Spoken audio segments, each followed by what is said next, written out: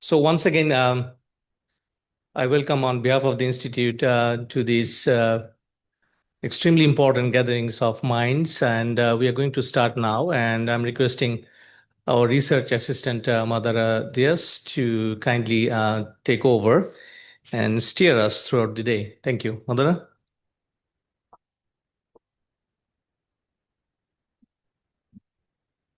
Good morning, all. On behalf of Conflict and Resilience Research Institute Canada, I warmly welcome you to our 2 days international conference titled Ending Myanmar's Decades-Long Civil War, Charting a Path to Lasting Peace. This is a Global Affairs Canada funded project. We are grateful to have distinguished leaders, scholars, diplomats, and peace practitioners with us today, both in person and virtually.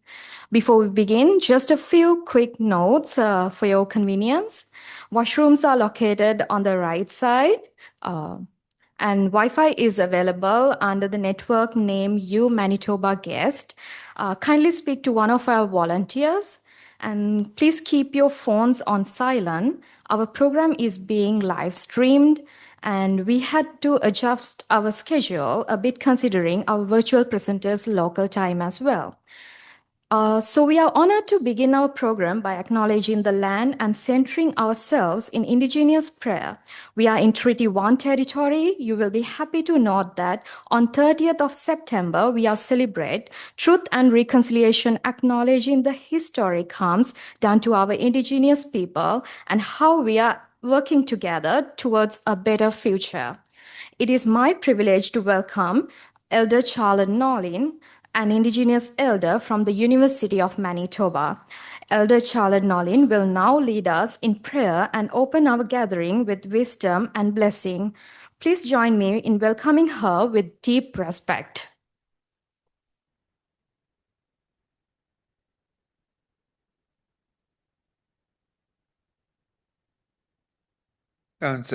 Bonjour.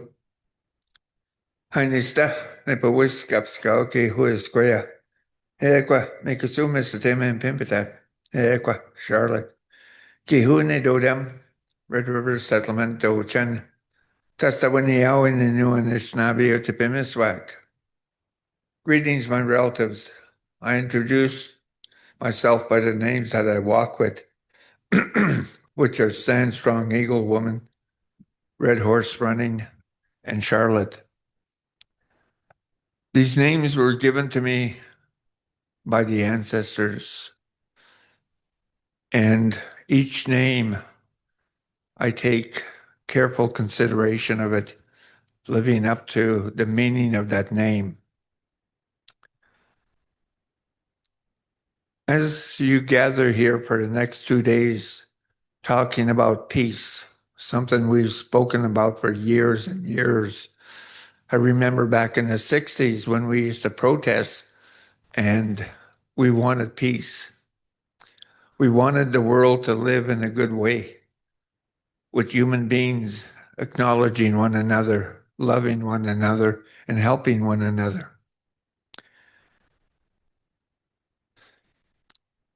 As for truth and reconciliation, I was asked that question a few years ago at the gathering in St. John's Park.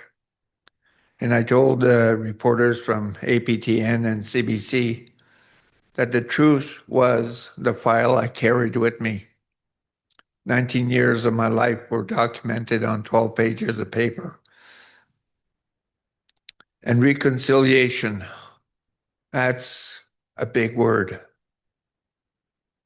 And it's a word that involves every human being living in Canada. That it's not just up to the governments, the churches, and the Indigenous people to reconcile. It's up to every Canadian to reconcile.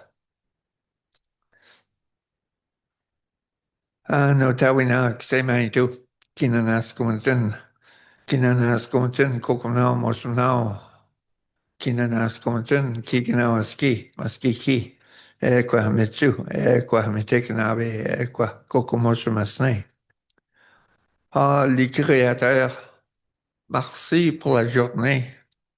Merci pour les petits-enfants, les jeunes, les parents, les aînés. Merci les créateurs pour tout ce que vous nous donnez. Creator, grandmothers, grandfathers, I ask you to come and sit with my relatives today. Share your wisdom, your guidance, so that as we move forward in time as human beings, we recognize the need for peace, not just in certain countries, but every country in the world. We need peace even here in Canada and to the south of us with what's happening over there. If I've forgotten anything, Creator, please accept them in my sound prayers. Mitakwayase, Yaginaw Kumakanak, all my relations, tut mabakate, ekose, aho. Thank you.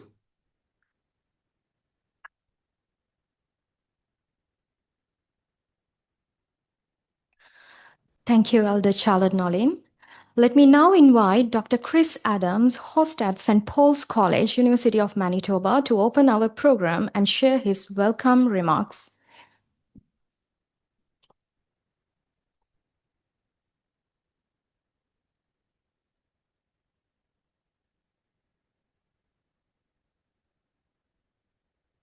Thank you for the prayer, Elder. Welcome, everybody. I congratulate you on making it through the construction and the crowded streets of all of our students coming in for their morning classes. So it's nice to see you all here at St. Paul's College. My name is Christopher Adams, and I'm the rector of St. Paul's College at the University of Manitoba. And I join with our college community in saying we are honored to provide space for this important international conference titled Charting a Lasting Peace in Myanmar. Last week, at the biennial conference with the University of Manitoba and Trier University, which focused on the theme of resistance transnational experiences that occurred in this room just a week ago, I was able to quote Hannah Arendt in my welcoming remarks. She is worth quoting again here. She writes, in the human condition, that as humans, we are drawn to appear in the public sphere. She writes that humans actualize ideas with action, quote, only where word and deed have not parted company, where words are not empty and deeds not brutal, where words are not used to veil intentions but to disclose realities, and deeds are not used to violate and destroy but to establish relations and create new realities, unquote. So this conference commencing today brings many voices to the table, linking interdisciplinary theory, politics, in terms of we have politicians that'll be here today, with on-the-ground experiences. It brings to reality what Arendt was speaking about. Before concluding, and I'm going to keep to the 5-minute maximum, I wish to mention that St. Paul's College and the Arthur V. Morrow Institute for Peace and Justice are working with a coordinating committee of community stakeholders, including the Canadian Museum of Human Rights, to launch an international peace summit to be held in Winnipeg in August of 2027. It seems like a long way off, but it's less than 2 years. So today, when we hear the news from Gaza, Ukraine, Myanmar, and other trouble spots around the globe, one can only reflect that this is an important time for peace days and a conference such as this. I welcome all of you to St. Paul's College and wish you a successful conference. Thank you very much.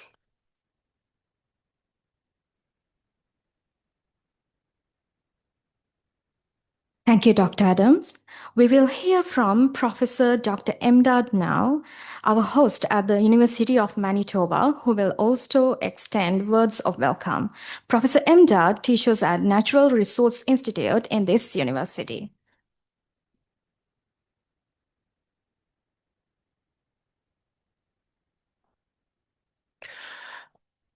Good morning. First, I would like to acknowledge that the University of Manitoba campuses are located on original lands of Ashinibeg, Cree, Oji-Cree, Dakota, and Dene peoples, and on the homeland of Métis Nation. We respect the treaties that were made on these territories. We acknowledge the harms and mistakes of the past. We dedicate ourselves to move forward in partnership with Indigenous communities in a spirit of reconciliation and collaboration. On behalf of the University of Manitoba, I would like to welcome all the guests that are present here. Humankind is passing through a very challenging time today. Humankind never produced so much prosperity and wealth in the entire human history. On the other hand, as Dr. Chris Adam just mentioned, there are hotspots from where we get news every day, from Ukraine, from Gaza, from Myanmar, and so on and so forth. So on the one hand, we have prosperity, but on the other hand, we have sufferings and misery. And who are paying the price? In many places is the ethnic minorities who are facing ethnic cleansing, displacement, and despair. In case of Rohingya, more than 1 million people were displaced, and they got displaced and refuge in a number of countries, including Bangladesh, Thailand, and Cambodia, and other places. So it's an issue of human insecurity and violation of human rights that we'll be talking about in the next 2 days. We are living in a very dynamic world. My own area of research is environment and natural resources. And from the macro level dynamics, I can draw your attention to that critical mineral now became very, very important for technological changes. And some of the countries having this kind of critical minerals turned to be not fortunate, rather unfortunate.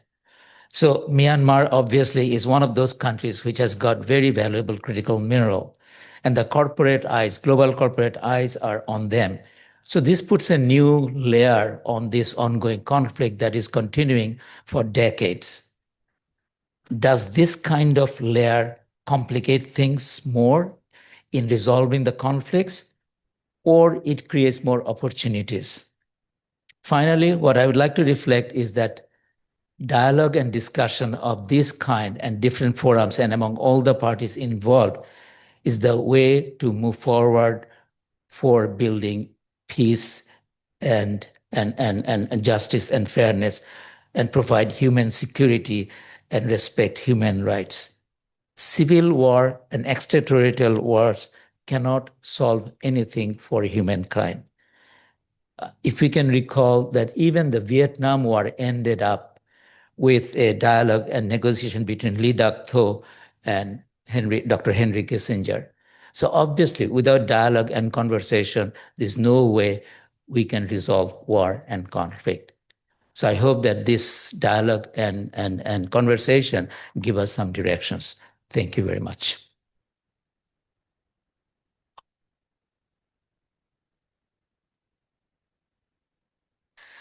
Thank you, Professor Imdad.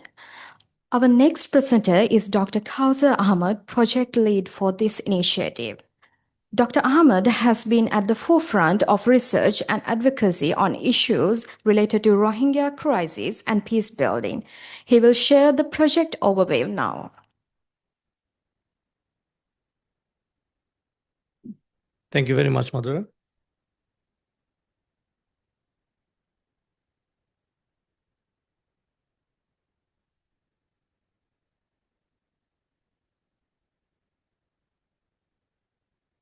A very good morning. And I would like to start by expressing our deep gratitude. And our senator is here. Welcome, Senator. Thank you very much. She has traveled all the way from Ottawa. Our gratitude. Ladies and gentlemen and fellow human beings. So warm welcome from the project team. And today, the setup and the guests traveling half of the world is made possible by our army of volunteers. So let's give it a big shout for our volunteers. Thank you very much. I have a couple of slides just to set the context. You are experts, and this is kind of a little different format that we arranged today's discussion because as you see the setup, we are going to talk more deeply with regards to the issue at hand. But as we start, I also would like to acknowledge that our institute is located on the original lands of Anishinaabe, Cree, Ojibwe, Dakota, and Dene peoples, and on the homelands of Métis Nation. We are all treaty people, and this is why we started our whole day program with the prayers from our elders. Ladies and gentlemen, as I promised, we'll talk about a little bit the context about this project. So I'd like to start by using some of the data that I very recently collected from Crisis Group. And because as you know, the sessions are going on in the UN, various leaders from all over the world coming and speaking. And the Crisis Group actually published a white paper just 3 days ago. And this is the summary of their discussions. And as you see, Myanmar is really in the epicenter of an armed conflict that is going on for a couple of years. And as you see our poster, that is what we are showcasing, and the data taken from ACLED, one of the pioneer in data mining in a group based out of Washington, D.C. So Myanmar has that armed conflict going on, and its impact is felt in neighboring countries, including Bangladesh. And traditionally, we are deeply involved in Rohingya crisis research and advocacy since its founding of our institute. So we are kind of into this research for a very long time, almost 8 years, and various publications, including books and seminars, etc. What we found that we are not talking much about the conflict resolution in Myanmar than the rest of the world. And this is something actually brought us to this discussion of how to really end the war. But for today's context, and there are a lot of people watching us from outside, we just wanted to show that Myanmar, according to ACLED, is the second most intense global conflict at hand after Palestine, Middle East. So that is the most appalling things. And sometimes we are asked why Myanmar. There are many other conflicts going on. One thing, as I said, that we are researching on Rohingya crisis for a very long time. And of course, for strategic reason that we thought that this is a project that makes many sense to us. Human sufferings are going on in this part of the world for a very long time, and especially quite intensely from the coup d'etat of 2021. Canada's growing interest is really unfolding in this region. With this start, I would refer back to former Prime Minister of the country, Trudeau, and his visit in the ASEAN. So from there, we have seen a growing interest of our country in that area. I think it also expedited the current uncertain global economic condition with regards to our southern neighbor. So there is what we see a growing interest in this area. And of course, geopolitics is in this center. There are two major powers located in that part of the world, China and India, and they have profound impact in the region itself. Just a thing from our institute that we wanted to analyze what kind of stability and instability might occur if we are not talking about peace in Myanmar.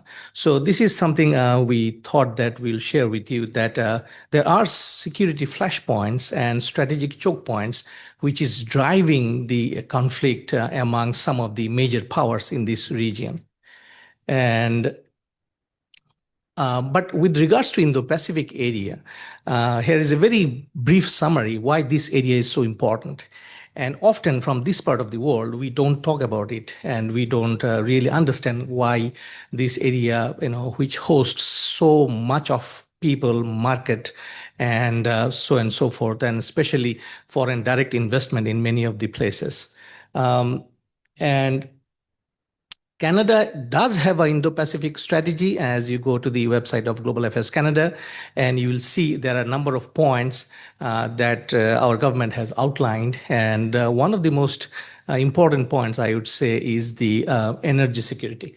And so much of the discussion going on in that part of the world, how energy can be transported and used by the major powers in that region. And Canada needs to be involved quite comprehensively. Our project actually has two phases, and we are finishing phase one as we speak in this month with the presentation of the concept note. However, these are the three main points for our projects. If you have a broader overlook, recognition of the voices, and we are very grateful that we have two guests today with us from Myanmar community as well. So we, and of course, from Rohingya community, we have another guest who kindly joined from Ottawa. So we are going to talk about those, and especially we are also very grateful to have with us our collaborator from Southeast Asia. It's called CRRIC, Southeast Asian Network for Human Rights and Peace Studies. And two of the guests traveled half of the world to join us today. And we are going to generate a lot of evidences and data, hopefully from the project, so which will mean that this is how we proceed to end the conflict. And most importantly, we are building a knowledge hub, one of a kind, very unique. And so far, we have put up over 1,100 copies of policy decisions, communiques, and other things. So if you go to our website, you will find Knowledge Hub. So you can visit. We are building it up so that it becomes a repository of knowledge even the project ends. Project roadmap, I alluded to already. We are ending phase 1 here. And today we are also very grateful to have with us Dr. Imtiaz Ahmed, who is our project collaborator from Bangladesh. He leads Center for Alternatives. And he's with us to present the whole concept note a little later, and where we learn how we have developed so far. And from now onward, we are going to test our concept notes, including a very unique tool we are going to test tomorrow in full scale, but today we'll show you a bit of it. So this is our project, and it is a 2-year project. It will end in next year around September, October. A quick note, I'm heading to UN on 29th. On 30th, I'm going to participate a high-level conference on Rohingya and other minorities. And it's a sideline meeting in the UN organized by General Assembly. So there are discussions going on at various levels how to resolve the conflict. And I think it's an appropriate venue to talk about this. And I think most importantly, in the second phase, we are going to also test our concept note first in Bangladesh. I think we have planned 9 or 10 workshops, and then in the Southeast Asian region with the help from our project partners. And I would only say in the last slide that building peace is not easy. Going to war is far, far easier. You can trigger war conveniently within a couple of hours. But building peace takes a lot of hard work. It takes time, it takes energy, it takes long-term commitment. But through our project, it's just a project, right? It is, and that is why I'm requesting not to expand your hopes too much, but realistically. But what we expect that this should lay the foundation of future works and future roadmap of the conflict resolution itself. And I must thank all of you, especially our guests, those who have traveled, our senator who has kindly and graciously accepted our invitation to speak. She had been to Bangladesh a couple of times, just so that you know. She will possibly share some of her insights today. Thank you, guests, for coming in and taking part in this project. We appreciate your time and energy. Thank you, and stay well. And on the last note, of course, beautiful city of Winnipeg. I don't know, you have brought very good weather, fall, and Forks and Gimli, things are coming up very soon. So enjoy when you stay here with us, and we'll be more than happy to extend our hospitality. Thank you very much.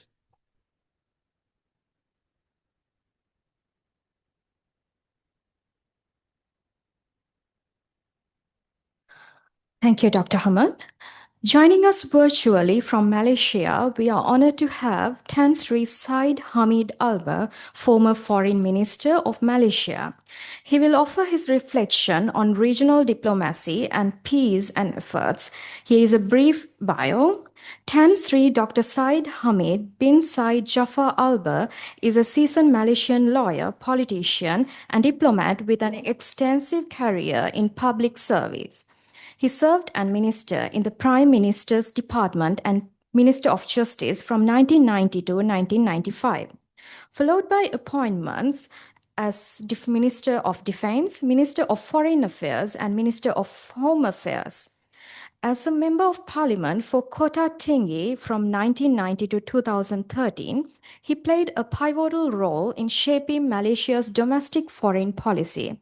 His leadership extended beyond politics into diplomacy and governance, including roles as Chairman of the Land Public Transport Commission, Special Envoy of the Organization of Islamic Cooperation for Myanmar, President of Humanity Malaysia, and Council Member of the Asian Peace and Reconciliation Council. He currently serves as the inaugural Chancellor of Asia E-University, continuing his contribution to education and international affairs.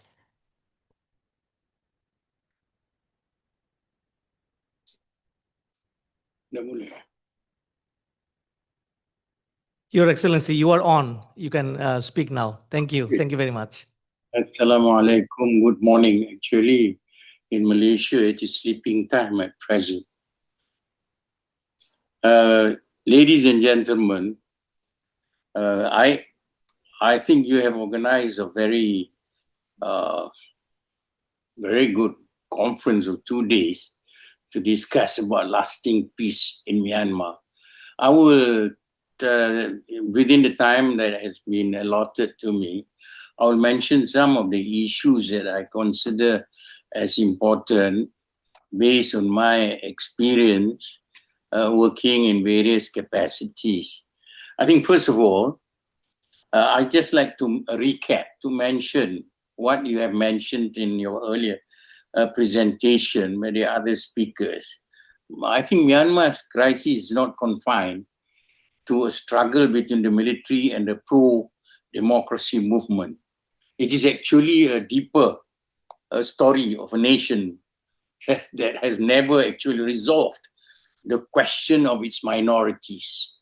So from the Rohingya and Rakhine, as we mentioned just now, to the Karen, Kachin, the Shan, Chin, Mon, and Wa, across the borderlands, the challenge of national identity, federalism, and equality remains at the heart of Myanmar's instability. So that's how I would like to kick off my discussion. So I would consider Myanmar's crisis is not just a domestic issue, it is a regional and humanitarian emergency.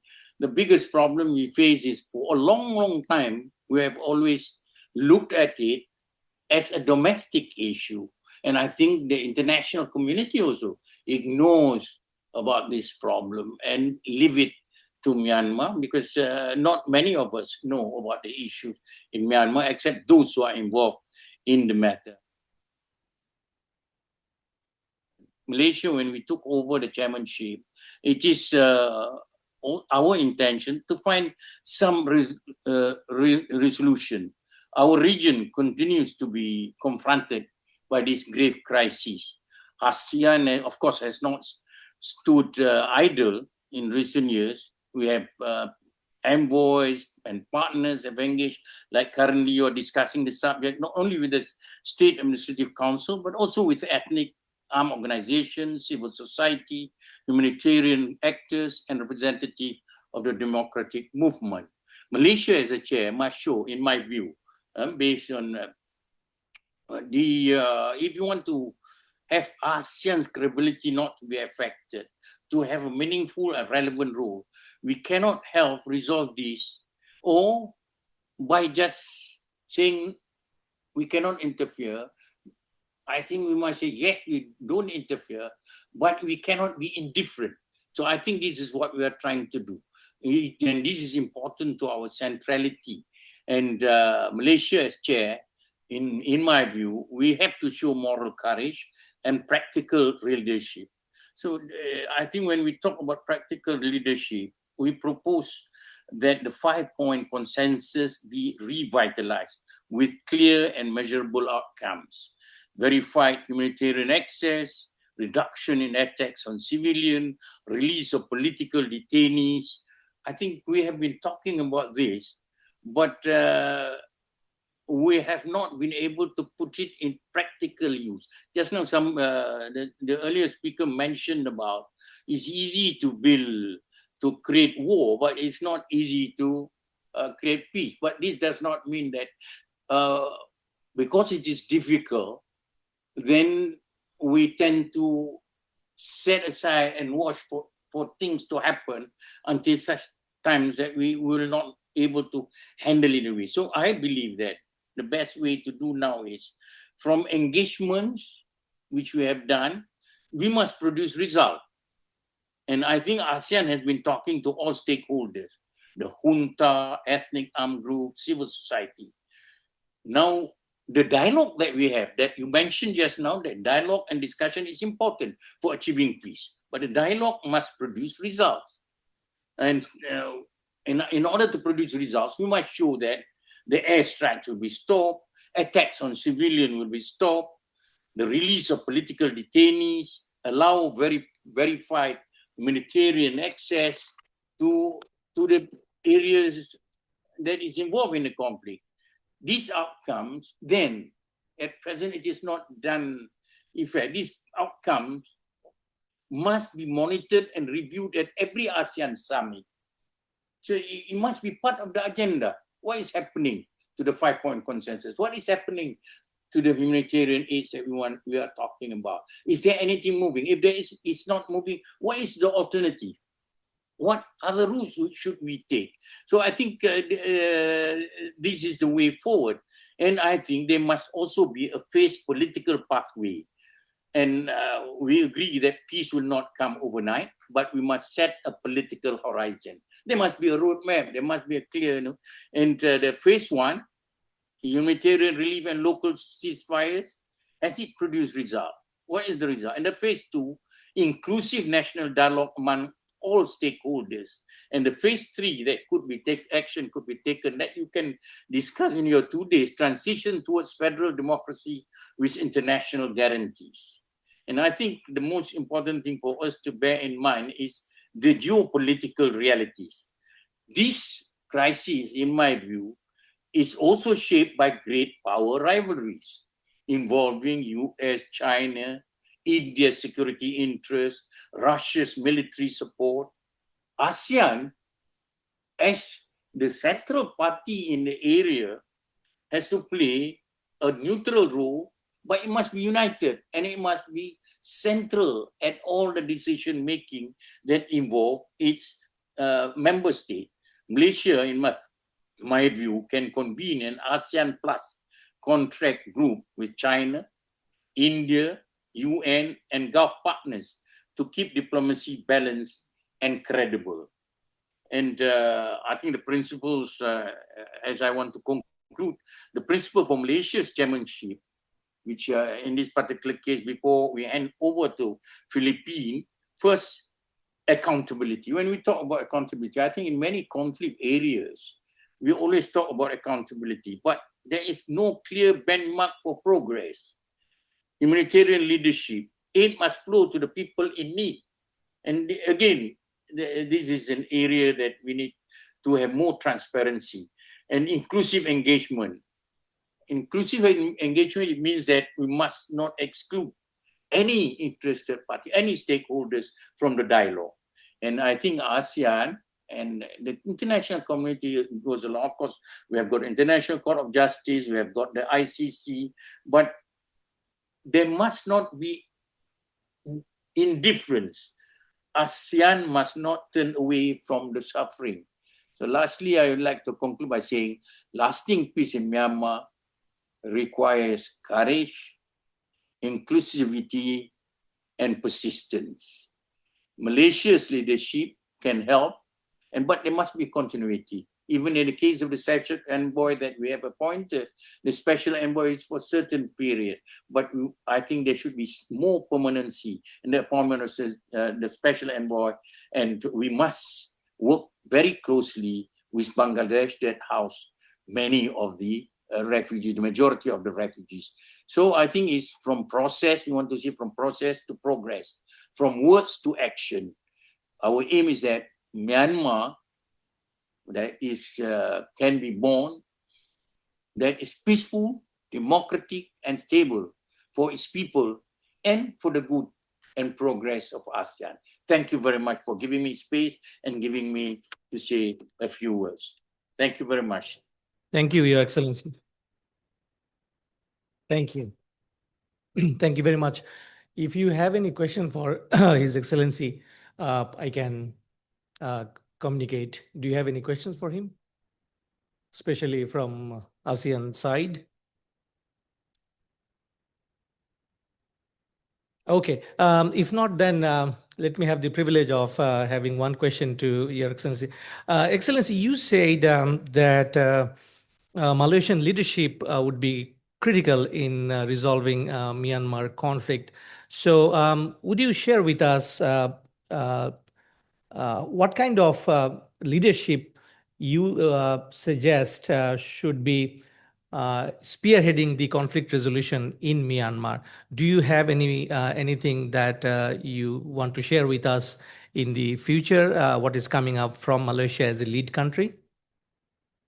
Thank you very much for your question. I think within this short period, I'd just like to say this. Myanmar membership into ASEAN, Malaysia played a very fundamental role in bringing Myanmar in believing in engagement rather than containment.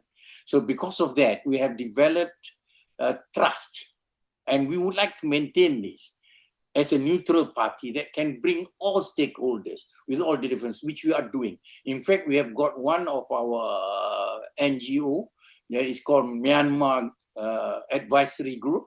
We advise the government, and we also meet all the minorities, whether the armed group or the groups in the conflict. We bring them to KL. We have a lot of discussions and come up with some proposals and suggestions. So that's, I think, within the short time, that's what I can say. Thank you very much.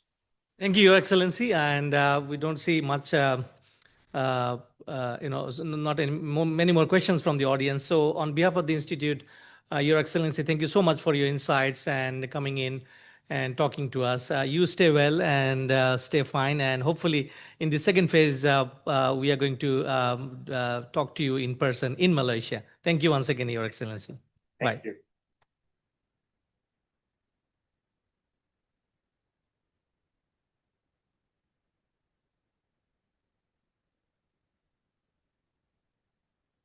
Next, we have privilege to have the Honorable Bob Ray, Canada's ambassador to the United Nations, who has shared insights from the UN perspective on Myanmar and global peace building. Please watch his recorded video.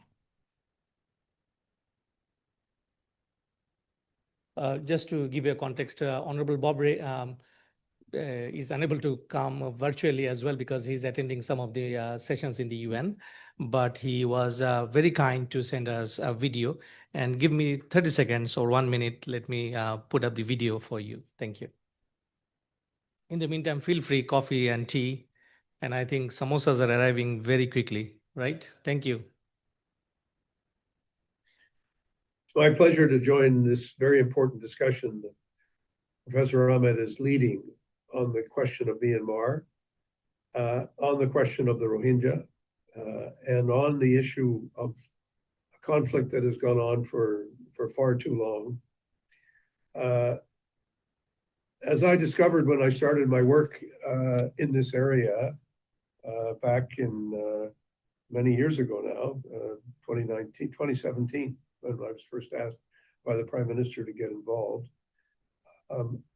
I've benefited enormously from listening, learning, reading, and really discussing with people not only the way in which the conflict unfolded in August of 2017, when nearly 1 million people were expelled from Myanmar, but looking more broadly at the history of the conflict. And it's clear that the origins of the conflict are deeply embedded in what I would call the legacies of empire. It's important for me at least, not so much to concentrate on the perennial question of, well, who was there first or who was where first, because I don't really think that's a helpful discussion. except to say that it's important for everyone to recognize that the Rohingya are indigenous to what is now Myanmar, and that it isn't good enough to say that all of them were part of another country at another time. That doesn't work for me. The long history of engagement, of involvement, of position and place in Myanmar, in what we now call Rakhine, comes from many centuries of engagement and involvement in that region. However, it is important to remember that one of the features of the British Empire, dating back to the end of the 17th century, was a vision of a whole region that would be subject to British rule. And over time, as we know, the borders and boundaries, in terms of the countries in the region, what are now the countries in the region, that is to say, India, originally East Pakistan, now Bangladesh, and Burma, now Myanmar, that those borders and boundaries were very fluid under the British, and that people moved and traveled all the time. So that the population that lived in Myanmar when independence was declared at the end of the 1940s was a very mixed and diverse population. And there was this important phrase that became part of the militancy of Aung San, who was the father of Aung San Suu Kyi, who said, the goal is Burma for the Burmese. That phrase has a mixed meaning to people in the region. For the Bamar population, which are the majority population or the plurality population in what is now Myanmar, it meant that this is the time for the Bamar to rule. And that's the ambivalence, that, if you like, the critical issue, which is at heart of the vision that people have for the Constitution of Burma and the Constitution of Myanmar. And that is, do we want it to be a pluralistic one, or do we want it to be one in which one particular group is able to dominate? And as everyone who's attending this seminar probably knows, Myanmar has been the center of conflict, indeed of civil war, that does not stem from one moment in time in the 1950s or 60s or 70s. It actually goes back a generation and is rooted in the question of how all of the groups living in the region would work together or be able to work together, and how they would be able to take responsibility for a sovereign state. And one of the things that we know is that in Rakhine, the treatment of the Rohingya has long been an issue of deep concern. A Muslim population where other groups are in larger numbers, where a Buddhist population is in larger numbers, how that all plays out, how it was allowed to play out, and how it emerges in today's world, I think is the critical question. Because we can't understand the AA with the Arakan army, we can't understand the revival of Buddhist regional tensions in all of Myanmar, the role that's played by various religious leaders, the conflicts within the regions, what I call the horseshoe of the country, all of the regions, the mountainous regions around the Myanmar Valley are in the Irrawaddy Valley have been at war with this strongly centralist vision of an army-led revolt that moved the Burmese army, the national army, from being anti-British and anti-colonial to being anti-Japanese and then to being anti-colonial again, but strongly under the control of the nationalist forces that saw not their nationalism as simply being opposed to the colonial powers, but also a nationalist vision that led to this sense of the particular place and mission of the Myanmar community in the context of an ever-changing, effectively pluralist society. So that's my take on that issue. And I say that because I think that sometimes there's a tendency to think that there's particularly from Western experts, so-called, that there's some sort of a quick fix that doesn't really come to grips with the history, but also the way in which this history is evolving. The dispute which we saw in 2017 was the successor to the dispute which was in play for decades in Rakhine. And we see the same, the need to understand that today the evolution of the Arakan army and the role that it has played and it is playing in the current context is extremely important to understand as we look at the nature of this really endless civil war that has been underway in Myanmar for a very, very long time. A civil war in which the expulsion of the Rohingya and an attempt to simply forcibly exclude people from the constitution, from the family of rights, from the political structures, has played havoc with the notion of a modern constitution, a decentralized federalist constitution, which recognizes the role not only of the Rohingya but of all the nationalities in the life of a modern Myanmar. So the study that Global Affairs Canada is supporting, I think, is a very important one, is to say, what are the elements of the Constitution that will allow pluralism to be expressed? How do we deal with the rights of return in a practical way? What are the forces that will allow this to happen? And how can we create the conditions that will lead to a democratic federalist constitution which recognizes the rights of all peoples? The final point I want to make is that it's difficult for Canada to do this in a sense, from afar.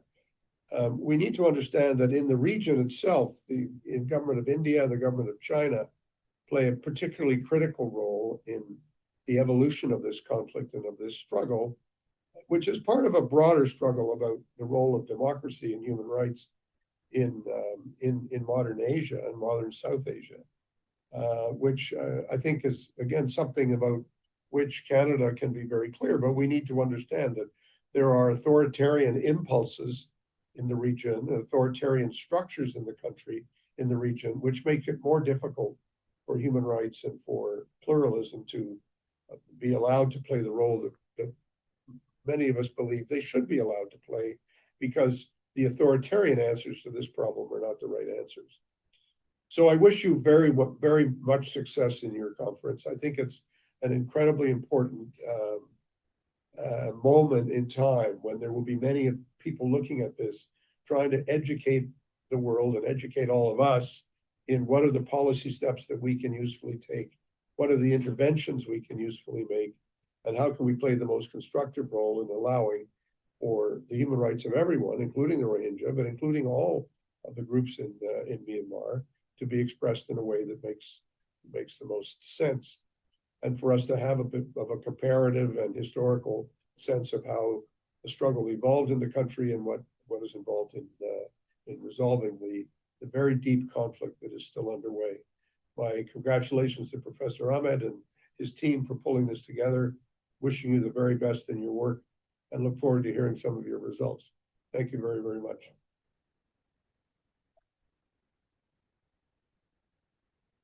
Sorry, folks, you can't have any questions for him. But if you really have pressing questions, I can take it to him on 1st of October when I meet him at his office. Thank you.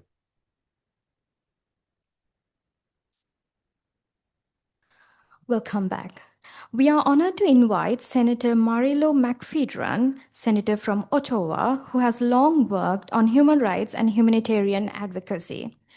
Senator Marilo McPhedran is a Canadian lawyer, human rights advocate appointed for her leadership in advancing gender equality and systematic reform. A member of the Order of Canada, she co-founded LEAF, MITRAC, and the Gerstein Crisis Center and established the International Women's Rights Project and the Institute for International Women's Rights at Global College. Her career spans law, governance, and education, including roles as Chief Commissioner of the Saskatchewan Human Rights Commission, Principal of Global College, and UN Human Rights Fellow.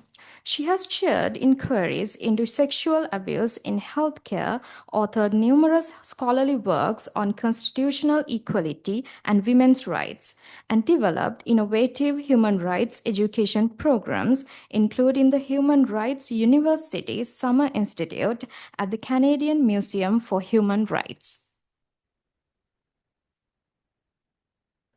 Can I just do a sound check? Yes, you're good. Sound level is good? Okay.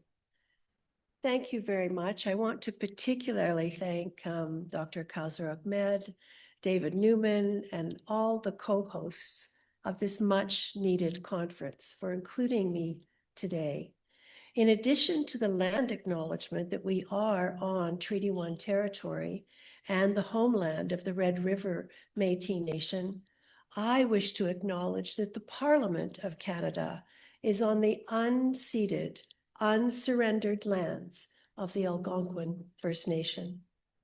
This morning, I would like to contribute to our international conversation on ending Myanmar's decades-long civil war by sharing my observations gained from years of work with women's peace-building initiatives in my university years, particularly at the University of Winnipeg Global College, and engaging in the UN context as a human rights educator and parliamentarian.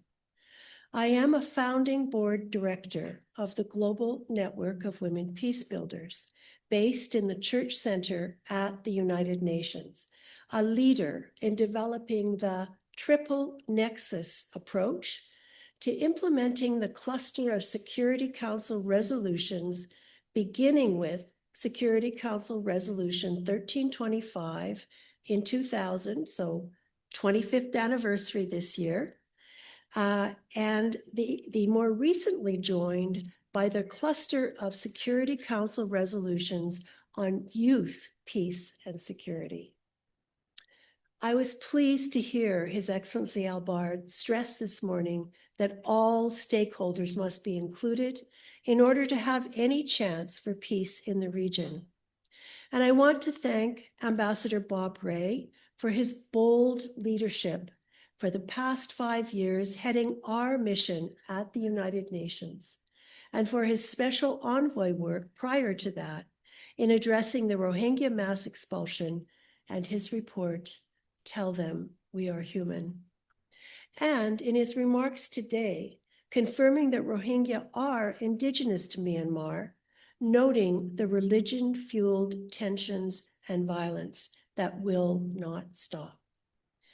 Today, I also want to share with you some analysis that brings focus to the essential role of women and youth in peace building, wherever that may be, indeed everywhere where conflict may be. I was in Bangladesh at the same time as then Special Envoy Bob Rae made his first visit to the camps at Cox's Bazar, and with some other Canadian parliamentarians, sat with him on the evening that he returned from the mission at the camps. I remain grateful to Bob for his generosity in briefing us at a time when clearly he was reeling from what he had witnessed. He acknowledged that he was in a state of shock, of horror, and deep, deep concern about what was possible for Canada to try to make a positive difference in that horrendous situation. I know that my time today is fairly limited, but I would like to begin by acknowledging a number of women who are Rohingya in different parts of the world who have been leaders on peace building and speaking out. I've been particularly pleased to be able to work with YY Nu, and I want to quote her as part of this presentation. In noting the low levels of women's participation in peace processes and the irony that this is exactly what 25 years ago the United Nations Security Council addressed through the first of the cluster of Security Council resolutions on women, peace, and security, the resolution 1325. I don't even have words to adequately express what it means to sit here September 26th, 2025, and have to admit that we are seeing record levels of armed conflict in our world today. We have Gaza and Ukraine. We have the gender apartheid of the Taliban in Afghanistan. We have the humanitarian crises in Sudan, less so in Syria now, Yemen, and really conflicts around the world. Women have been, and here I'm quoting YY Nu, women have been disproportionately exposed to conflict-related sexual violence, femicide, gender apartheid, gender persecution, and other targeted atrocities because they are women or girls. Today, we're also confronted by an alarming global backlash against gender and women's rights. All these conditions undermine our collective ability to meaningfully participate in peacemaking, and in doing so, threaten our very hopes for peace. I want to note that 25 years ago, feminist movements around the world reminded the international community of our potential for ensuring an equal, just, and peaceful future wherever conflict was taking place. We are a very long way from that promise of equality, from that promise of peace. And one of the developments among women peace-building organizations, one of the leaders being the Global Network of Women Peace Builders, is to look at the triple nexus that is so essential for peace building so that we don't have a silo around financing, with a silo around development, with a silo around peace negotiations, that we really start to understand that this is a triple nexus. We have to look at it all, we have to address it all, and we have to effectively move forward using this approach with the essential, crucial participation by women and youth in any of the peace building efforts that we see. And so part of that, I think, is to really appreciate that the United Nations itself is under siege right now. The very mechanism that was built after World War II in San Francisco at that founding conference, and one of the aspects of that founding of the United Nations remains true to some degree today. And that is, there were many women civil society leaders from different countries in San Francisco at the founding of the United Nations. And you will be challenged to find any documentation of what those women were doing day in and day out in interface with those who were holding official positions in the creation of the United Nations. This led, after considerable resistance, to the establishment of the Commission on the Status of Women. And that is today the regular meeting, the largest annual conference on women's rights that takes place in the world at New York at the UN around International Women's Day every March. And we are now approaching 80 years of the United Nations and 70 years of the Commission on the Status of Women. So how is it that we sit here today, that we place our minds and our hearts together, and we realize that even today, we are facing a massive backlash from a manosphere of misogyny in every aspect of societies around the world, fueled and supported by the internet. There's a capacity now to foment hate, be it hate against Rohingya or other excluded groups, hate against women and girls, gender diverse people, and to mobilize, as we saw very recently on the grounds of our own legislative buildings, where we had reportedly about 2,000 Manitobans showing up to celebrate a racist who had unfortunately been killed. We don't want to celebrate that, but we need to look at what it was that Charlie Kirk was saying over and over again in motivating acts of violence, acts of hatred, in focusing on refugees, immigrants, women, the way in which this feeds into this violent agenda that we as Canadians must struggle with and respond to south of the border. And I think that I'll close my remarks by just noting that every time there's been a peace negotiation that's reached an actual agreement where there was exclusion or minimization of women's participation, those agreements have failed. They have failed much sooner than agreements where there was that inclusion and where women and youth were actually engaged in identifying what were the key aspects of building and maintaining peace.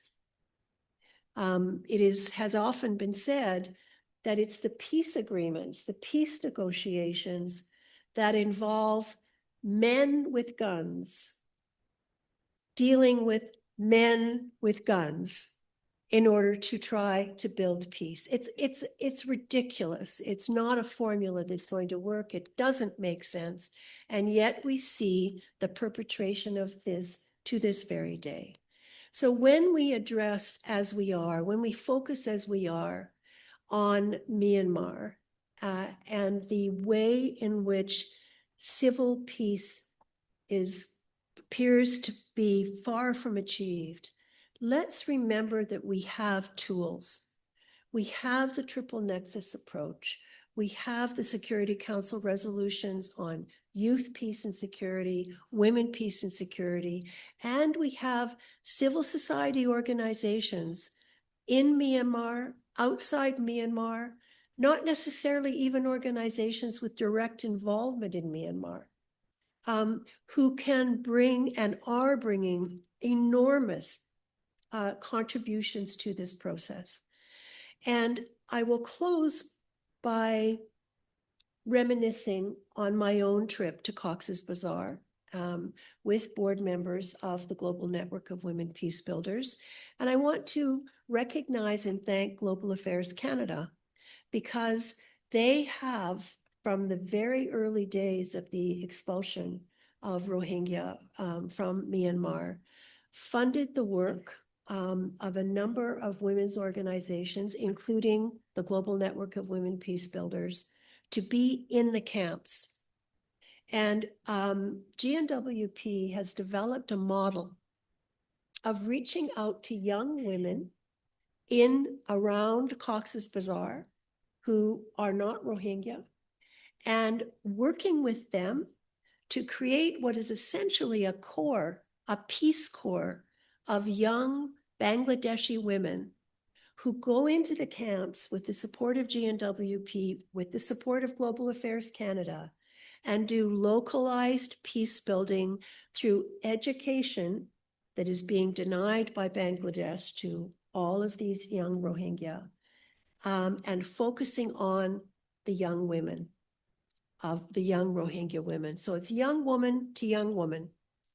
And it's basic education, but not even basic education is available in most circumstances. And it is education that is infused with a peace building agenda, so that the learning is also a learning of principles and approach of having this triple nexus approach at the most local level. One of the most moving memories I have of that time was sitting in a hut in Cox's Bazar, listening and watching as these young Bangladeshi women, who, by the way, face a lot of pushback in their community when they leave the camps and go back into their community, with the young Rohingya women, many of them with their babies or their young children as a result of rape. Nevertheless, mothering them, caring for them, and also learning as they go. This is the kind of peace building that we don't hear about very often. But this is the kind of peace building that truly creates the foundation for a resilient and lasting peace. Thank you very much. Merci, miigwech. Thank you very much, Senator. Thank you so much. I think I don't dare to summarize what Senator actually conveyed today, but I would like to request our audience to give her another round of applause for a very brave person today speaking about some of the pressing issues globally and locally. Thank you, Senator.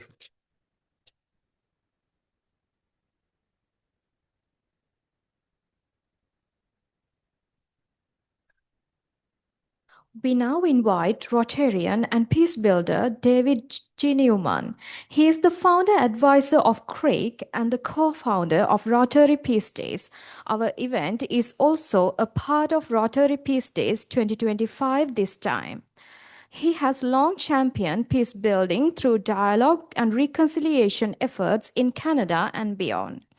Here's a brief bio. Dr. David G. Newman Casey is a distinguished lawyer, former Manitoba cabinet minister, and global peace builder recognized for his leadership in advancing human rights and indigenous reconciliation. A longtime Rotarian, he co-founded Rotary District 5550 World Peace Partners, spearheading initiatives such as Rotary Adventures in Human Rights Program, Peace Days, and youth-focused peace education programs in partnership with the Canadian Museum for Human Rights and universities. David has served as District 5550 Honorary Legal Counsel and co-chaired committees on peace building and Indigenous engagement. His career spans advocacy in Aboriginal rights, environmental law, and institutional abuse alongside significant community service. A passionate servant leader, he continues to champion nuclear disarmament and global justice through projects like Rules of Law on Earth and the Conflict and Resilience Research Institute Canada. David's legacy include philanthropic endowments supporting legal research, peace education, and Rotary's global peace initiatives.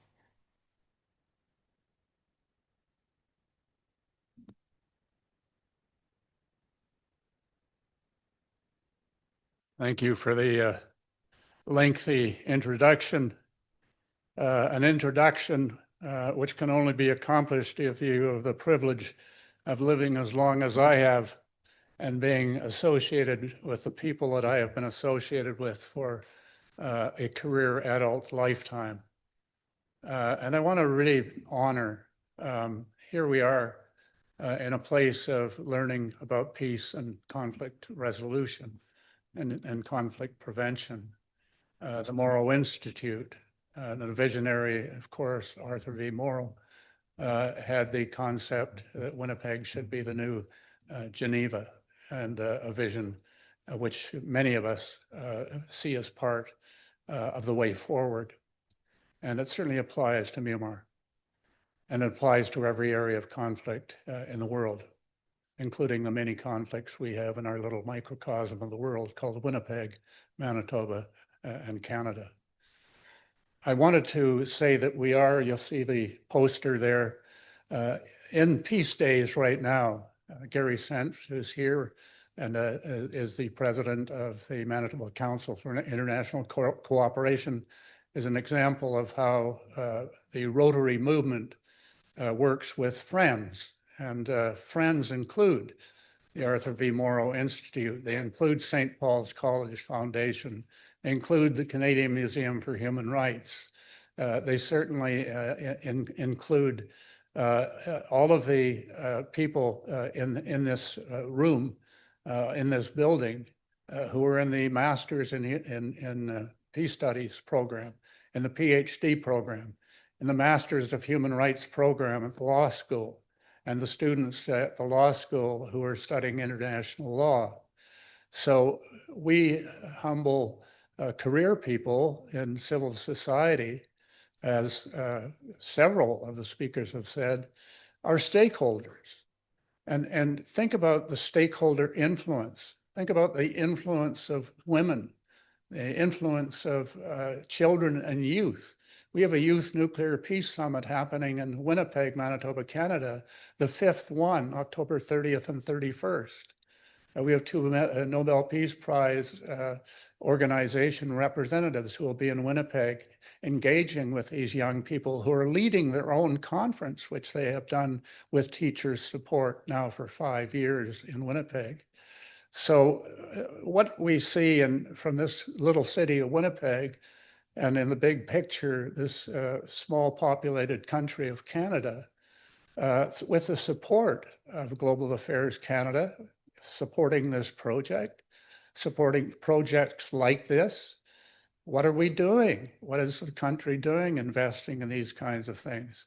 What they're doing is they're investing in positive peace and peace literacy on a global basis, and sharing humbly the example of our own failures over the years, as not only being a colonized people, but also then colonizers of our indigenous peoples when we became a country of our own.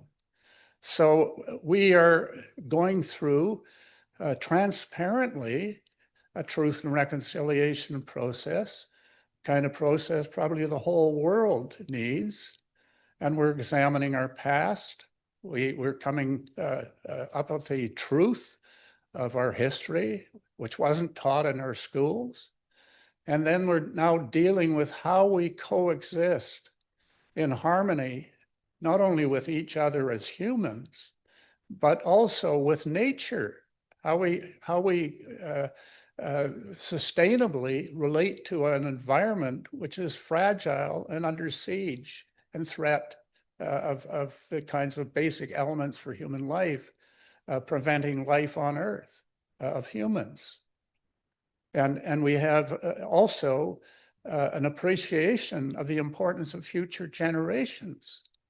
So these are all stakeholders that should be at tables after ceasefires or before ceasefires to cause ceasefires, so that we can have sustainable peace with peace literate people and an understanding that we all need and deserve justice and equality and equal opportunity to flourish.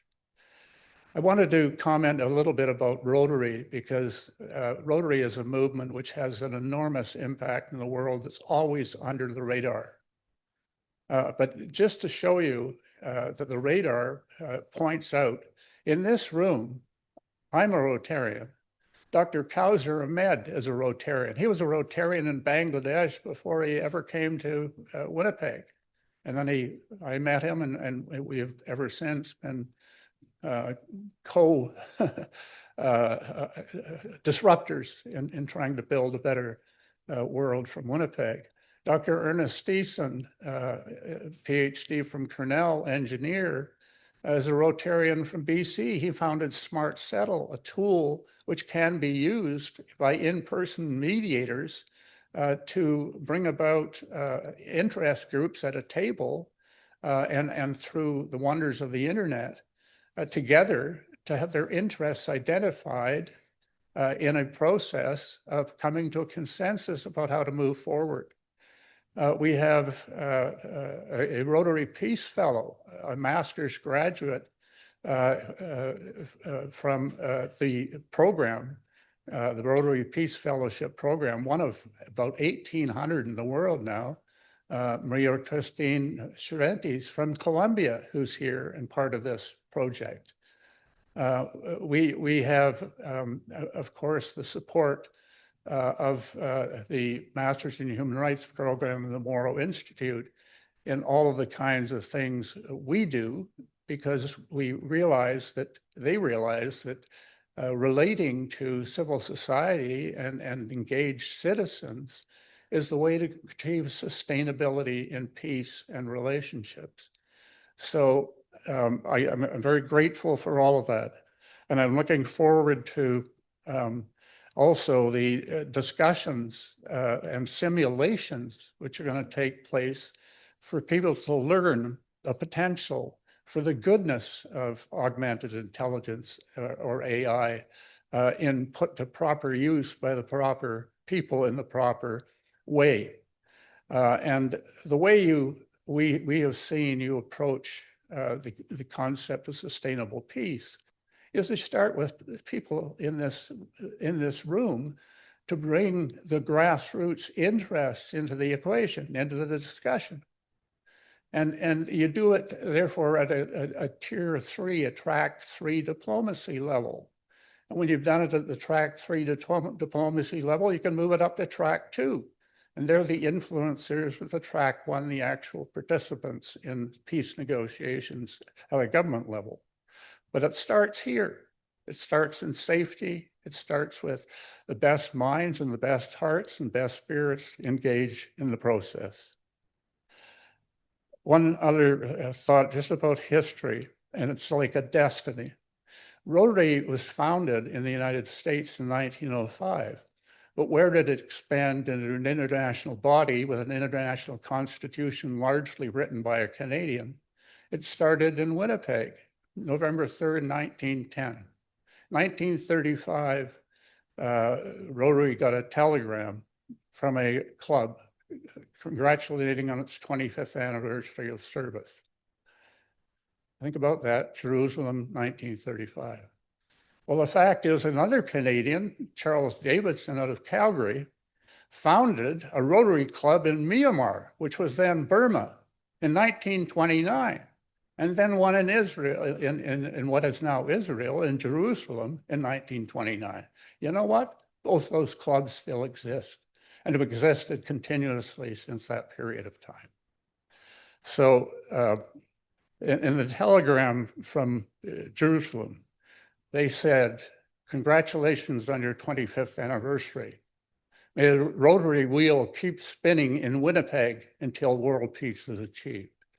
Well, it's still spinning, and it's spinning faster and with more support than ever before, and that's necessary. Think about it. Today is the UN International Day for the total elimination of nuclear weapons. Why? Well, the day came about because in 1986, we almost had a nuclear war between Russia and the US by accident, a mistake. We also had on September 21st, the International Day of Peace, which is celebrated at the beginning of Peace Days, September 12th to 28th. This is a Peace Days event. September 30th, we have what we call Orange Shirt Day, but it's our Truth and Reconciliation Day for and with our Indigenous peoples, our treaty partners. So that, you heard the word Indigenous in relation to the Rohingya and the ethnicities in Myanmar. Again, a lot of commonalities. They were colonized, we were colonized, and now it's time to share our learning and to move forward together towards peace in this region that desperately needs it. Thanks for your attention and participation today.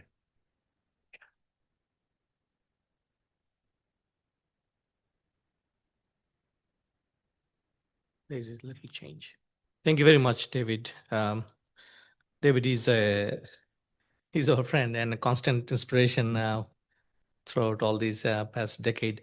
Dear audience, we are going to connect Center for Humanitarian Studies at Doha, Qatar.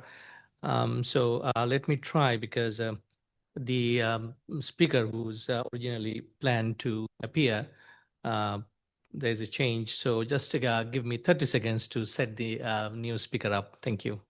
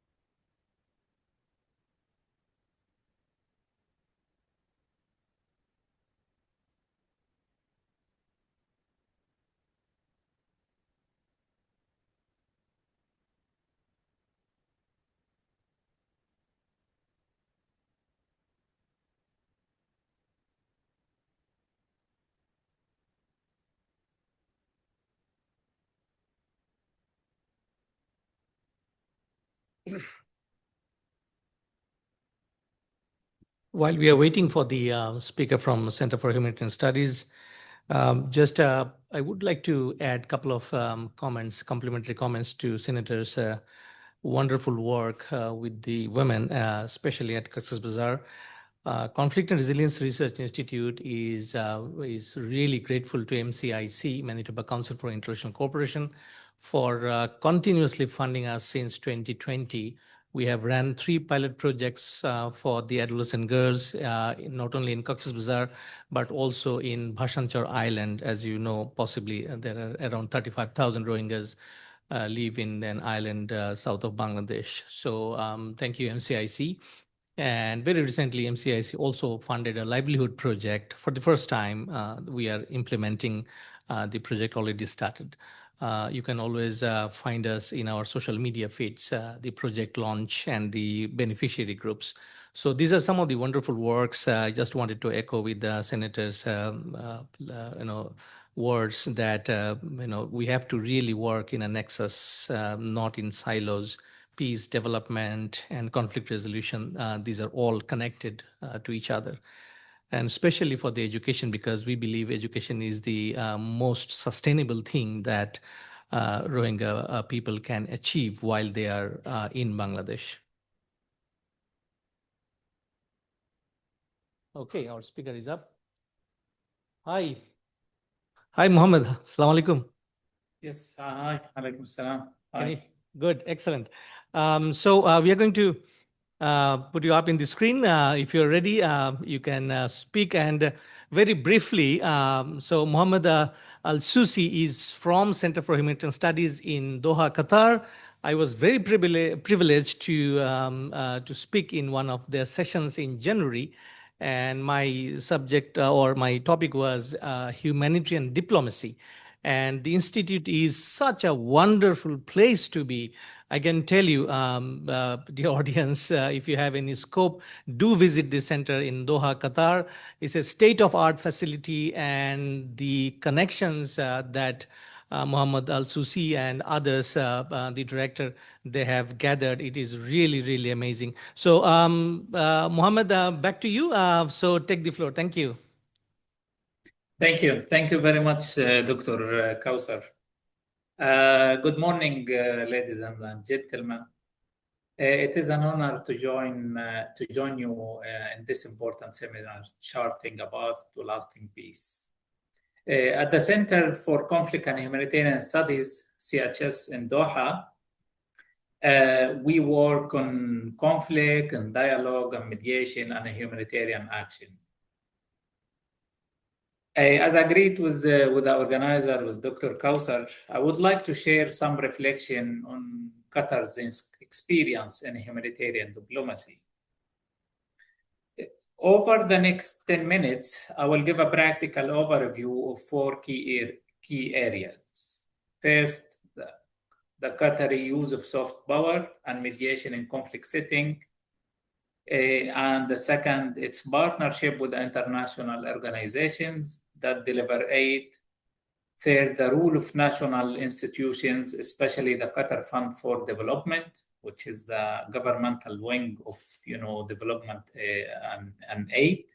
And finally, what these practices means for Qatar's broader foreign policy framework.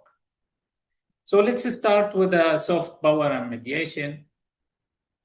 As maybe some of you knows that the Qatar's influence abroad relies less on force. Qatar is a small state, and more on relationship and credibility and access. So this is the key areas that Qatar influence and relies on. Mediation sits at the center of this approach. In recent years, Doha has hosted or supported talks on files ranging from Gaza to Afghanistan and beyond. And right now, often this has been in close coordination with partners such as United States and Egypt, for example, right now with the Gaza conflict. These efforts are not just headline events. They are part of a consistent state policy in Qatar to create channels for dialogue where other channels are blocked. This work actually is anchored in the mandate of senior official responsible for mediation and international cooperation, ensuring that dialogue and humanitarian diplomacy remain central to the Qatar foreign policy. For example, in the Ministry of Foreign Affairs in Qatar here, we have a state minister for international cooperation, and also a state in charge. This minister is in charge for humanitarian diplomacy. And there is another state minister inside the Ministry of Foreign Affairs, also in charge only for the mediation rule of Qatar. This is in specific, but the whole country and the whole leadership of the country is just also putting all the resources together for this foreign policy rules that Qatar's play. The state has institutionalized these functions so that mediation and humanitarian diplomacy are not temporary initiatives, but a standing feature of its external engagement.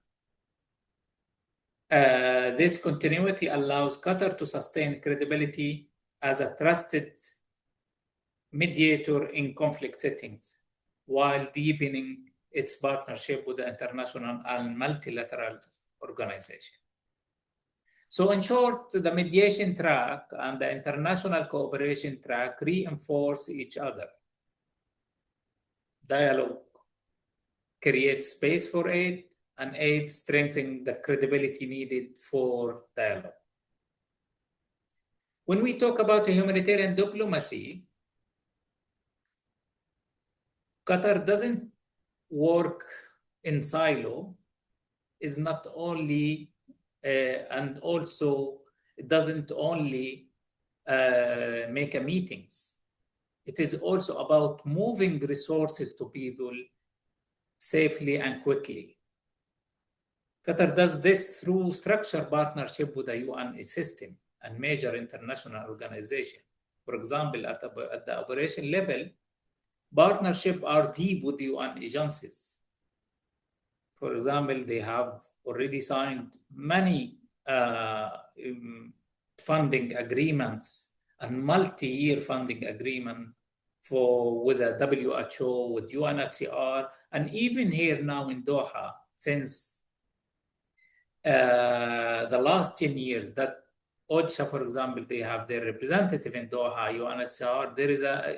There is a big compound called, the UN House, which is, having all those representatives from the main and the biggest UN agencies.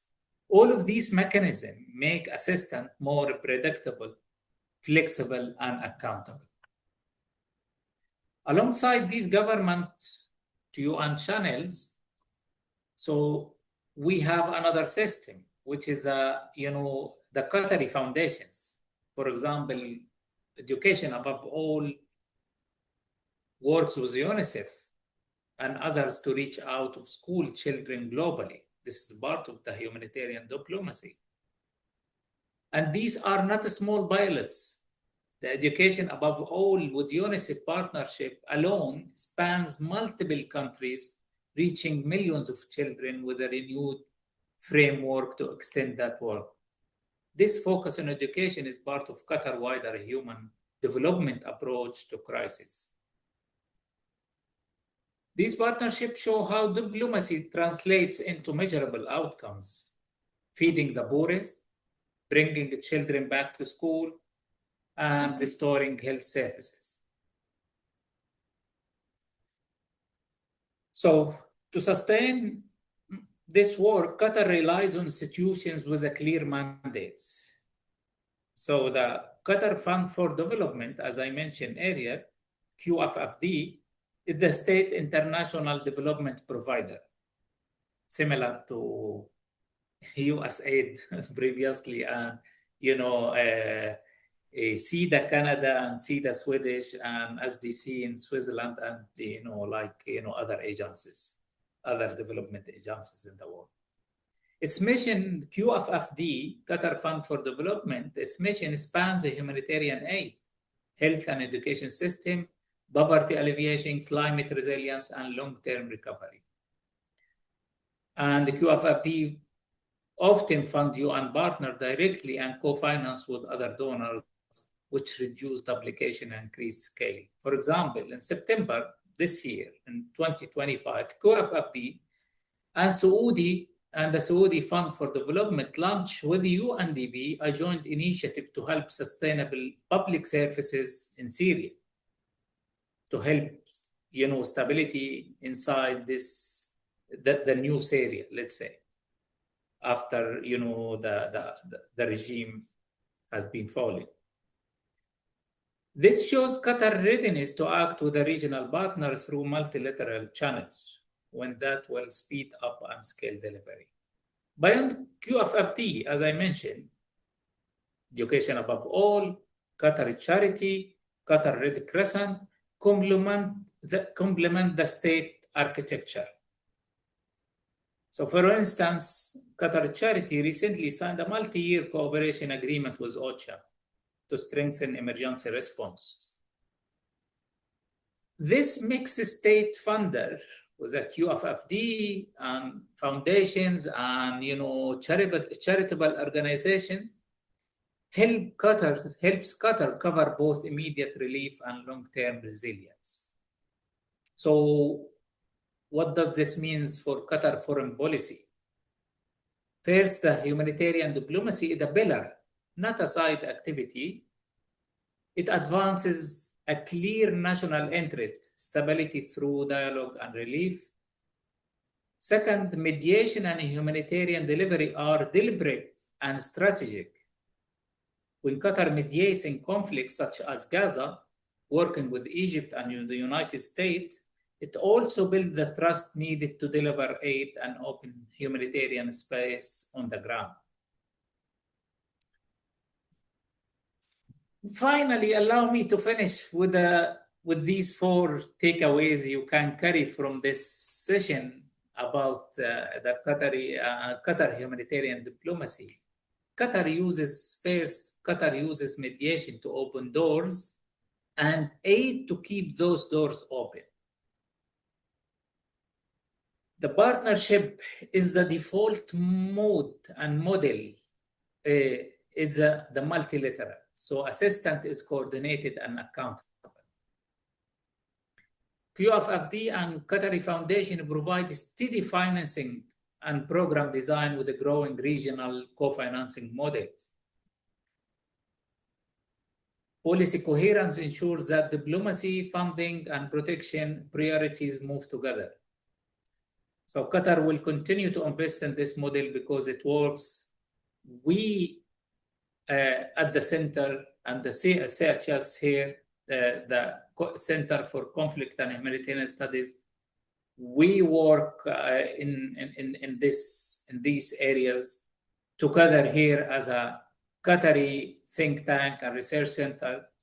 We work with the Ministry of Foreign Affairs. We work with the too many, research, international research center, for example, like a Berghoff Foundation. We have also CRRIC and other international dialogue centers most of the time. So in terms of, helping, others in bringing them together for like track 1.5 and track 2 here in Doha and sometimes outside Doha.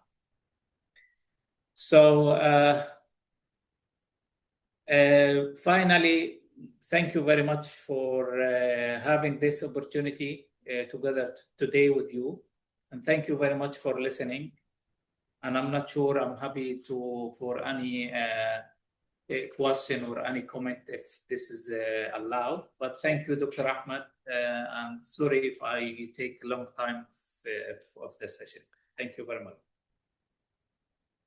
Not at all. Mohammed, thank you very much. Actually, on behalf of the Institute, I would like to really express our gratitude to have you today on this very important topic. And the audience, if you have any question for Mohammed. Our audience is very learned. They usually don't have any questions.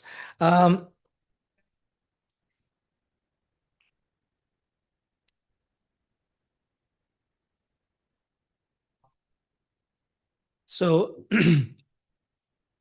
can you move the camera to David? So Mohammed, one question from David Newman, who is our founder advisor. So David's question is, if I have captured rightly, is what is the impact of the attacks on the AIDS in terms of delivery and its implementation? I think you are referring to Gaza. Thank you. Mohammed, if you have any comments.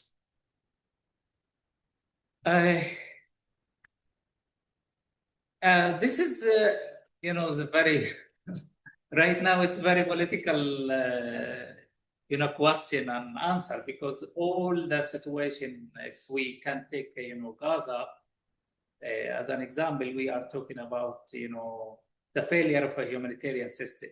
So the impact of it's simply that, preventing, these aid materials to be accessed safely and to hold the delivery aid for the needy people. Aid agencies, some of the aid agencies, biggest aid agencies, they suspended operation and withdrew their staff because they lack their protection. And, the insecurity for the staff, leaving the people also without the critical, support.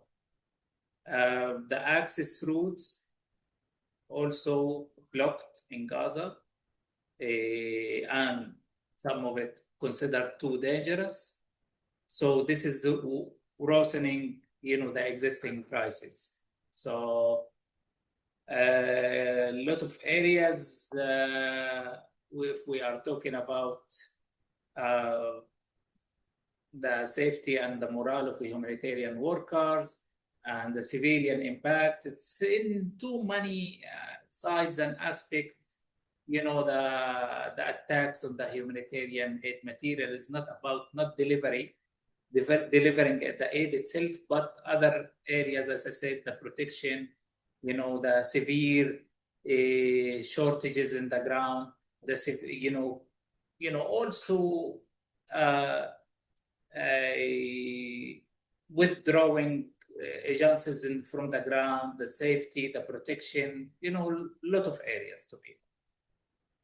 And at the end, just all of this jeopardize the humanitarian principle. So there is no neutrality or impartiality, that's come on the ground as a result and outcome of this. Really, the humanitarian system, which is the biggest failure ever happened in the situation like Gaza. Thank you, Mohammed. Our gratitude once again for being with us, Mohammed, and we look forward to engage you further down the road as we discussed in person in January. So, folks, let's give him another round of applause. Mohammed, thank you very much. Assalamu alaikum. Thank you very much. Thank you very much.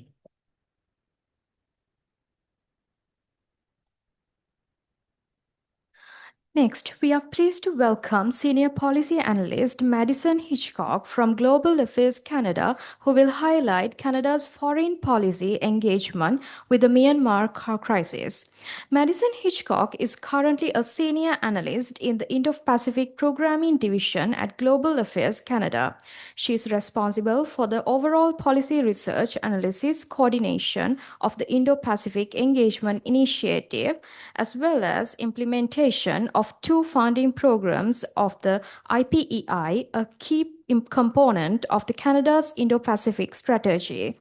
Madison has previously worked on issues related to fragile and conflict-affected states as project officer in the Afghanistan division at Global Affairs Canada and Youth Development Coordinator at Minds Action Canada.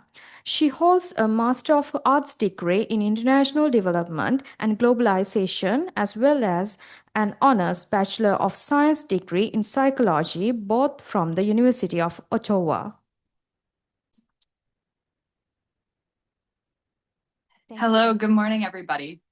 May I begin by thanking Dr. Ahmed and the Conflict and Resilience Research Institute for the invitation to provide brief remarks this morning. As was mentioned, my name is Madison Hitchcock. I'm the Senior Policy Analyst on the Indo-Pacific Engagement Team here at Global Affairs Canada, and I am the officer leading on this project with CRRIC. This seminar marks a significant milestone in the Charting a Lasting Peace in Myanmar project funded by Global Affairs Canada. This project, as you know, uses novel methodologies to support peace building in Myanmar and to work on stabilizing the region. It also brings together experts from different disciplines, regions, who speak different languages and come from different cultures, but who are all working towards the same vision of peace and security. This is one of the key aims of the Regional Connectivity Envelope, which is the program that was created through Canada's Indo-Pacific strategy to fund projects which would connect Canadian experts to their colleagues in the Indo-Pacific. These connections generate new ideas, build new pathways, and bring Canadian expertise to global challenges. The RCE was first launched in 2024, and $4.8 million was committed to 21 projects, which were selected through a competitive call for proposals process. These projects touch on all 5 strategic objectives of Canada's Indo-Pacific strategy, from trade and supply chain resilience to environment, climate change adaptation, and people-to-people ties. The Charting a Lasting Peace in Myanmar project is a key example of Canada's commitment to peace and security, the first strategic objective of the IPS, as well as to the current situation in Myanmar. Since 2017, Canada has taken a leadership role in responding to the Myanmar and Rohingya crises and stressing the need to address the root causes. This was mentioned earlier by Ambassador Ray and Senator McFedrin. Canada has provided over $600 million in international assistance to help strengthen the resilience of at-risk and crisis-affected populations in Myanmar, as well as refugees and host communities in Bangladesh. We continue to deliver life-saving humanitarian assistance to the Rohingya and vulnerable and crisis-affected populations in Myanmar. Canada supports a range of stakeholders working towards a democratic, peaceful, and inclusive Myanmar. This is done through diplomatic engagements at various levels, including at the political and senior official level, at the UN in New York and Geneva, and in Myanmar and its neighboring states through our network of missions. We consistently urge for the immediate end to the violence, unrestricted humanitarian access to deliver much needed life-saving support to the people of Myanmar, and an inclusive dialogue towards the full restoration of democratic rule in Myanmar. As a strategic dialogue partner, Canada supports the central role of ASEAN to address the Myanmar crisis by calling on ASEAN member states to apply more pressure to the pursuit of regional-led solutions to these Myanmar and Rohingya crises. We welcome Malaysia's current leadership in ASEAN through its range of diplomatic engagement and convening of Myanmar stakeholder dialogues, and stress the need for these efforts to continue beyond the current ASEAN chairship, which I heard was also echoed by the speaker from Malaysia this morning. Canada also supports UN efforts to advance durable and sustainable solutions for Myanmar, Rohingya, and the broader region, in particular the work of the UN Secretary General's Special Envoy for Myanmar, Ms. Julie Bishop.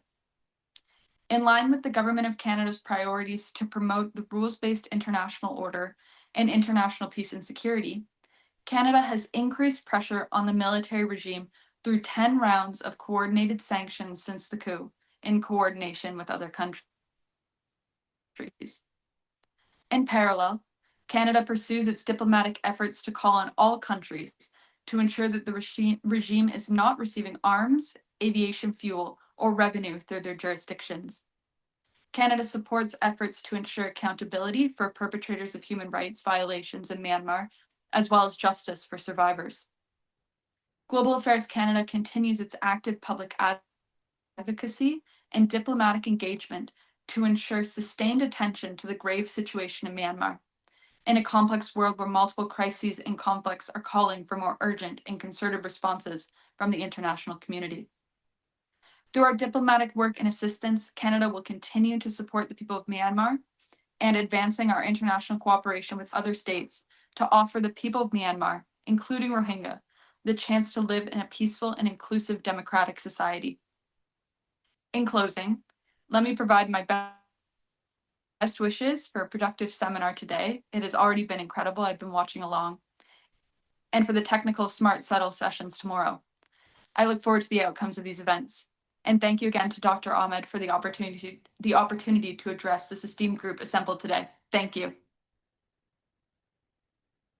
Thank you very much, Madison. Any question for Madison? Thank you. Thank you, Madison. We look forward to working with you in this project further as we move to phase 2. Thank you once again. Amazing. Thank you. Thank you. Oh, you have, sorry, Madison, hang on. We have one question. Sorry. Yeah. Yeah. Yeah, go ahead.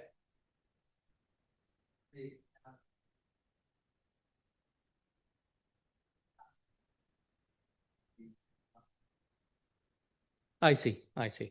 Madison, this question comes from John Junaid. He studies at University of Ottawa, a Rohingya himself. He is wondering what is our upcoming strategy with regards to Rohingyas in general and maybe particularly for Bangladesh. Is that the question, John? So okay, where is it now if we have a strategy? Can you briefly comment on it? Yes, thank you so much. I can't discuss upcoming developments, but I do know that we are definitely continuing to be engaged on the issue and supporting international assistance and human rights to be upheld in Myanmar and for the Rohingya specifically. Obviously, the new government, we're looking at all of our policies, but I can definitely say that the support for human rights in Rohingya will continue. Thank you very much. Senator has a question. Very important. Hang on. Once more. Senator, please. Camera. Thank Yes, you very Senator. much. And Madison, I want to thank you for your prior affiliation with Minds Action Canada and the important work that Aaron and the team do. I wanted to, in the context, and first of all, let me say, I'm not trying to put you on the spot, and I apologize if that's how it feels. But we know that Prime Minister Carney and the cabinet have embarked on a very ambitious militarization in Canada. And we know they have told us publicly that they're looking for substantial cuts across all programs. I know from the civil society work that I do that there are programs that have contracts ending, that they have no indication that they will be able to continue their work with support from Canada.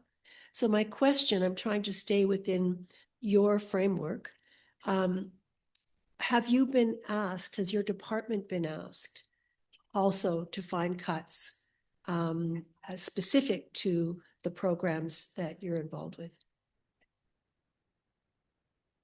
Thank you very much for the question. As you know, the government is undertaking the full comprehensive expenditure review, and all departments have been asked to look at this in line with the government's directives. But I cannot say if my programs have been selected for that or anything that I'm involved in, particularly because I don't know at this point. But I'm sure that news will come out soon with the arrival of the budget, and hopefully partners will be able to get clarity. So thank you for the question. Thank you. Thank you. Thank you very much, Madison. Thank you.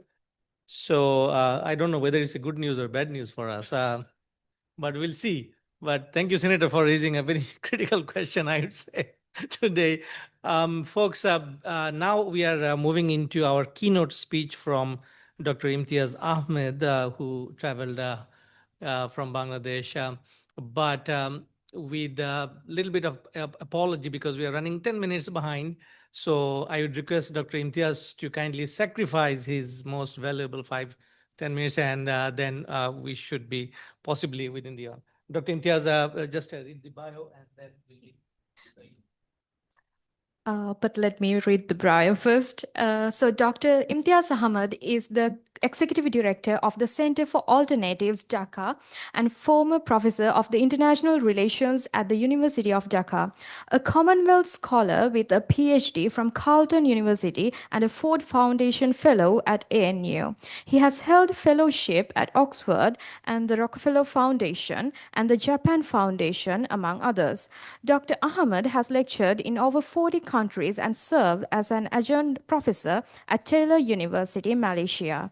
He has authored or edited 57 books, 21 monographs, and over 125 scholarly articles with recent works on geopolitics, Rohingya issues, and post-COVID education futures. Under his leadership, the Center for Alternative developed Bangladesh's most extensive violence data bank through the Bangladesh Peace Observatory Project in partnership with UNDP and FCDO. Thank you, Madhara. That was quite an introduction.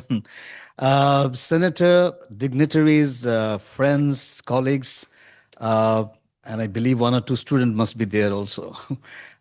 Good morning to all of you, and good earth to those who are listening online, because I have no idea where you are. So good out to all of you. So what I will do, basically go through some slides to give you a sense of why we are here and what we need to do. So I will be quick on the history and come very quickly, given that time allotment that I have, very quickly on the issue as to why we are here. And we will be discussing there also tomorrow on this issue. And that's mainly whether we can get something out of the box for the lasting peace in Myanmar.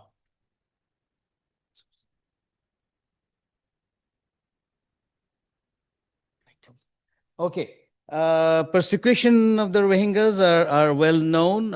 Keep in mind that it did not start in 2017. One can get into a timeline starting way back from 1948. Since we talked about Gaza, there are some, similarities with the Rohingya issues. It's a way back. But by the time it has come to 2017, there's a clear case that it is a genocide, and that's where there is some greater similarity with the situation in the Palestine. And even as of 2024, it has not resolved, and there are still Rohingyas who are driven out from their homeland in the Arakan. 2017 was a big one. There are enough evidence this time that it is a genocide, because way back in the 70s and the 90s also there were a big push and what can be referred to as ethnic cleansing. But 2017 is a clear case that genocidal atrocities took place. If you look at the number of killing and all, keep in mind that the word genocide has nothing to do with the number of killing. It's very important. It's intent to destroy. So people would say, well, in Gaza it's 60,000 and here is 6,700. Why you are making this a big issue? Intent to destroy in 4 categories: in national, ethnic, racial, and religious. That's the 4 categories. And intent to destroy is important. You can have genocide even without killing, if the intent to destroy is there.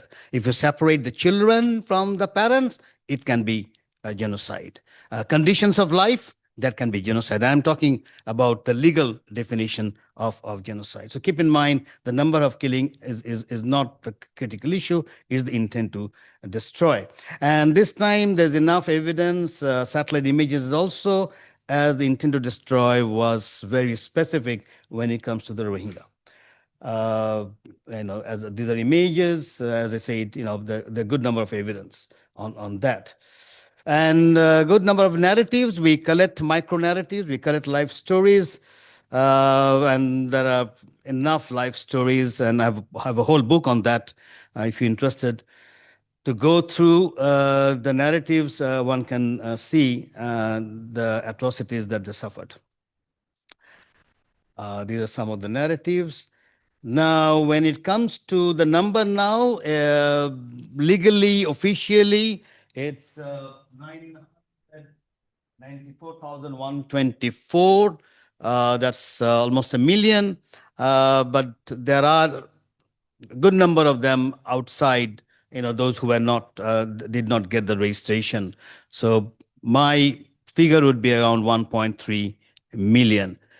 Which is a big number because it's a bigger population than Bhutan, for example. Bhutan has a population of less than 800,000, and here you have nearly 1 million refugees. Now, don't forget, Bhutan became Bhutan in 60,000 years, but Rohingyas in Bangladesh, with that number, 1 million people, it's only 3 months. And it's not looked after by king, as in the case of Bhutan. It's looked after by a person who's very younger than me. In fact, the triple RC head is much younger than me, and he looks after nearly 1 million people. The spread of diaspora is very important. It's not only Bangladesh which has Rohingyas. According to my research, there are 19 countries where Rohingyas are spread. So one can see the similarity with the Palestinians on this particular issue. So there's a big diaspora, and I understand also in Canada, there's a Rohingya diaspora, an emerging one. Now, let's go into the nature of the Myanmar state. We need to understand a little bit of Myanmar state as to why we are here and what has really happened to the Rohingyas. Now, Myanmar has never been a classical Westphalian state. I think that was the misunderstanding that the international community had. We dealt with Myanmar as a Westphalian state. It was never a Westphalian state. It always had fragmented sovereignties. There are 135 communities. Out of 135 recognized communities, out of that, 10 to 11 would have proto-sovereignty with their own flags, with their own army. One or two, they also have their own currency. So it's a fragmented sovereignty. Now, how do we deal with fragmented sovereignty in modern world? That's the problem.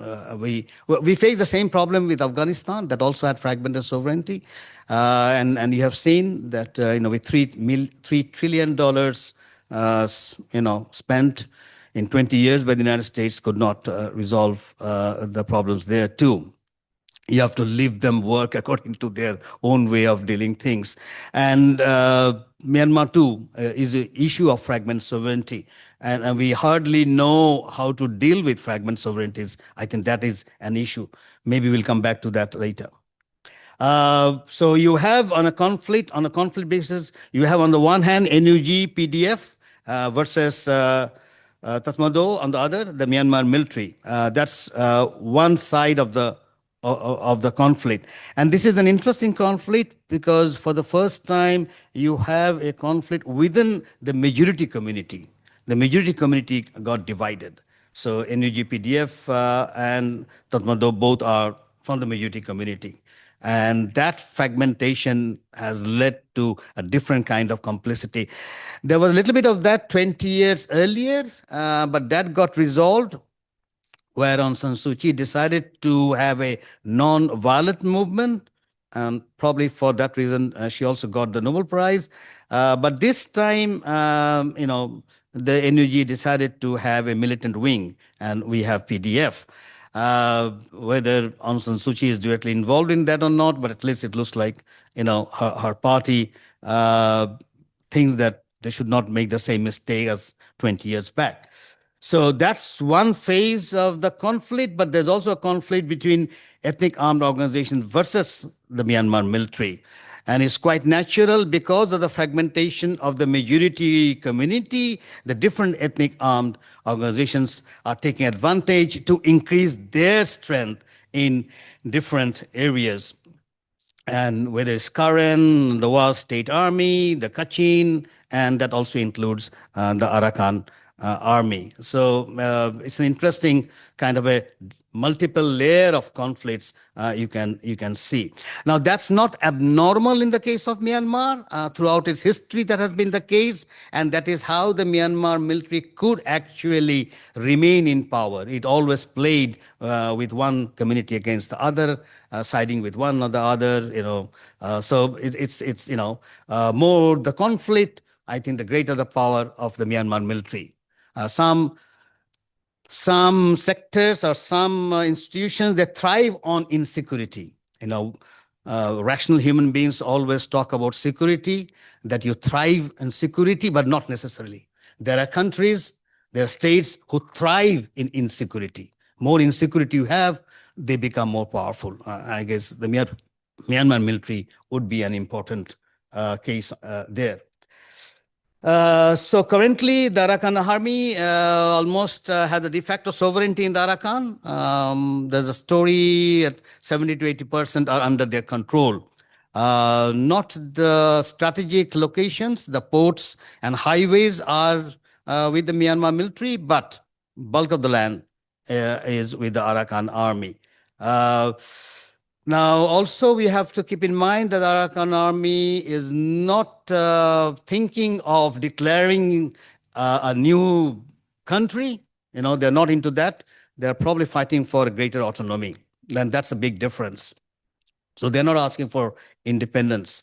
And that makes it much more complex. And how do you deal with an ethnic organization which holds 70-80%?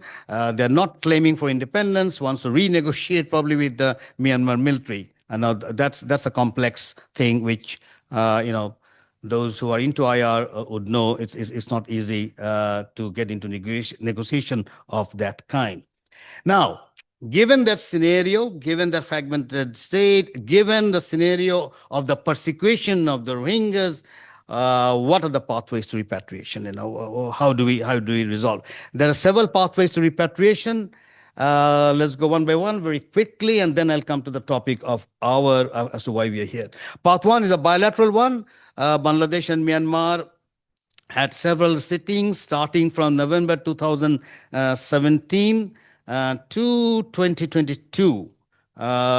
There could be one more to which I'm still not, I'm a little bit confused, but these are some of the bilateral sittings, but nothing has come out of it. I'm critical. I've been critical of this particular approach because Bangladesh somehow hurriedly went to Myanmar to negotiate in November 2017, and I was openly critical of that because you don't negotiate with a genocidal regime. That's my question. You should have gone to a third country maybe, but not to Naypyidaw to do the negotiation. And the worst part was negotiating with Aung San Suu Kyi. She hardly had the power. They should have negotiated with the Myanmar military. That was the other problem. But we'll come back to that if there's ever a Q&A on that. Pathway 2 is a multilateral one. So there's a bilateral, there's a multilateral approach with the UNHCR involvement, but that too has not led to the repatriation. Pathway 3 is the tripartite one. This is an interesting one where China got engaged way back in 2019. And they thought that a tripartite approach might help because China is has historic relationship with Myanmar and has a very close relationship with Bangladesh as well. They had series of sittings. There were 2 times. They also literally were in the border to start the repatriation, but that has also not really worked. The other country which also thought of a tripartite approach was Japan.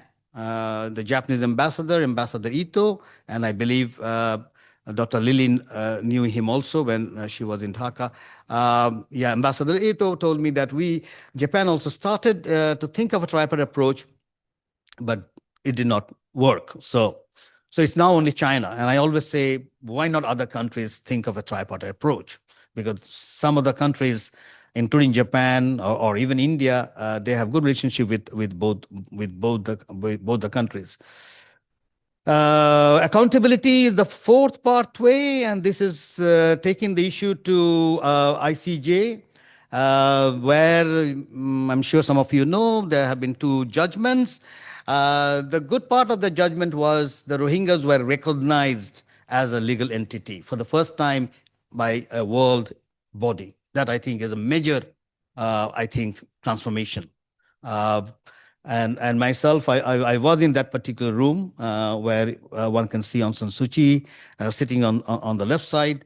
And one thing I found during her deliberation and the deliberation of the Myanmar group, that not for once they said that the Rohingyas were illegal immigrants from Bangladesh, or they were Bengalis.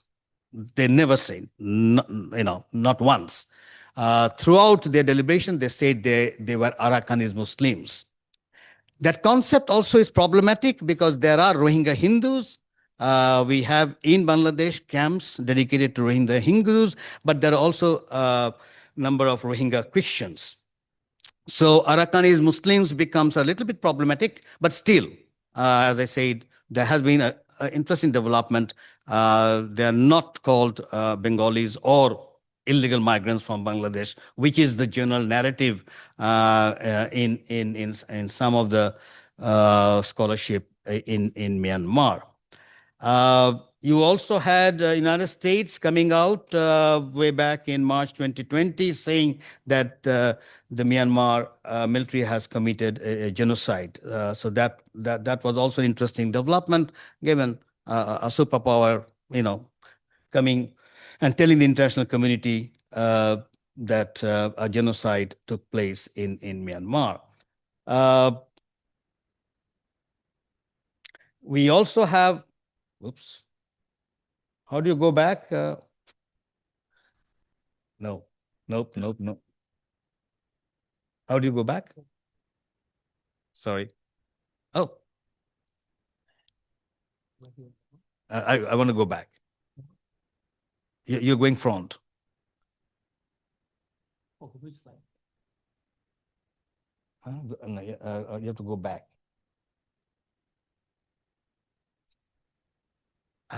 This is better.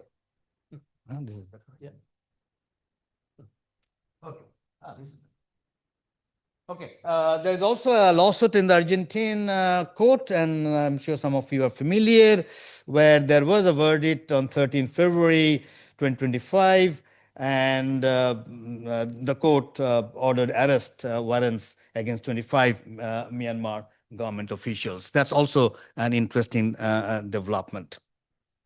Now, pathway fifth is the sanctions, but that also has not really worked. There has been sanctions on individuals, but not on whole. And then again, United States recently under Donald Trump, he withdrew the sanctions also. So, that has not really worked.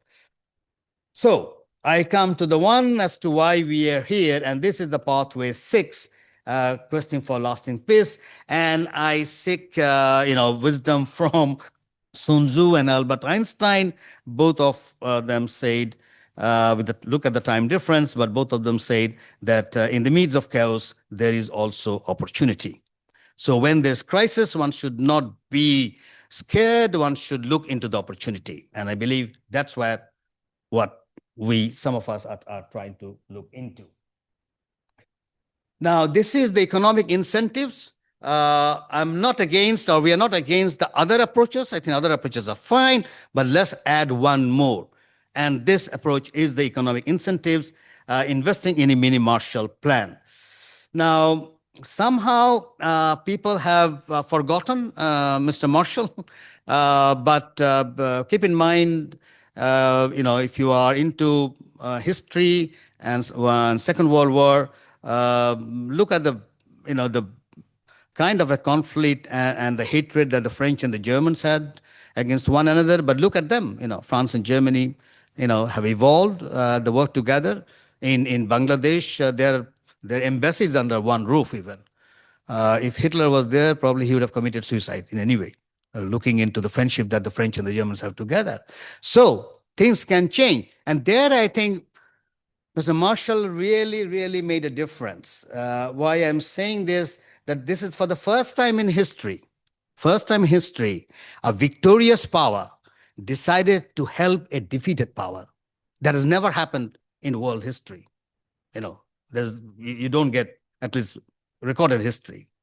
And not only Germany, the whole of Europe, the Marshall Plan, and some of the roads and highways and the health sectors and education sector that you see today in Europe was built by the Marshall Plan.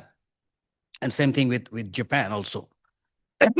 Now, Mr. Marshall started talking about it, 2-3 years before the war ended.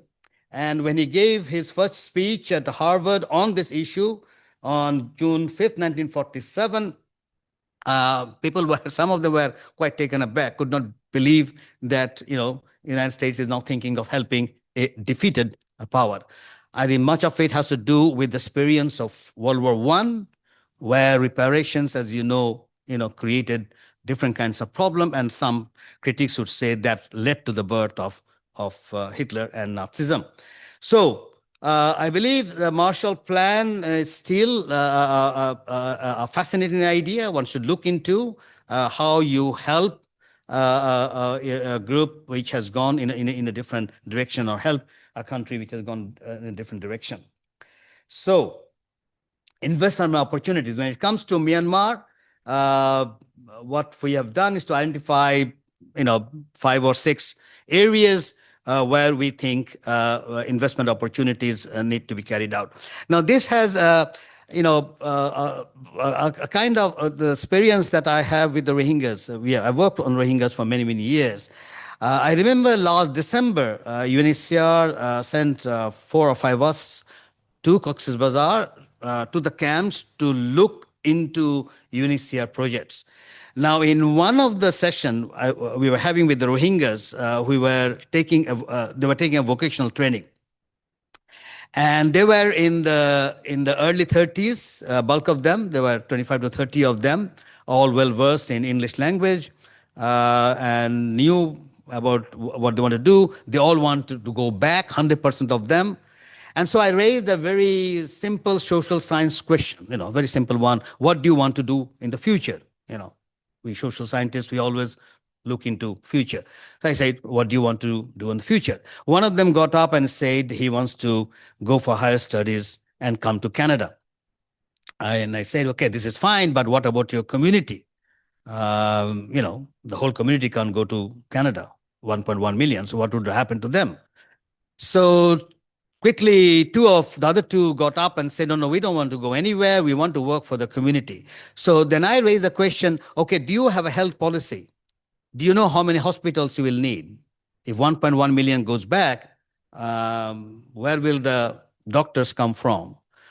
Did you work on the pharmaceutical companies? How many, what kind of medicine you will need? Who will produce the medicines? Have you worked on it? And they said, no. So I said, what about the education? Have you worked on the education? Do you have an education policy?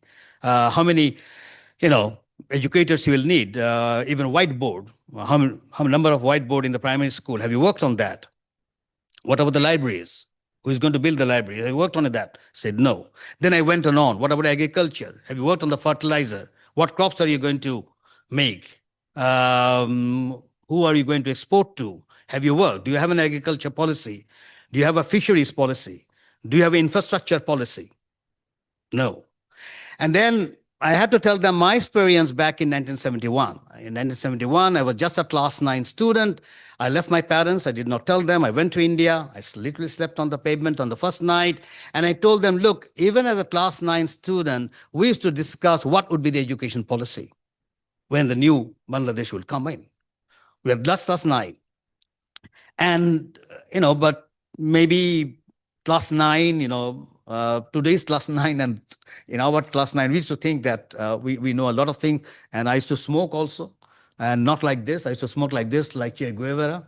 So I used to think about, radicals. So I said, somebody has to work on this, the health policy, the education policy, others are not going to do that. So they understood the point.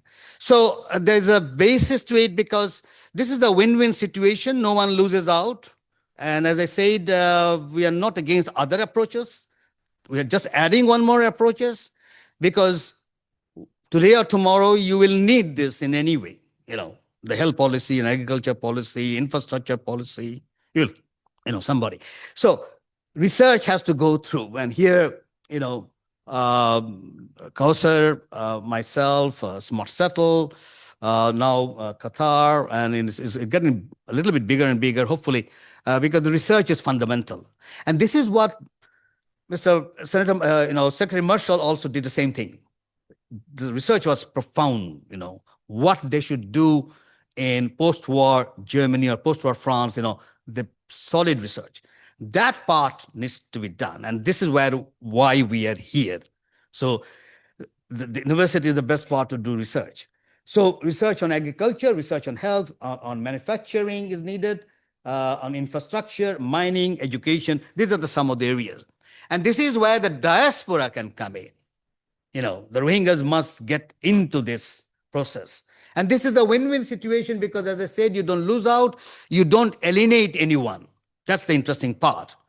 And so once you start the process, you will interact with a lot of people. And I was telling my Rohingya friend yesterday that I didn't know him, but with this process, we know him. So here is a chance of knowing other. I had no, I didn't know that Maria from Colombo would be interested, but now I know her. So the process itself is very interesting because you build on it. Now, very quickly, this would require a multi-track diplomacy. Track one, I'll hesitate. Track one should come much later. It can't start with track one. That means government to government. No. That has to come much later. Other tracks must work. Track two, track three, track four. There are the business people, the media people. The other tracks must work, and then bring to a level where track one will start. So I'm always against, track one summit to resolve issues. No. You bring the summit at the end, not in the beginning. Because if you bring the summit, it doesn't work. The process has to be done. And then at the summit, you just do the signing and take the photographs and all. That's the part. You start with the summit, then the other side really becomes hard. And I understand, there's going to be a discussion on Rohingya this time in the United Nations, but I believe that will harden Myanmar and also harden some of Myanmar's friends.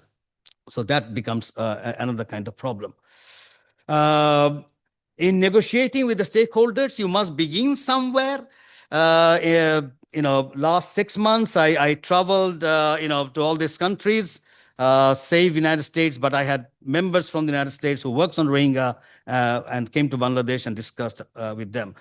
So I actually started with Japan way back in July last year, and then to Indonesia, to Thailand, to Singapore, to China, and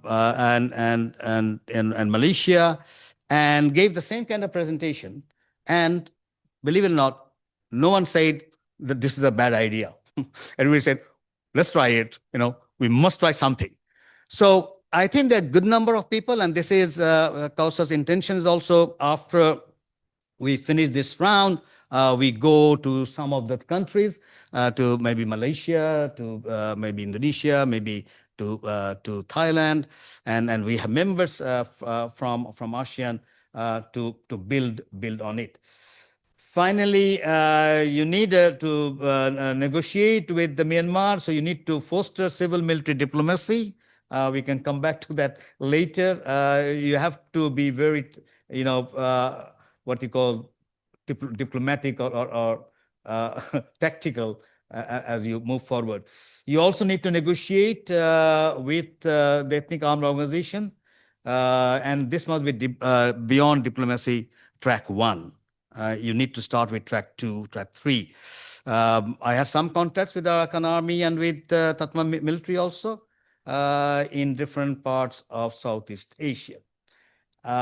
So this is the track to diplomacy. What we have today is Center for Alternatives, CRRIC, Smart Settle Initiative, and the phase one is where we are.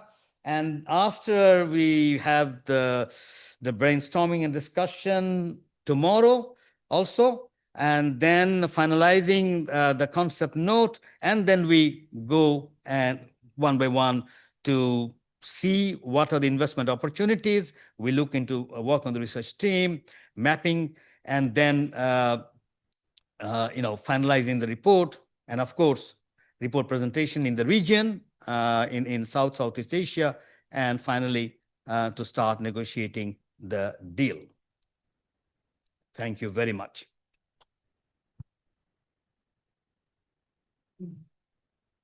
Thanks.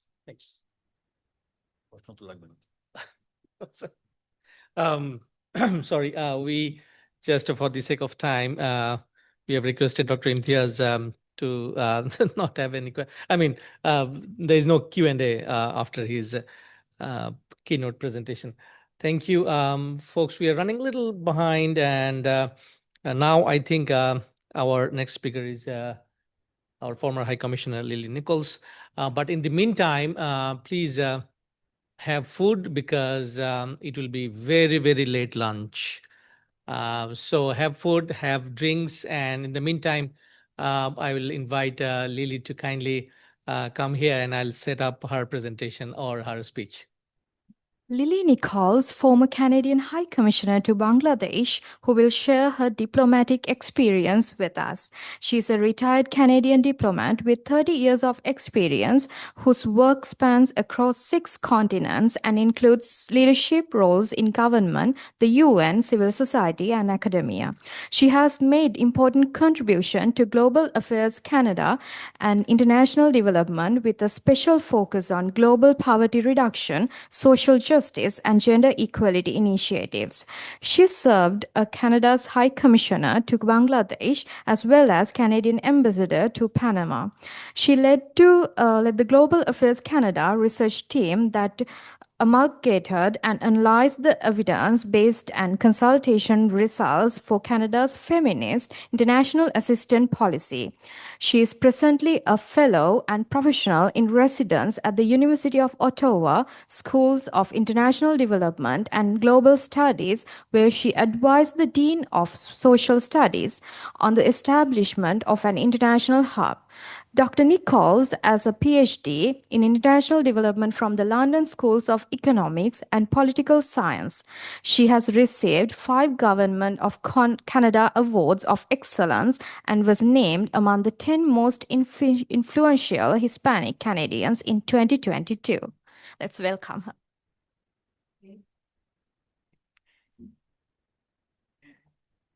Okay, thank you. Thank you very much. Okay. Thank you very much for this invitation to this very, very important event about charting lasting peace in Myanmar. Thank you, Dr. Kausar Ahmed, Dr. Int'l, who's a dear friend from Bangladesh, for this initiative, and to Dr. Imdad, of course, for hosting us here at the University of Manitoba. I have a bit of a tough job because everybody's very hungry, and I have to compete with your stomachs. But what I wanted to do is to talk a little bit about, a little bit more in depth than what we've heard so far about what have been the elements of the Canadian response to the Rohingya and the Myanmar crisis. I want to talk about what I think have been major Canadian contributions and innovations. I want to talk very openly about the challenges we're facing.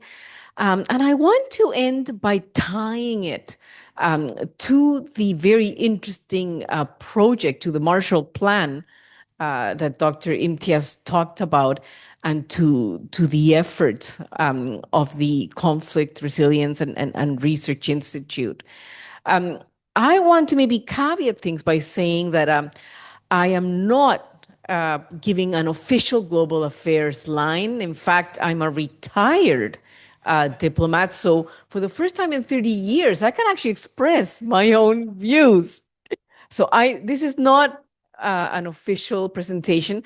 I also should caveat that, as you've heard, I very much come at this. Of course, I was High Commissioner in Bangladesh, and as part of High Commissioner, a big part of my responsibility was overseeing the implementation of the Canadian Rohingya response. But my background is very much in development, economics, and my work has been very much on women's rights. And so I was so thrilled to see and hear Senator McFedrin's views about the importance of those issues.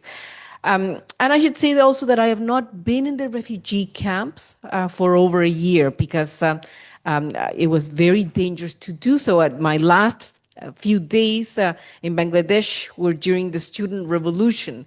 And we tried to get into the camps, but we couldn't at that time. So my information is really based on my time working on these issues from 2022 to 2024. But why don't I start by saying that Canada can be very proud of the tremendous leadership role it has played in the crisis from 2017 moving forward. And I can also say that Canada has adopted a multi-pronged, a multi-track approach almost from the beginning, and that we have been it's an area where we've really taken risks, and we've really gone out on a limb to lead a number of initiatives and innovations. I want to name some of these specifically so that you get a feeling for the extent to which we've been involved.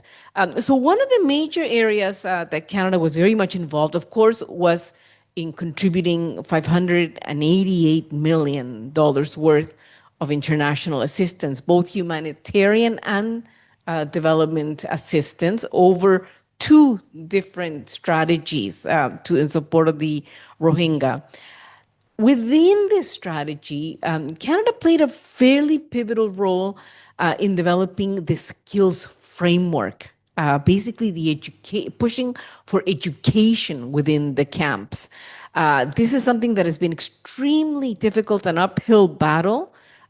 During COVID, many of the learning centers in the camps closed. But even afterwards, Canada was a key leader in arguing that you needed some form of education. We were not allowed to educate based on Bangladeshi curricula, but we did fight along with others for the right to use the Myanmar curriculum and to pay volunteers, teachers, to provide that education and to keep some form of education going in the camps. If you're going to have a Marshall Plan, you're going to need an educated population. It's going to be a huge challenge because no secondary education is allowed in the camps. But Canada has been a big advocate on explaining the critical importance of education.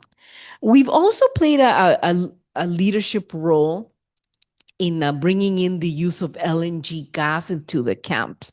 And, if you've ever seen photographs, you will see that in the first few years, the whole area where the refugee camps in Cox's Bazar was completely deforested as the refugee population was using and needed to use the forest to cook and to survive.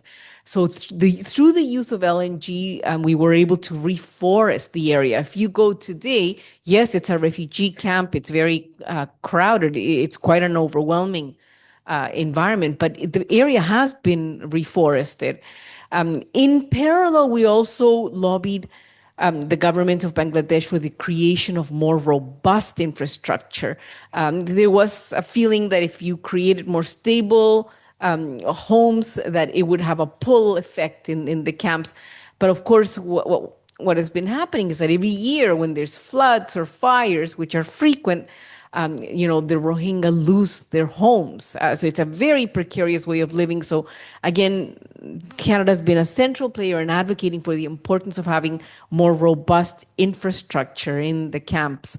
We played a leadership role also in using World Bank and IDA money, what is called the IDA refugee sub-window, to support education in the camps. Canada actually provided what is called a buy down. So it allows you to access that window, and Canada was able to access and to generate $500 million worth of funding for education.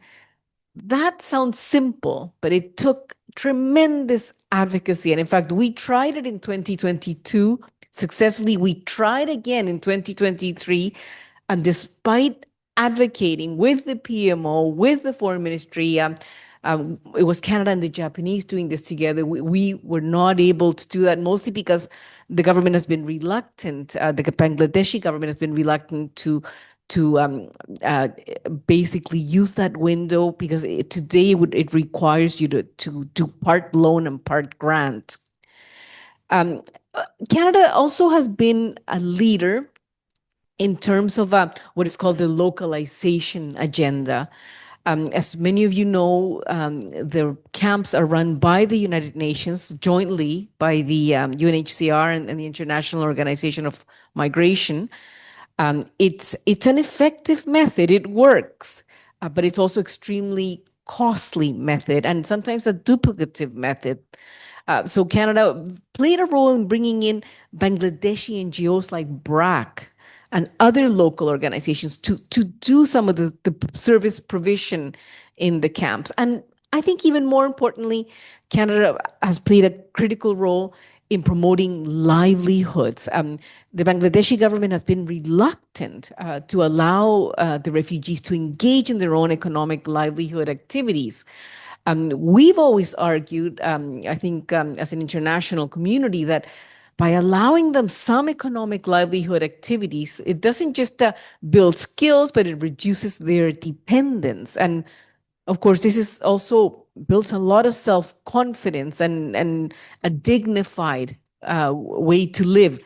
But again, this took and continues to take tremendous advocacy on our part as to allow these activities to take place, but also to begin experimenting as to what works in the camps. It's extremely difficult, both in Cox's Bazar and Basan Char. You're talking about a terrain that is hilly. You're talking about saline water, and you're talking about restricted trade access. So it has not been easy, but it's been extremely important. So we continue to advocate for our localization, a livelihoods agenda. Canada was also, by the way, the first country to resettle Rohingya refugees, especially those most at danger. In 2022, it was a tremendous effort, but we were able to resettle the family of Muhib Hula, the assassinated Rohingya leader. And since then, we have been able to resettle over 1,000 refugees. The idea is to scale that up.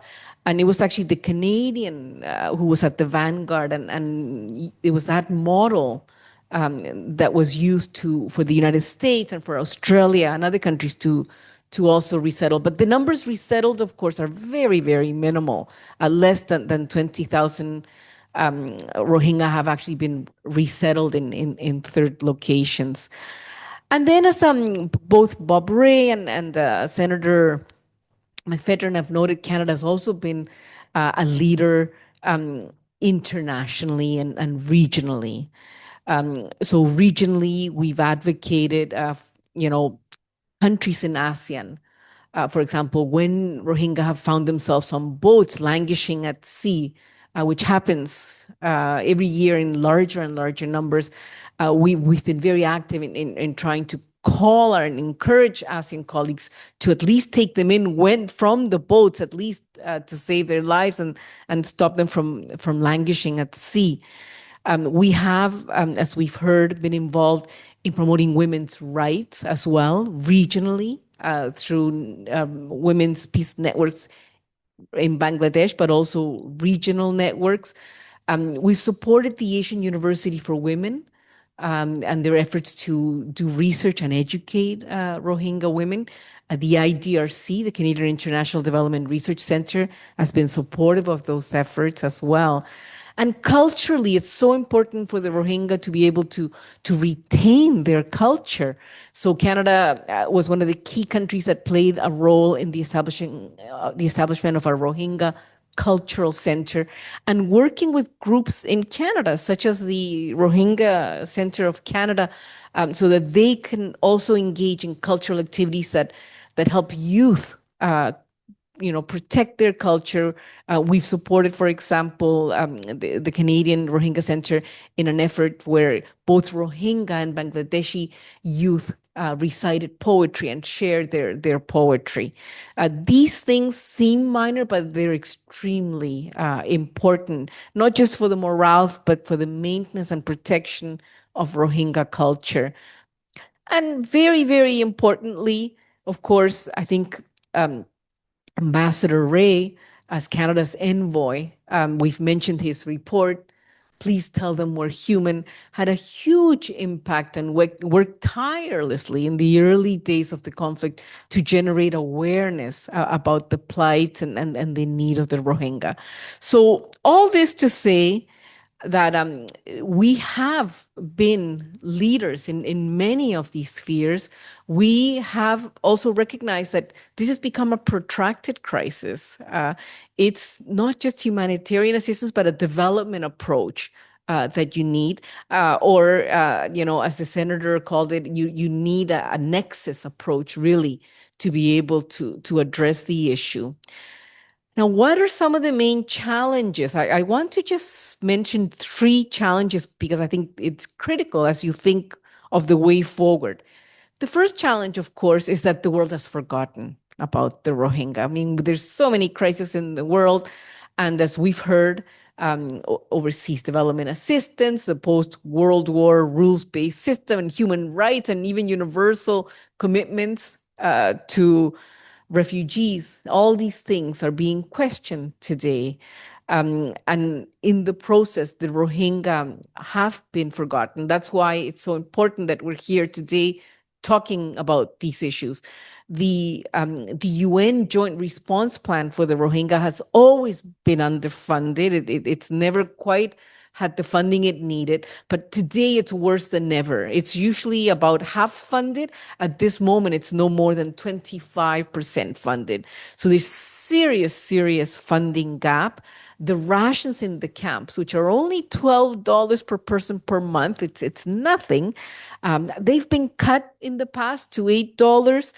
The international community has slowly tried to keep it at $12, but it's possibility that it might have to be cut as much as in half.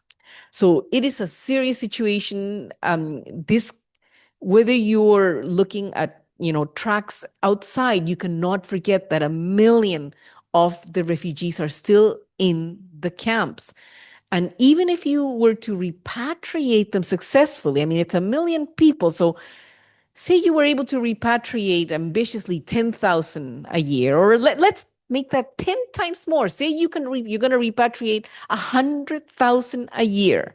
Okay, although to date, there's very little evidence that anybody has been repatriated because of course you have to repatriate under safe conditions and offer them those returning citizenship and livelihoods and education and legal status.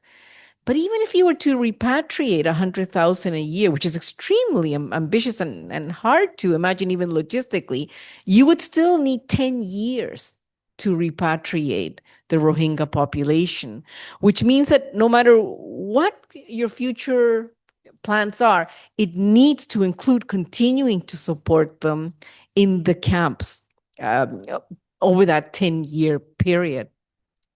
So the challenge is the forgotten and the underfunding of this crisis. The second challenge that we have not talked about much, but it should really be concerning us, is the mounting violence inside the camps. We've spoken, I think Professor Imtiaz Ahmed spoke about how the Rohingya have become almost caught in proxy wars, in regional and geopolitical dynamics. But there is an excellent report by Fortify Rights that shows that the number of killings inside the camps have doubled, that the number of abductions have quadrupled, and that the insecurity is such that women are experiencing violence, being raped, and young boys are being forcibly recruited, and that the perpetrators of that violence is all parties. If you read the report that is very carefully investigated by Fortify Rights, it includes violence from ARSA, from RSO, and from the Bangladeshi army and police as well. So there is a serious issue in terms of these populations that fled trauma are being re-traumatized. And you cannot repatriate a re-traumatized population. So this is something that is a serious concern. And then lastly, but certainly not least, is the number of constant natural and human-made disasters that the refugees are facing. The fires, the flooding, of course, and the violence. So these are serious concerns. By way of closing, maybe I can leave you with 3 messages, things to think about as we move forward, as we think about a future Marshall Plan. The first one is that you need a multi-track approach, right? So the approach is not just humanitarian and development work, but resettlement is also part of the solution. And it's inside the camps as well as in Myanmar. You need an approach that is sensitive to youth and to women. And lastly, but certainly not least, you need an approach that brings in the whole international community, not just countries like Canada, but also, of course, the ASEAN countries, India, China. It has to be an Indo-Pacific solution. Thank you very much. Any questions from the ambassador? Secretary has a question. Former ambassador. Always an ambassador. Thank you very much. We communicated briefly on a particular file, and I want to thank you for your responsiveness, and thank you very much for your service. My question is just to hone a little bit more on the points you were making at the very end, and that is the extent to which you know of the active trafficking of Rohingya girls, boys, and women out of the camps. Yes, so this is a serious issue. I do recommend that everyone really look at the Fortify Rights report that has come out. The report is actually entitled, "I Could Be Killed at Any Moment." And that tells you the severity of the issue. Yeah. Professor Imtiaz. No, I just I can answer. Okay, no, just a quick question. I was just thinking whether the Canadian government, because you are part of it even earlier, whether they're also looking into the narco side of it, the narco terrorism, because the drug is a big issue. And be very frank on this, because none of the ethnic armed organizations can survive without the narco trade, opium. There's a very good book that has come out by Amitav Ghosh on Smoke and Ashes. This is a non-fiction book. Amitav, as you know, has worked on the trilogy of Poppies, and this is where he gets into the opium trade, and he highlights even Myanmar. So I was just thinking whether the Canadian government and yourself, whether you looked into the narco trade, because there is now a link between that narco trade and the money, the money laundering of that to developed countries. So it's no longer an issue limited to Myanmar and Arakan. Because of the drug trade, it is becoming a global one. So I was thinking whether you have any thoughts on that. So, Imtiaz, thank you for asking that. While we were in Bangladesh, we were very concerned about the drug trade and the trafficking of people, of young women in the camps, and the crime. And the fact that even then there was evidence that everybody was complicit, including the police and the army that were supposed to be protecting these populations. So we were very much trying to get the UN Office of Drugs and Crimes to come in and UNDP to come in and help. I have to be honest here that there was a bit of denial about this happening, which is incredible. Now there is, of course, organizations like Fortify Rights that have done the research, but there is a tendency, I think, during my experience with the government of Bangladesh, to make fallacious assumptions about what I call the pull factor. So there was a feeling that if you gave the refugees more food, there would be a pull factor. We can give them more food because like everybody will come. Or if you give them education, it's a pull factor. If you resettle them, it's a pull factor. So, I was very concerned about how vulnerable that makes the population in the end. So you end up in a camp with limited food, limited education, especially for young people. About more than a quarter of the population in the camp is extremely young, below 25, and no livelihood opportunities either. So it's a recipe for a quagmire, it's a disastrous situation.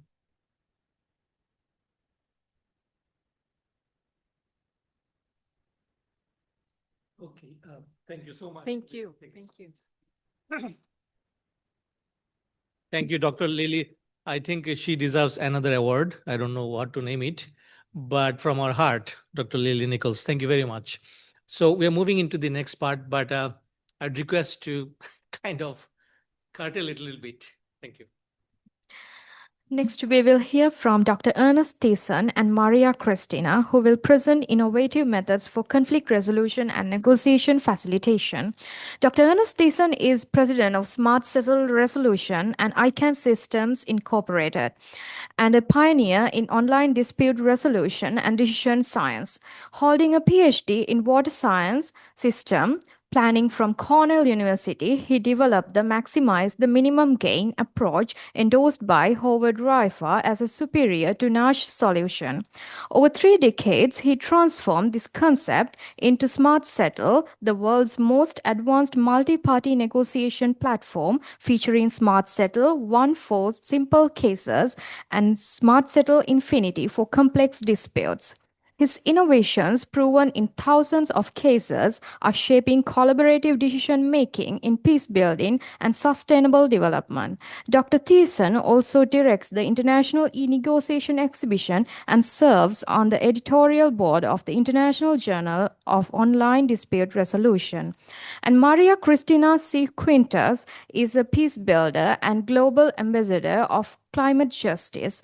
She pursued masters in international relations and security studies as a Rotary Peace Fellow at the University of Bradford, UK, based in Colombia. She is now affiliated with the Ministry of Environment and Sustainable Development and the World Institute for Nuclear Security, reflecting her commitment to global security and sustainable development. She is a member of Rotary Action Group for Peace and Global Climate Justice Ambassador, leads a pioneering project to integrate a peace-building approach to Colombia's nationally determined contributions. The NDC is a climate action plan submitted to the United Nations. This marks the first time Colombia's NDC has incorporated peace as a critical element for sustainability and resilience against climate change. The project establishes 5 pillars for Colombia's NDC. She was one of the Rotary International 6 People of Action Champions of the Peace in 2025. Let's welcome them.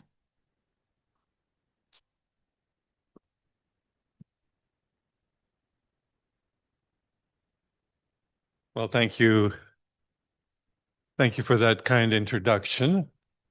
And thank you also just before me, Lily, for your support. You know, you said it was personal, but I assume you still have a lot of influence. So that's terrific. And, you know, I count it as a privilege to be a part of this very qualified team. And my position is a little bit unique. I'm an engineer on this project, and you know, you might be asking me to build like a physical bridge over a river, you know, and I could tell you how much that exactly is going to cost and how long it would take. But you know, now I've been being asked to help build a bridge to peace. Like what's that? And how much is that going to cost? And how long is that going to take? Well, that's not very easy, but you know, together with the team, we actually put some thought into this. And Imtiaz gave you some insight into that. He said there's a number of paths, and you know, we're looking at this mini Marshall Plan for Myanmar, and we've actually simulated that. We have a video that's keyed up here to look at. And I'm just going to say, when you look at that video, your takeaway should not be the outcome of the simulation, but the process. And it shows, you know, there's tremendous benefits for peace, but why can't we achieve it? And you'll see that we've attempted to quantify that in the video, and our quantification of that is actually conservative. We had the Institute for Economics and Peace do an analysis of our analysis, and they have endorsed what we have done. In fact, our estimate of the magnitude of peace is actually conservative compared to what they estimate. And so, but just to come back to saying, you know, this won't be easy, but it would be unconscionable not to try. And so we're going to see the video next, and following me, Maria Cristina is going to make some comments. She's our transformation consultant on this project, and transformation is a very important part. Just watch out for that too in the video. You want to speak first? Yes, do you want to? Okay.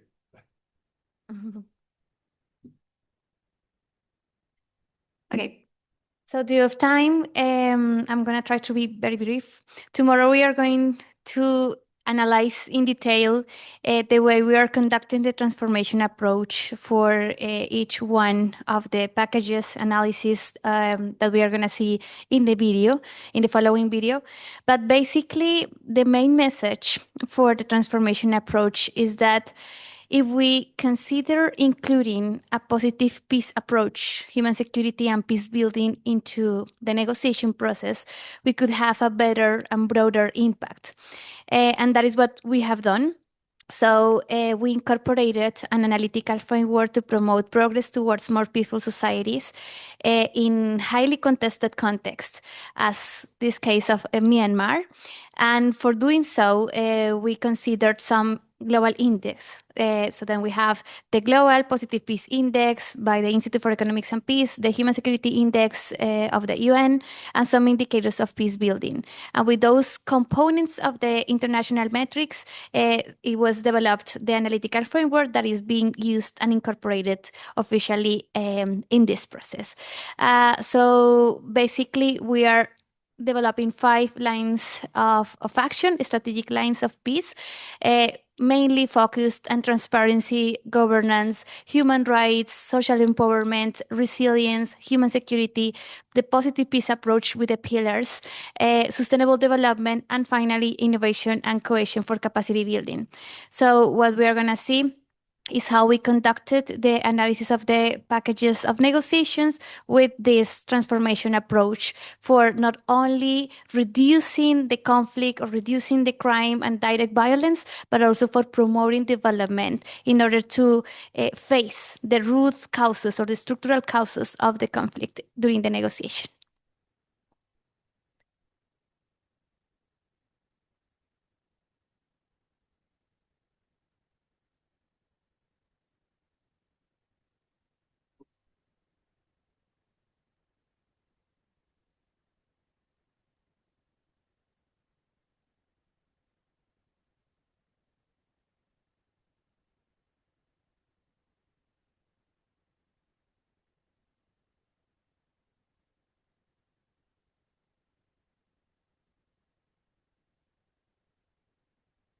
Co-create a Myanmar Marshall Plan.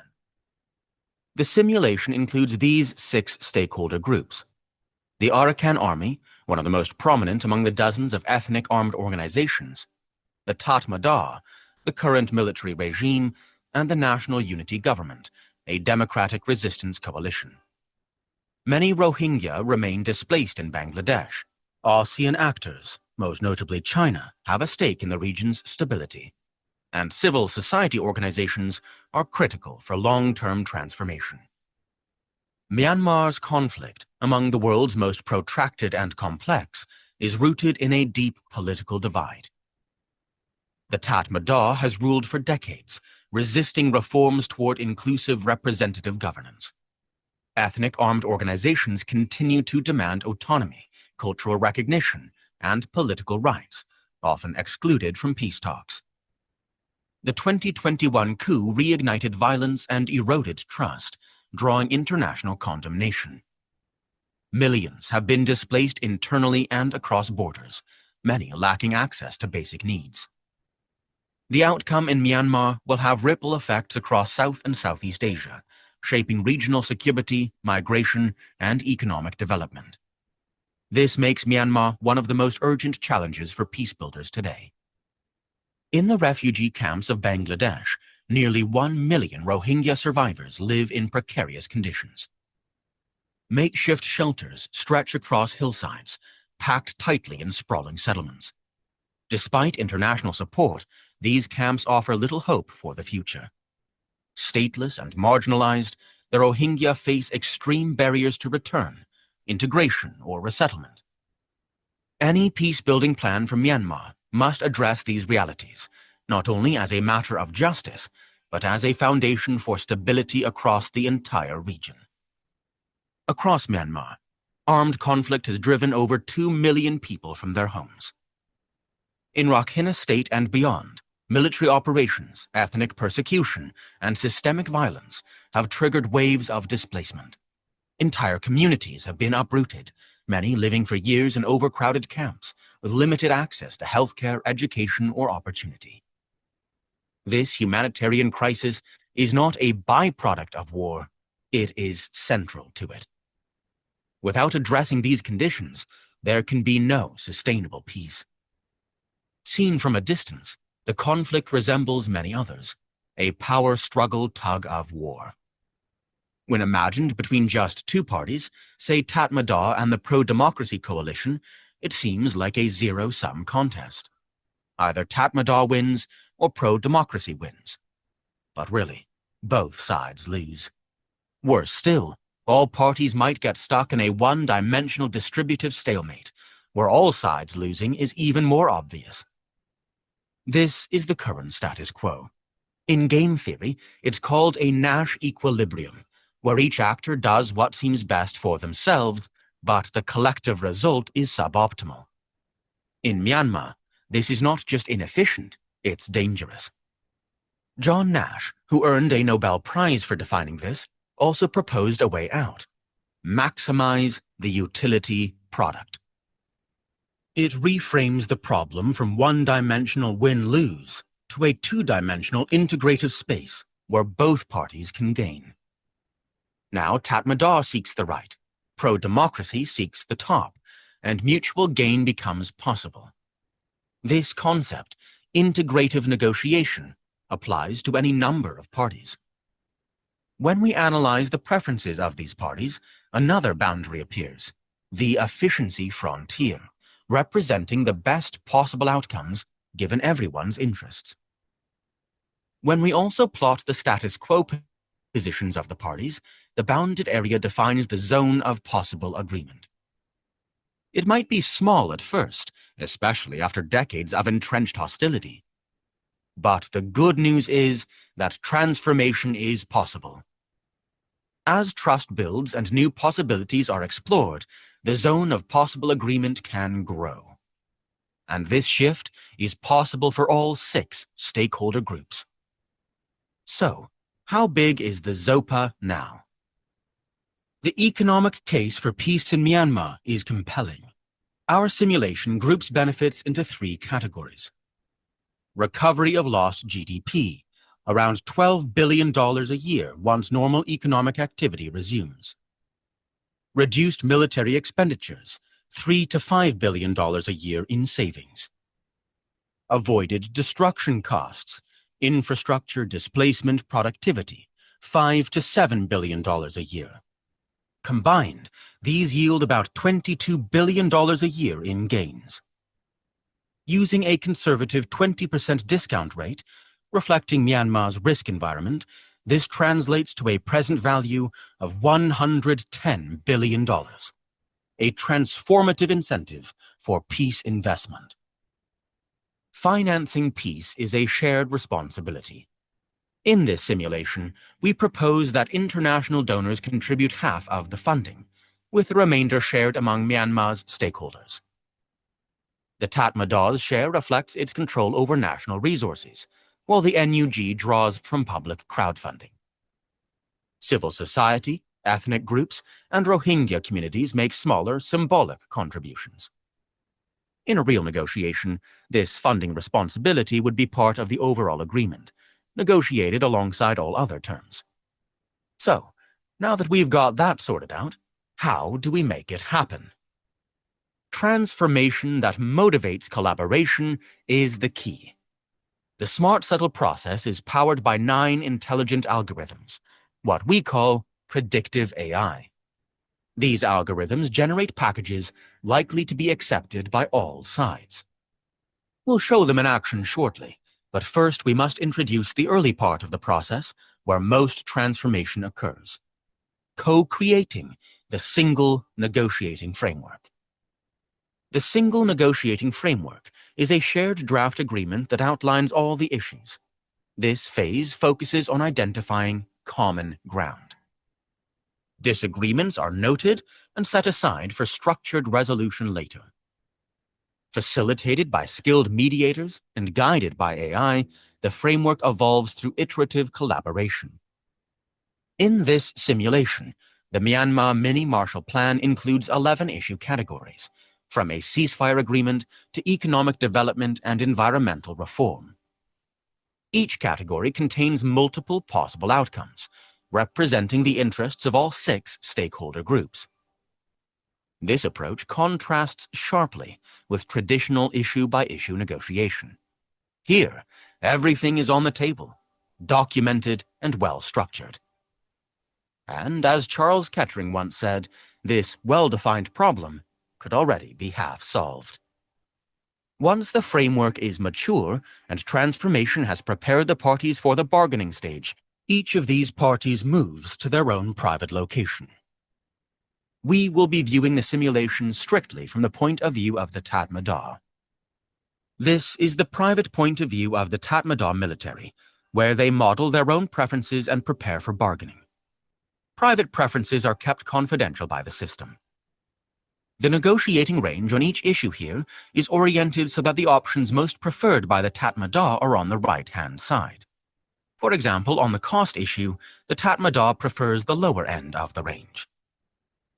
On their share of the costs, the Tatmadaw have assigned 20 importance points to the negotiating range from 0 to 2 billion, so that 1 point is worth approximately $100 million. This establishes the importance scale for all the other issues. Behind each issue is a satisfaction function, showing how that party becomes satisfied on that issue. The non-linear shape of the curve here indicates that it becomes more difficult for the Tatmadaw to pay as the amount increases. The most important issue, worth 43 points, is ceasefire agreement and security guarantees.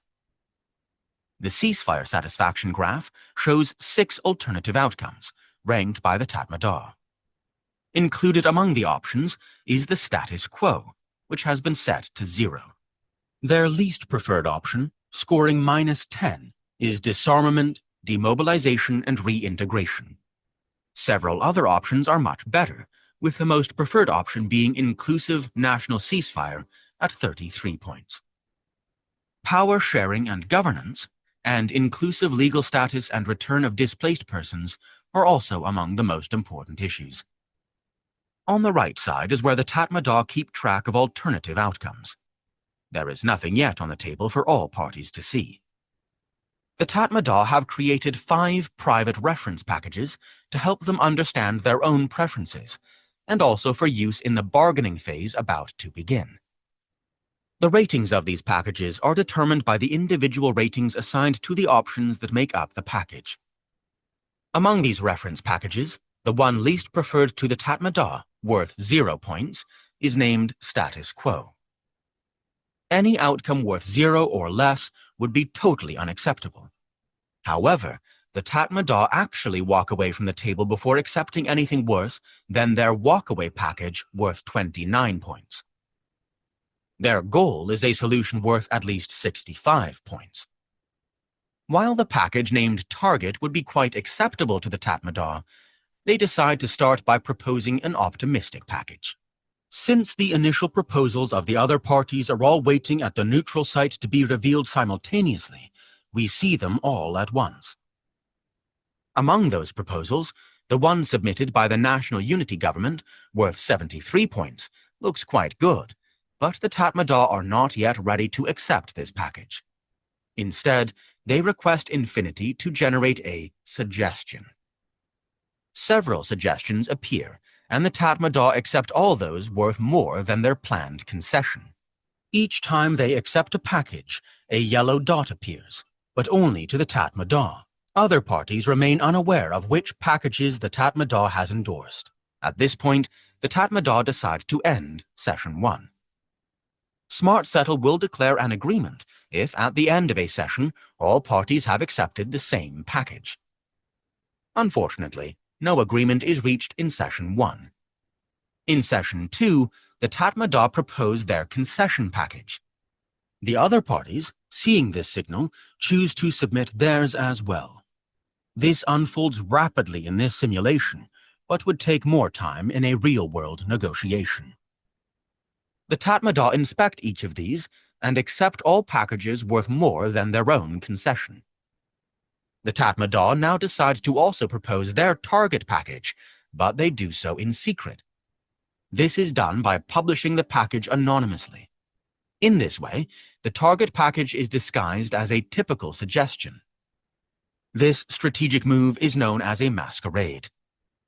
This technique helps bypass bias that might otherwise block agreement. The Tatmadaw are thrilled when they see the yellow dot on package 2 turn green. This means that all parties had accepted at least one common package. Smart Settle recognizes this overlap and declares a baseline agreement. The excitement is palpable when the Tatmadaw realize that their target expectations have been surpassed. However, with their training on Infinity's ability to uncover hidden value, an improvement is requested. Smart Settle generates Package 23, which becomes the final agreement after all parties confirm that it is even better than the baseline. This moment highlights the transformative power of the Smart Settle Infinity process, uniting parties and achieving surprising outcomes beyond their expectations. The improvement is worth 20 points more to the Tatmadaw than the baseline agreement.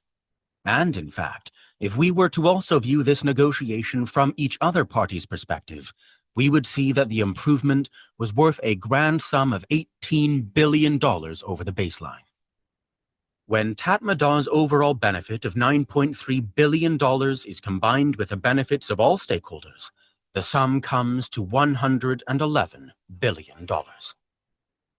This final optimized consensus, the result of transformative dialogue, represents a comprehensive Marshall Plan that the parties wish to implement, formalized by fully resolving the single negotiating framework. The key lesson at this stage is not the specific outcome we've shown you, but rather the consensus-building process that can be applied not only in Myanmar, but in many other places. To emphasize that point, let's review that process. This animation illustrates the Smart Settle process in satisfaction space for two parties, the Tatmadaw, which aims to maximize gains to the right, and the pro-democracy coalition, which prefers the top. No party will accept something worse than the status quo. That point is labeled 0, 0. That's the Nash equilibrium. After transformation, the extended zone of possible agreement is revealed to Smart Settle's neutral site. Each party also has a minimum threshold. These levels define the zone of likely agreement. Smart Settle encourages parties to start with optimistic proposals. These are somewhat ambitious, but still help to narrow the bargaining ranges. Smart Settle then generates suggestions between these proposals. Packages that exceed target levels become candidates for a baseline agreement. The final step is an optimized fair solution using our signature algorithm. Maximize the minimum gain. This is how we escape the dangerous equilibrium and reach a just, efficient, and fair resolution. This process applies to nearly any formal negotiation, with any number of parties. In a negotiation with more parties, the frontier becomes a surface, then a volume, then a hypervolume.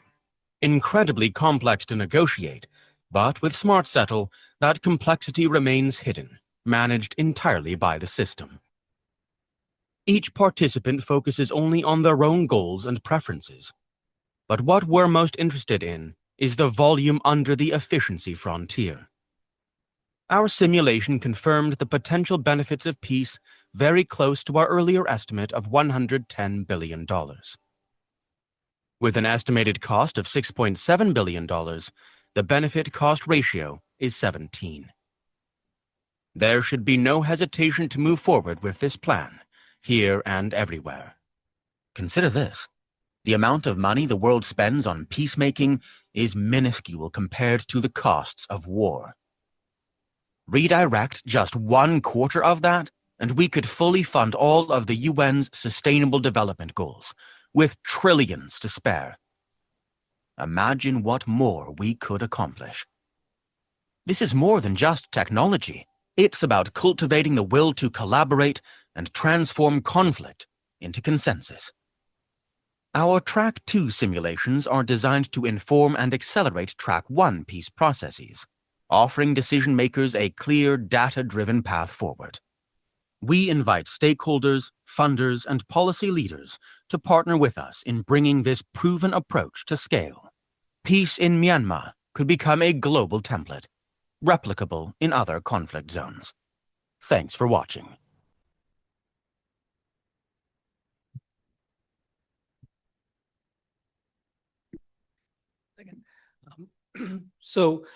This is the concept that developed by Smart Settle, and tomorrow actually we are going to test it.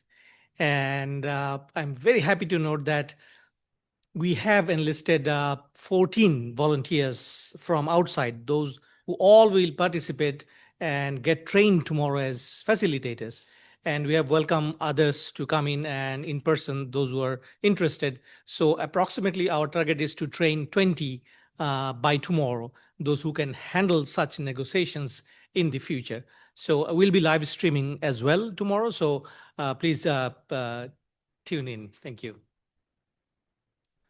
Thank you, Dr. Ernest and Maria. We are now joined by Joel, Dr. Hadi, and Dr. Ekpan from Xi'an, who will share perspective on regional civil society initiatives in Southeast Asia. Dr. Ekpant was a lecturer at the Institute of Human Rights and Peace Studies in Mahidol University from 2006 to 2020 and served as the director of this institute from 2014 to 2020. He is currently the head of Peace and Conflict Research Unit at Social Research Institute in Chulalongkorn University. He has an expertise on peace research, conflict transformation, as well as peace and conflict theories. He graduated Inter-European Doctorate in Peace, Conflict and Development for Universitat Jaume I Castellón, Spain. He has been involved with academic teaching and research on peace and conflict issues in Thailand and the southernmost provinces of Thailand. He has been a lecturer for both bachelor and graduate programs almost for 2 decades.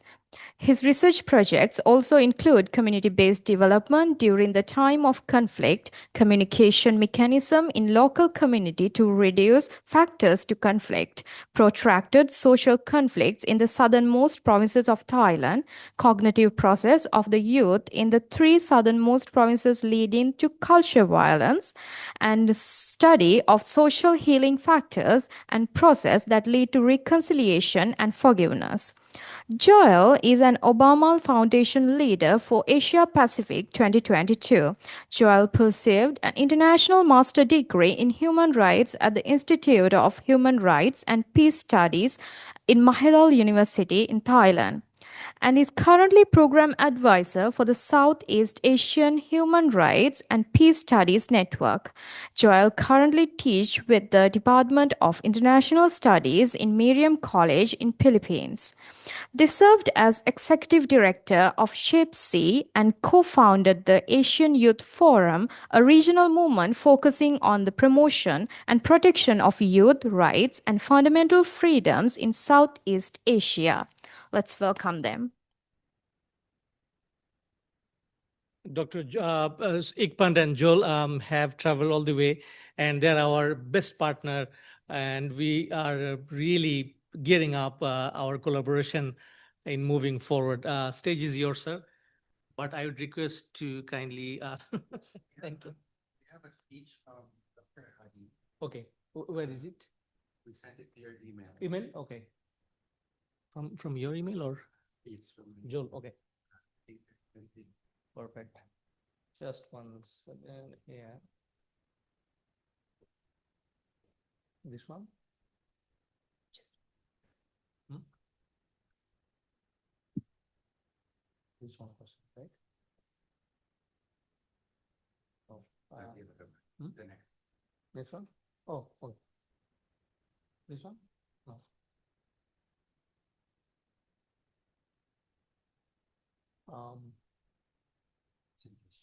Hmm? This one? It's just set it like the reason. No, that is right. 8.1.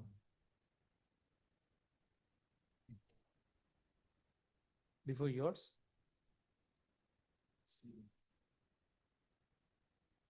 This one? But there's one PowerPoint and one PDF. That is. Yes, maybe I can check if you don't mind. No, absolutely. Good morning, everyone. This is why we need smart settle, no? So that we can, This one. so that the technology could work for us. Yes, Just, yeah, let me. thank you.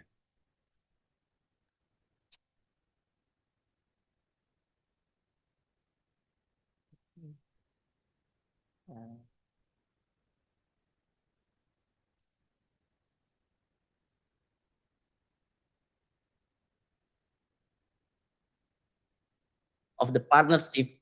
Selamat siang.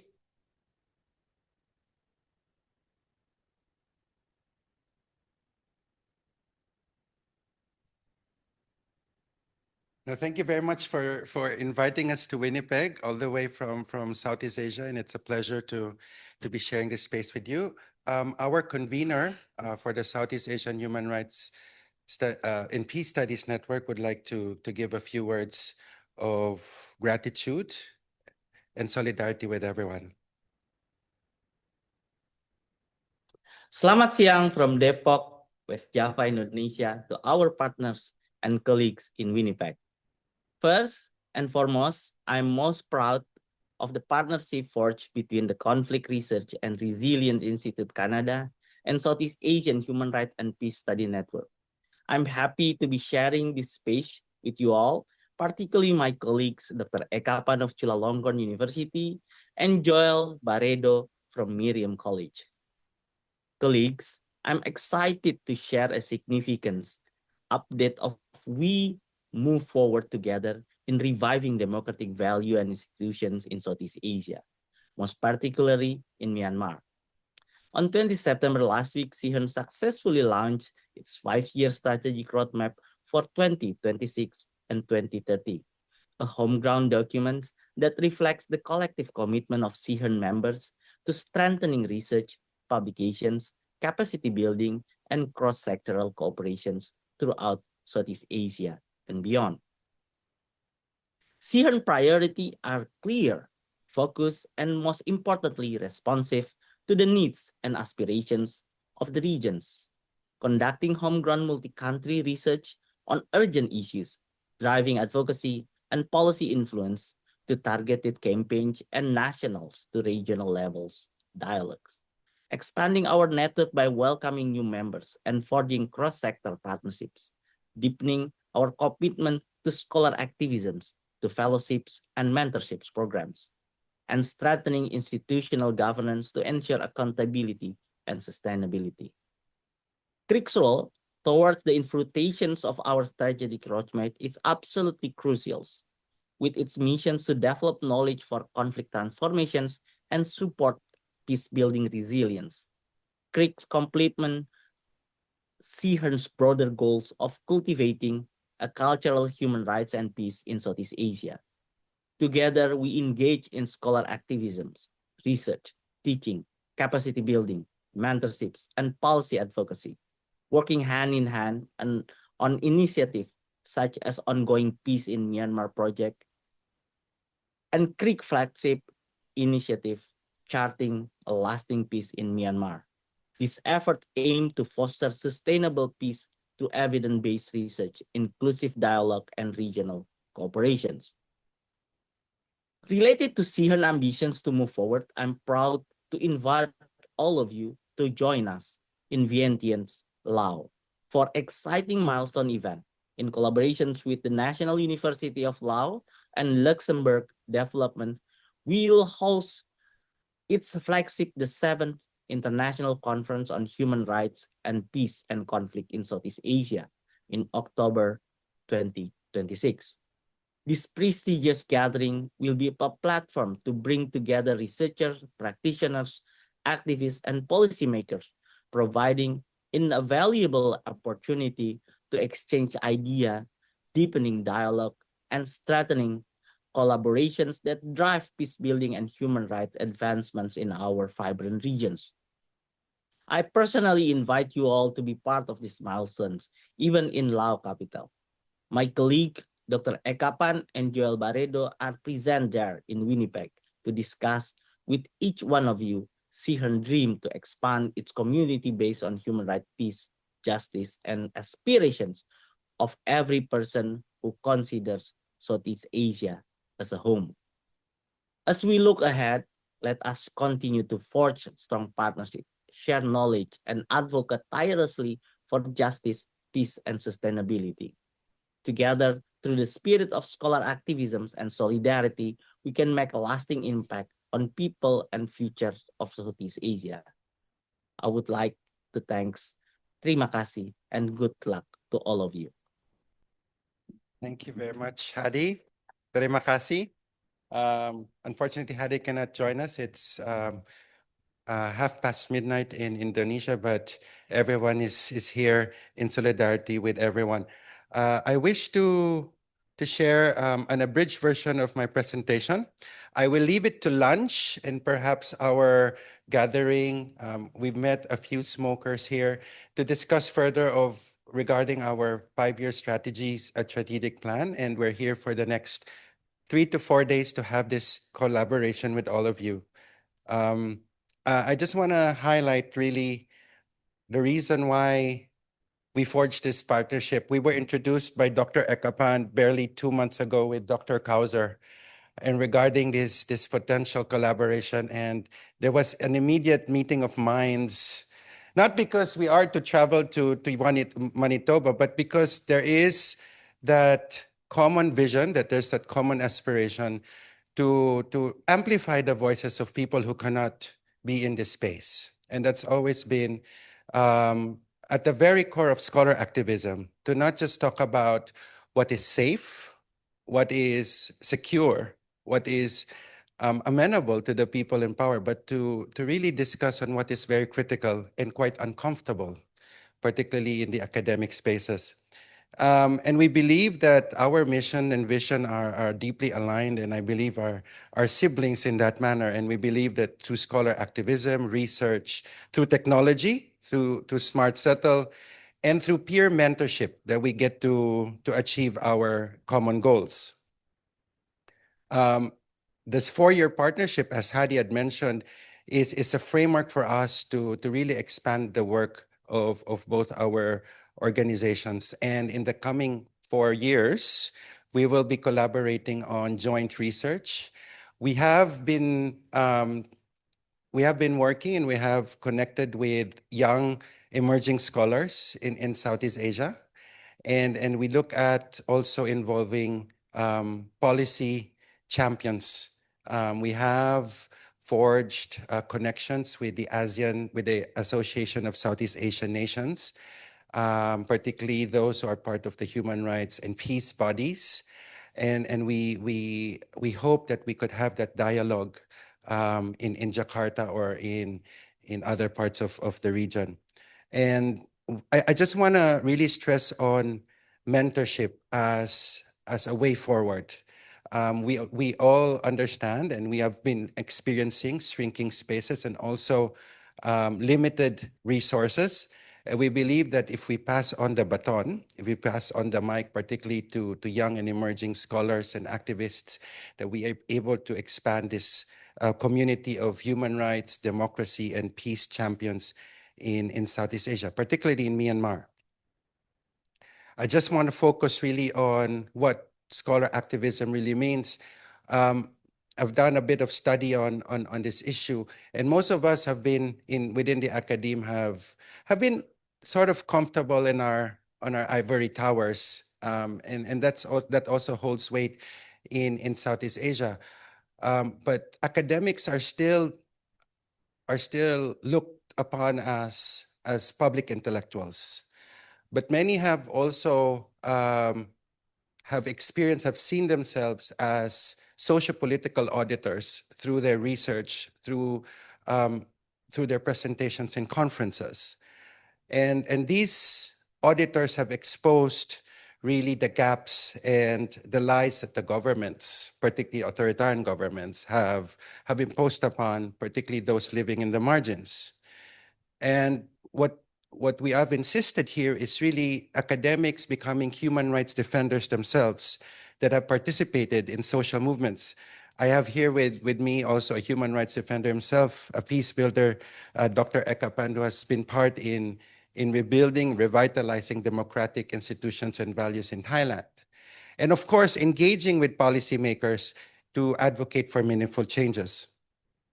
Now, the scholar as an activist do not just end with the production of knowledge and teaching in classrooms, that there is also that need and that focus on the application of knowledge and also problematization of knowledge. Many of our concepts, many of our literature are still produced by our colleagues from the global north. And what we have tried to do with CRRIC over the past 16 years is to promote, to build capacities for knowledge to be produced and to be disseminated from the ground, from the grassroots. And that hopefully builds a community of change makers, of change agents, and that's how we expand that community of champions or that community of scholar activists.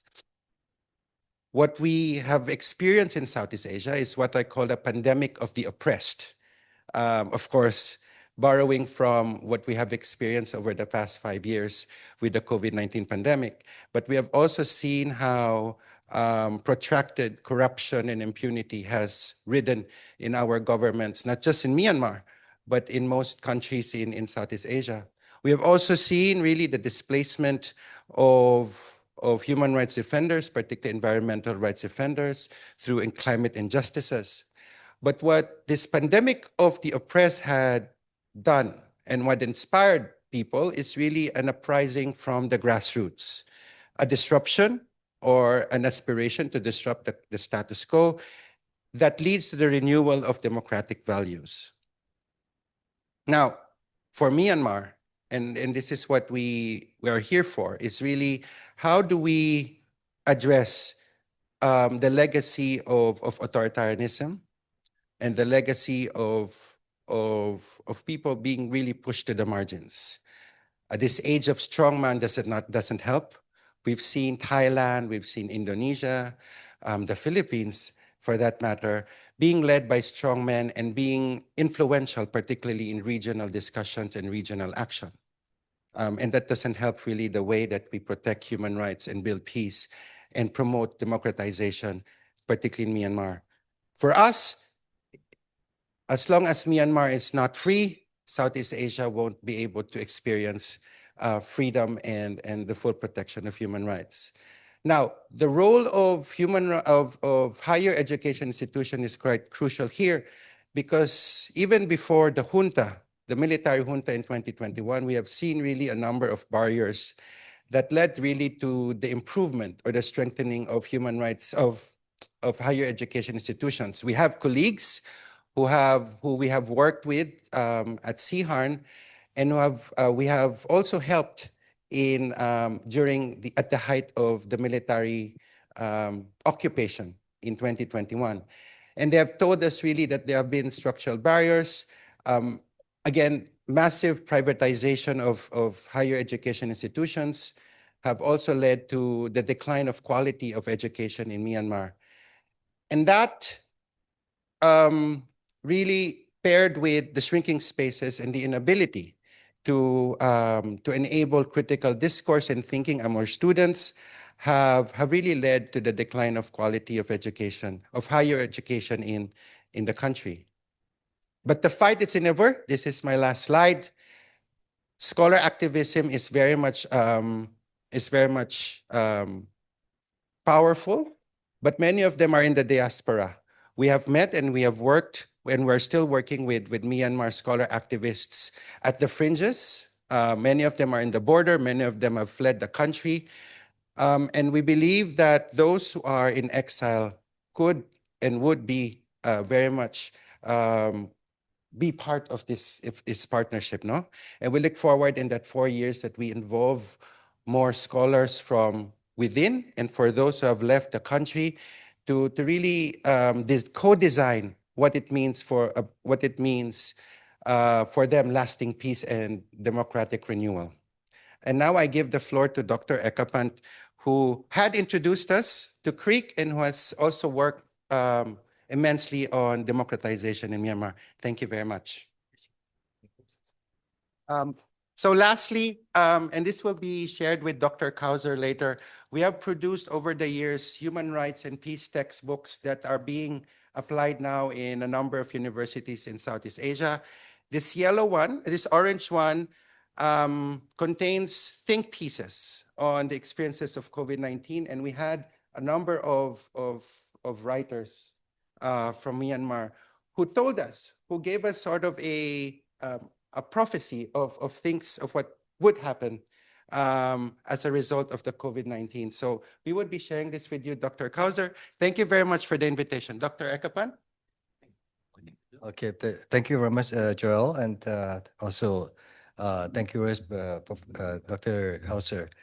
The thing is, like, I'm trying to, because like we have some kind of a commitment that in a few months from now, like next year, in the very beginning of next year, we are going to organize like a series of conferences in Southeast Asia.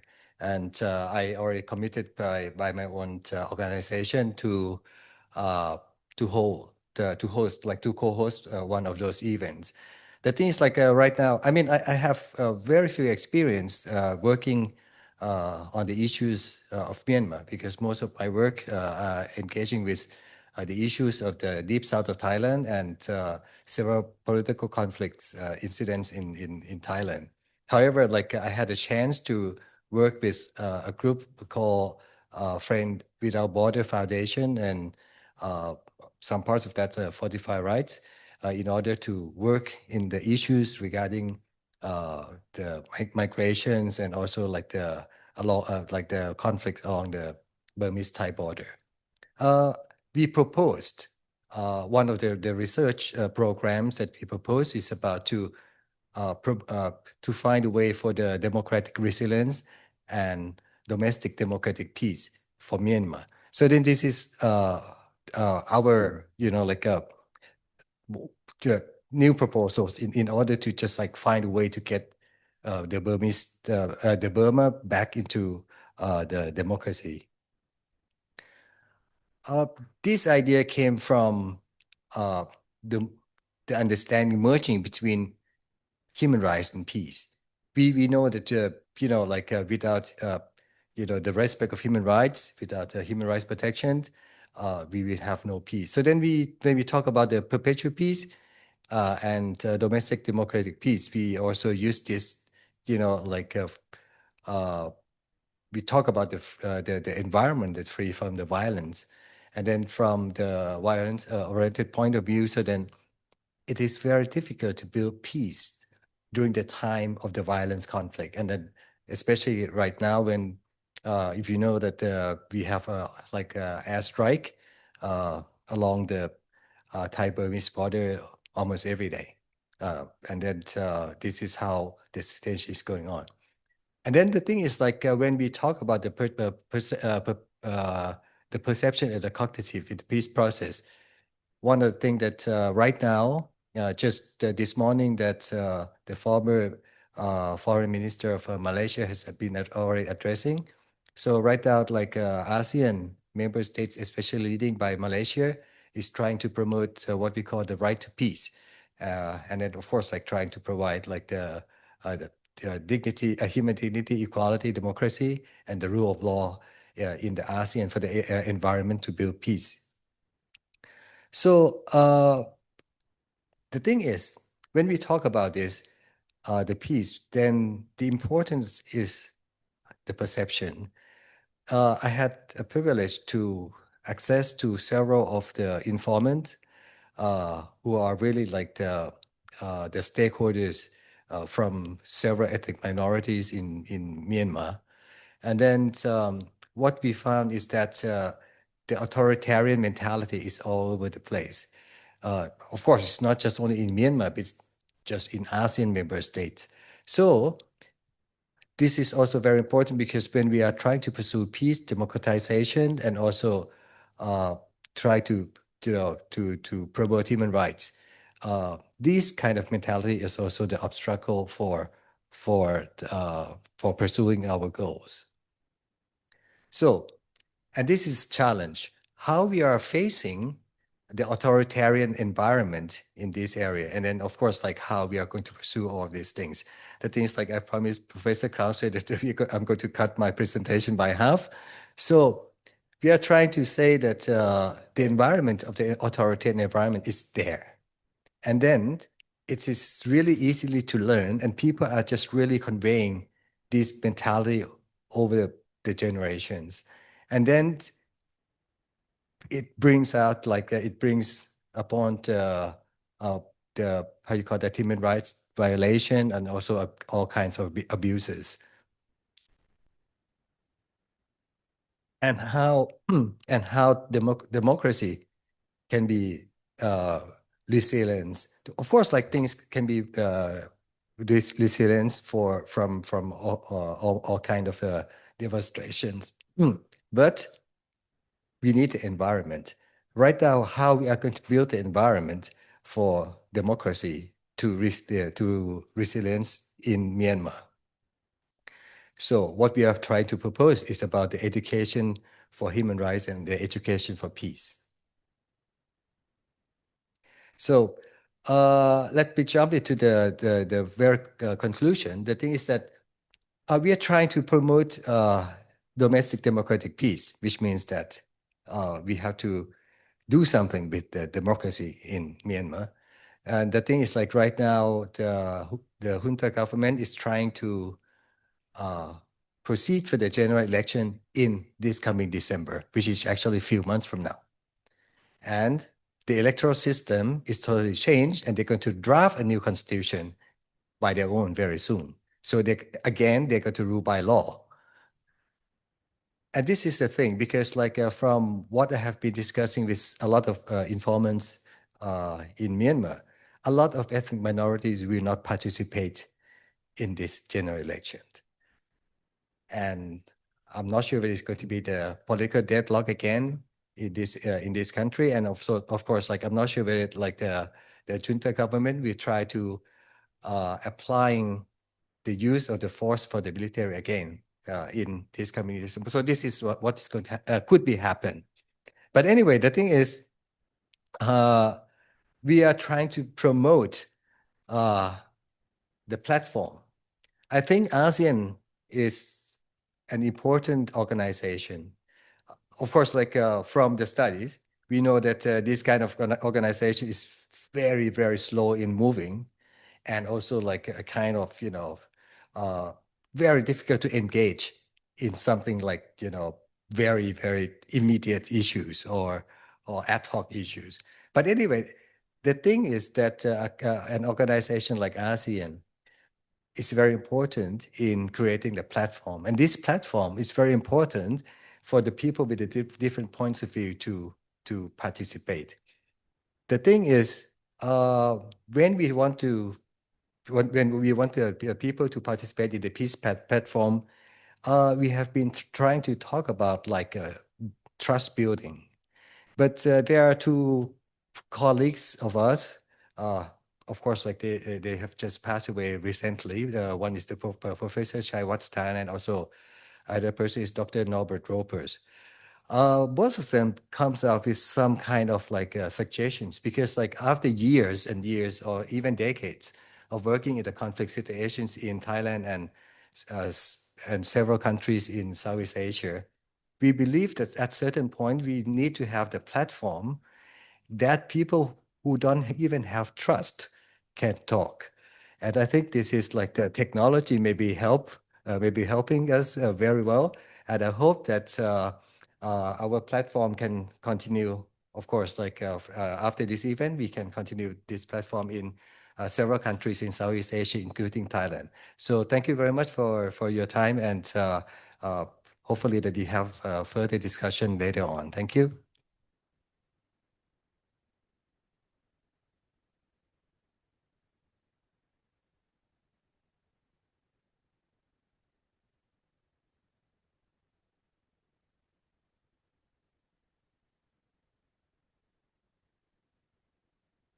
Our next speaker, Steve Ross from the Stimson Center, bringing expertise on international security and regional stability. Steve Ross is a senior fellow and a Stimson Center leading the crisis in Myanmar, Rakhine State. An expert in conflict resolution and governance in South and Southeast Asia. He previously served as senior advisor at the Richardson Center, directing efforts on the Rohingya crisis. Based in Myanmar from 2014 to 2017, he led conflict prevention initiatives for the Center for Humanitarian Dialogue and supported the Carter Center Election Observation Mission. His experience includes roles at the U.S. State Department, CSIS, and Global Rule of Law programs. Steve holds an MPA from Princeton University and a BA in Political Science and History from the Tufts University. Let's welcome. Thank you. Can everyone hear me okay? Great. Thanks, first of all, to the Conflict and Resilience Research Institute Canada for having me and for gathering this convening. I've been asked to focus my remarks on U.S.-Myanmar relations. I'll start with a brief overview of the past 15 years of U.S.-Myanmar relations. Then I will turn to what we know about U.S. policy towards Myanmar under the Trump administration, looking at what we have seen so far and what we might expect in the coming years. Overall, it's my sense that there has been and will continue to be significant changes to U.S.-Myanmar relations under the Trump administration, but these are driven less by the nature of the bilateral relationship than by the administration's approach to foreign policy more broadly. Nonetheless, that will have significant impacts on the conflict dynamics in Myanmar and in neighboring countries, and there will continue to be uncertainty about the U.S. approach. So just looking back at U.S.-Myanmar relations, before 2010 and beginning in the late 1980s, the relationship was dominated by U.S. human rights concerns in Myanmar. Those emanated from the elections in 1988, which were not recognized by the Myanmar military, the revolution at that time, the 88 revolution, subsequently the Saffron Revolution, and then the response to Cyclone Nargis in 2008. At the same time, there were some concerns from the U.S. side about Myanmar's links to North Korea and weapons proliferation. And during that time, the U.S. imposed both broad-based and targeted economic sanctions against Myanmar.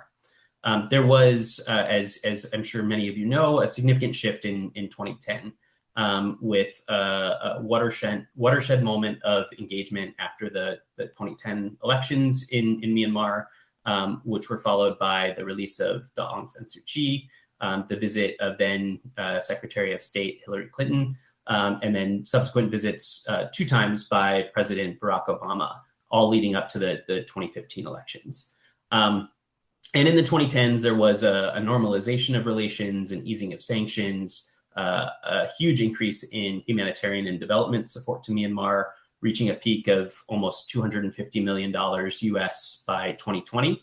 But at the same time, only modest investment from the private sector in the US. Then, of course, there was the coup in February of 2021. Under the Biden administration, overall, I would say there was significant authority that the administration had to dictate policy towards Myanmar, but a reluctance to use the authorities that they had. And a situation where the administration certainly could have done more.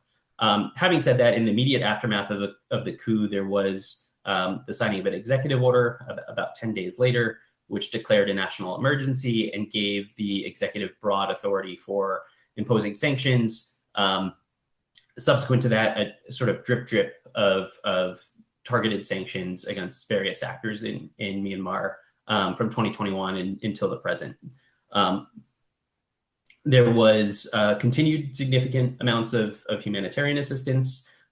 With respect to the situation in Rakhine, the State Department made a declaration of genocide committed against the Rohingya in 2022, while at the same time doing little to follow through in a tangible way to support that determination in terms of support to the Rohingya community and looking for a political resolution beyond some of the humanitarian assistance that was provided and some support to international justice and accountability mechanisms.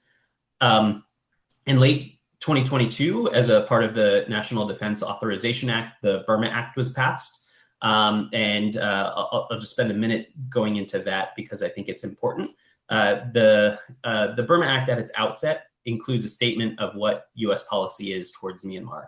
And it states that it's the policy of the U.S. to continue to support the people of Burma in their struggle for democracy, human rights, and justice, to support opposition to military rule and restoration of civilian rule, accountability, and continued provision of humanitarian assistance. The Burma Act also authorized the executive to impose sanctions, to provide funding, including non-lethal aid and technical support to resistance actors, including the NUG and ethnic groups. But there was a limit to the extent that these authorities were actually exercised.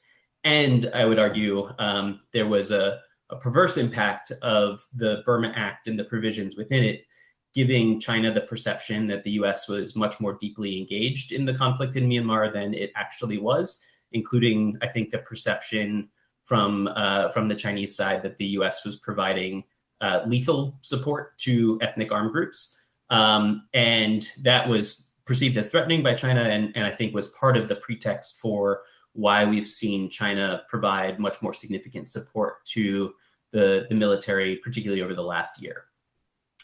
So that's just a quick summation of where I think we were as of January 2025.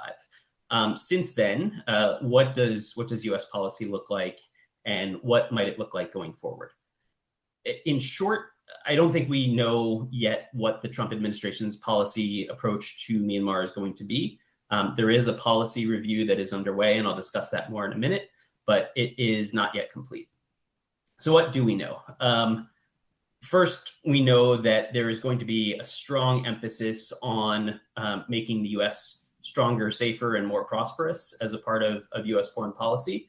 And under that framework, the changes that have had the biggest impacts on Myanmar are not necessarily unique to Myanmar. So you have the shutdown of US aid and cuts to humanitarian and development assistance, which obviously have had a very significant impact on Myanmar, including in the aftermath of the earthquake in Mandalay in March. But those impacts are not by any means unique to Myanmar. Similarly, with the restructuring and shrinking of the State Department, there have been some impacts on various parts of the U.S. foreign policy apparatus that engage with Myanmar that have been impacted, but it is not just Myanmar that is being affected. With respect to Myanmar specifically, I think it is important not to read too much into individual actions. There has been a lack of overall coherence that fits a broader pattern of contradictions that I think we've seen in the administration's strategy and policymaking. So on the one hand, we've seen a range of actions which suggest that there may be increased openness to engaging with the military in Myanmar. There was the letter that President Trump sent to Min Aung Hlaing in early July with respect to tariffs, although it was quite clear that was a form letter and probably not cleared with folks in the State Department and elsewhere in the administration that might have raised concerns. There was the lifting of sanctions on some companies linked to the arms trade in late July. And at about the same time, we saw interest from the administration crop up in the critical minerals that Myanmar has. So all of those things suggest that maybe the administration is leaning more towards engagement than would have been the case under the Biden administration, the previous Trump administration, or previously. On the other hand, almost immediately after he took office, the Trump administration, President Trump, reauthorized the executive order that imposes a state of emergency with respect to Myanmar, the very same state of emergency that President Biden signed just shortly after the coup. We had testimony from the nominee to be the U.S. ambassador to Thailand in July, saying that it's the State Department's position not to encourage Myanmar to hold elections, and that if confirmed, he would encourage Thailand not to lend legitimacy to the Myanmar regime. In July, we also had the Congress passing several bills out of committee with respect to Myanmar. One, the BRAVE Act, which was largely focused on sanctions. Two, the Burma Genocide and Accountability and Prevention Act, which was largely focused on Rohingya-related matters. And third, the No New Burma Funds Act, which seeks to block support from international finance institutions to the Myanmar military. So some support in Congress. I think obviously there are questions about Congress's role under this administration, but champions within Congress that still have a strong interest in Myanmar and the restoration of democracy and support to resistance actors and opposition actors in Myanmar. In addition, just in the last 2 weeks, we've seen new sanctions imposed by the administration. At the beginning of September, several individuals and entities were sanctioned who are linked to the scam centers on the Thai-Myanmar border. And then just yesterday, several individuals and entities with links to the arms trade, and particularly arms trade with North Korea, were sanctioned. And then finally, and significantly, the Burma Act is still in effect. So those policies that were set out in the Burma Act in 2022 still hold to this day. So it is still the policy of the U.S. to support the people of Myanmar in their struggle for democracy, human rights, and justice, to support opposition to the military and restoration of civilian rule, accountability, and humanitarian assistance. There are questions the extent to which this administration will support that. But unless there is a new act of Congress, that is the official U.S. policy towards Burma. Having said that, I mentioned a moment ago, there is a policy review that is underway. It began shortly after the new administration came to power and was led initially by the Asia team at the National Security Council. When the earthquake happened, the review was paused and delayed for a period of time. After it resumed, there was a shakeup at the National Security Council, and the review was paused or delayed again. Since then, it seems as if the review has shifted to the State Department. And I would say that is part of a broader effort within the administration to shift policymaking from the National Security Council, which the Trump administration views as having grown bloated and straying from its initial interagency coordinating function, and shifting that policy focus back to the State Department. At the same time, there are key leadership positions within the State Department that remain unfulfilled, particularly the Assistant Secretary of State for East Asia and Pacific, who would, if in place, be leading this process. But there are a few key elements which seem likely to emerge once the policy review is completed. First is the role of China, which will be no surprise to anyone that has followed the geopolitical developments on the U.S.-China front in recent years. That is likely to remain a significant concern in Washington, D.C. The second pillar, I would say, is transnational crime. And that's both looking at cyber scams, which have a huge impact on Americans as well as others in Western countries and in the region, as well as drug trafficking, with Myanmar being a significant producer and hub for drugs in Southeast Asia, some of which reach American markets. And the third pillar is regional stability, which is essentially the impact that conflict within Myanmar has on its neighbors and within Asia more broadly. So those are some of the elements that I think we're likely to see. What is notable is what is not included.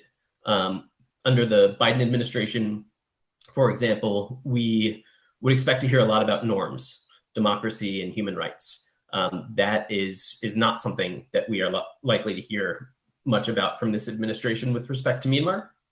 And that's going to have a significant impact as well on what the humanitarian and development support from the US might look like. Having said that, I think those changes, as I alluded to previously, are not necessarily unique to Myanmar. They are global, but because of the dynamics in Myanmar, they are going to have a tremendous impact on the trajectory of the conflict there, and the withdrawal of US funding and technical support from civil society, media, other resistance actors is going to be very wide-reaching, and there is no obvious actor to replace the US role. I will say, though, that the Australian budget includes a significant amount of support for Myanmar and Bangladesh with respect to the Rohingya over the next several years. Just to wrap up, I want to highlight two, I think, unknowns, which will be worth watching in the coming months. One is how the administration actually approaches the military-run elections in Myanmar. I think before the elections are held, it is very unlikely that the US will come out in support of the elections. But what maybe will be different than would have occurred under a different administration is the extent to which the administration is willing to engage with Myanmar's neighbors, others in the region, with ASEAN, to encourage them not to support or engage with the electoral process. And then related to that, and perhaps even more importantly, is what will the administration do after the elections, particularly as it seems likely that some of Myanmar's neighbors, China, India, Thailand, and maybe other members of ASEAN, look to use the elections as a pathway to normalizing relations with the regime that emerges. How will the administration approach that issue? And then I think the other big unknown is if the administration will try to seek some sort of grand bargain in Myanmar. We have seen President Trump style himself as a peacemaker. It's very clear that he would like a Nobel Prize. Myanmar is an incredibly difficult nut to crack, but might he try and reach some grand bargain in Myanmar, which leads to greater stability, if not a resolution of the conflict and addressing the underlying and root causes of conflict? Or might there be some sort of grand bargain that he seeks to broker and the administration seeks to broker to access critical minerals from Myanmar? I think those are incredibly complex things to try to address, but it could be an area where the administration seeks to play a role, and which I think would have likely a negative impact on efforts to address the conflict dynamics in Myanmar. I will stop there, and if there's time, happy to answer questions or engage in discussion. Thanks. Thank you. Thank you, Steve. A message of hope or despair, Steve? Both? Yeah. I mean, I have certainly a tremendous amount of hope for the people of Myanmar and the resilience and devotion that they have given to this cause over the last 4.5 years. But the conflict dynamics have been very, very challenging, and the humanitarian situation in Myanmar, combined with the loss of support from Western countries and the additional support from China, makes for a very, very difficult pathway ahead. Thank you, Steve, for your time and your energy. And I think we look forward to seeing what U.S. policy evolves. Thank you once again on behalf of the Institute, Steve. Thank you. Thanks for having me. Thank you.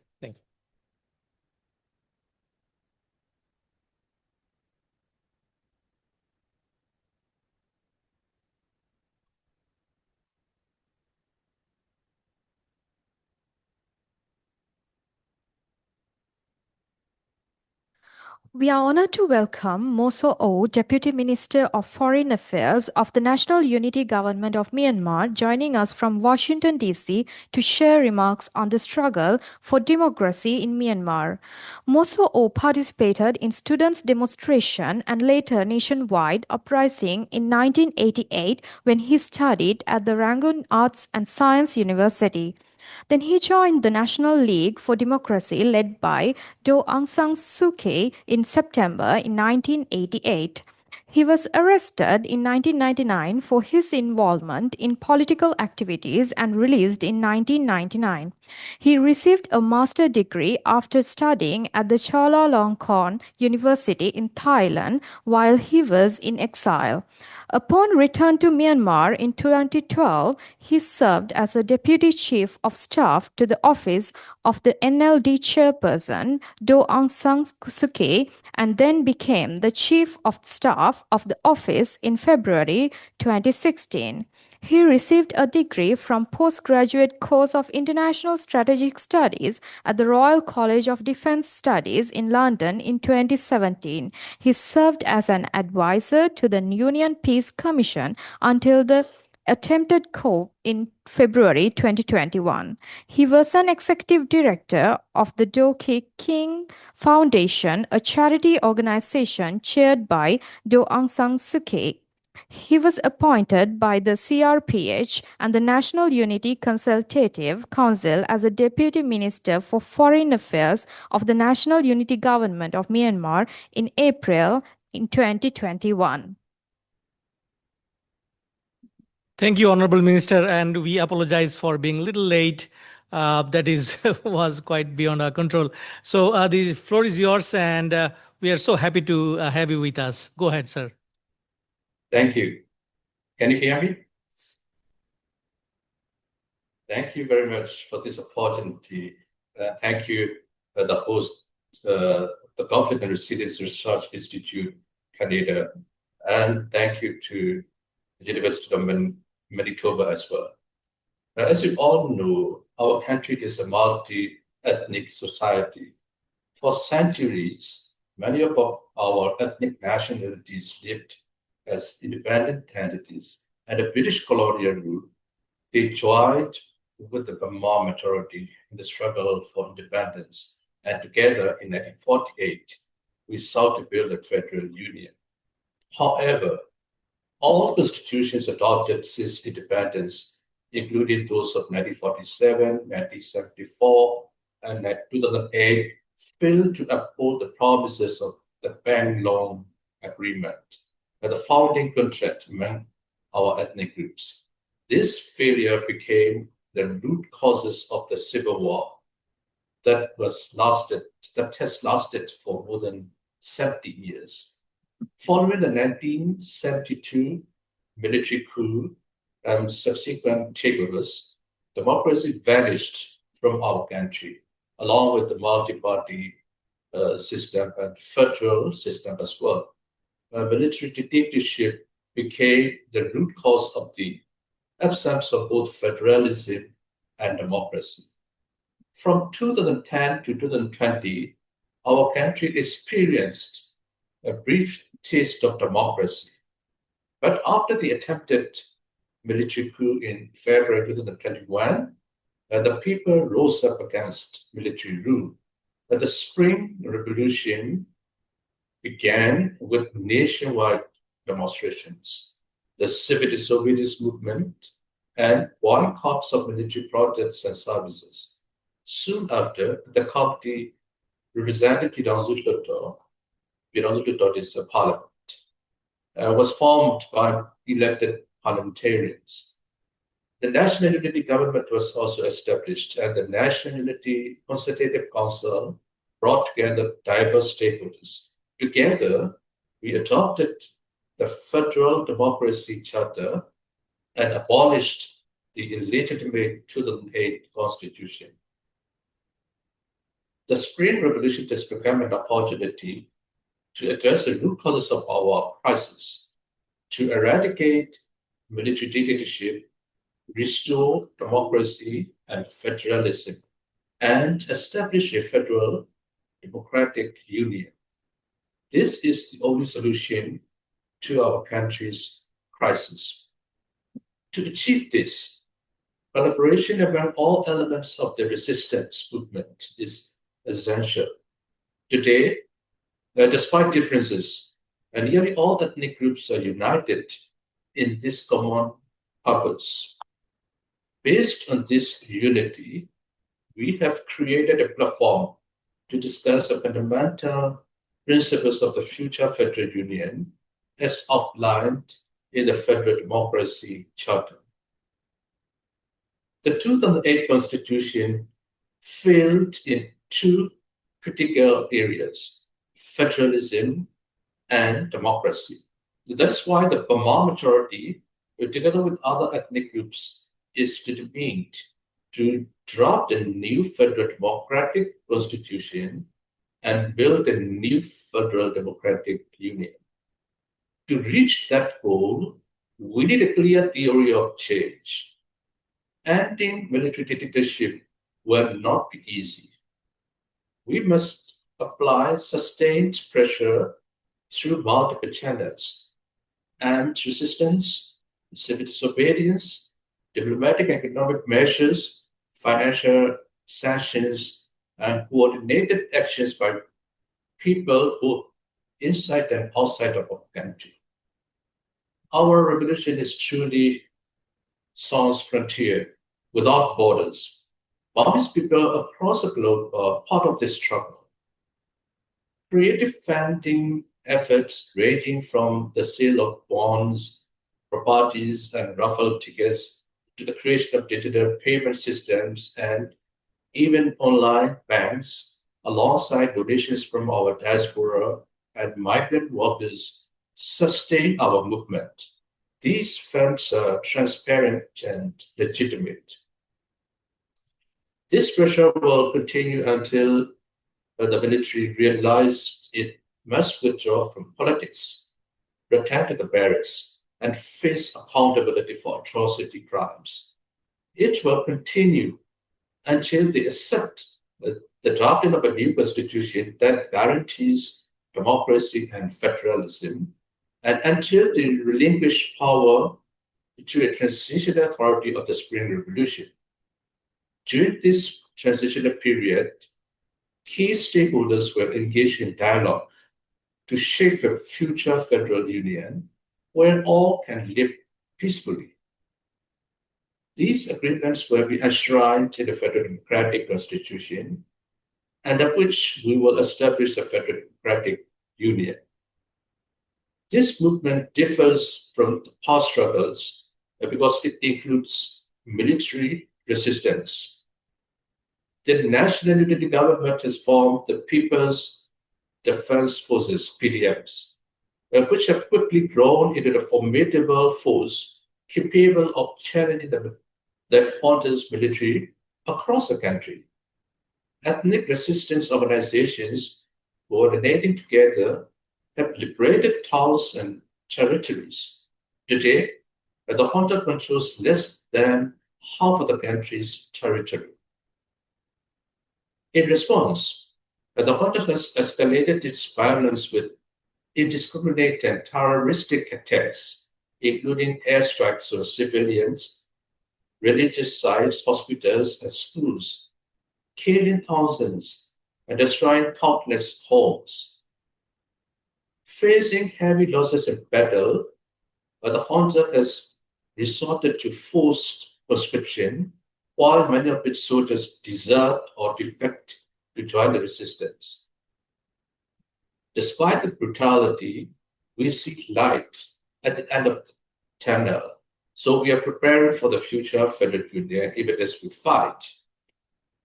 Our revolutionary forces are diverse but united in purpose. We agreed that the 2008 Constitution must be replaced. We agreed that an interim period is necessary to draft a new constitution.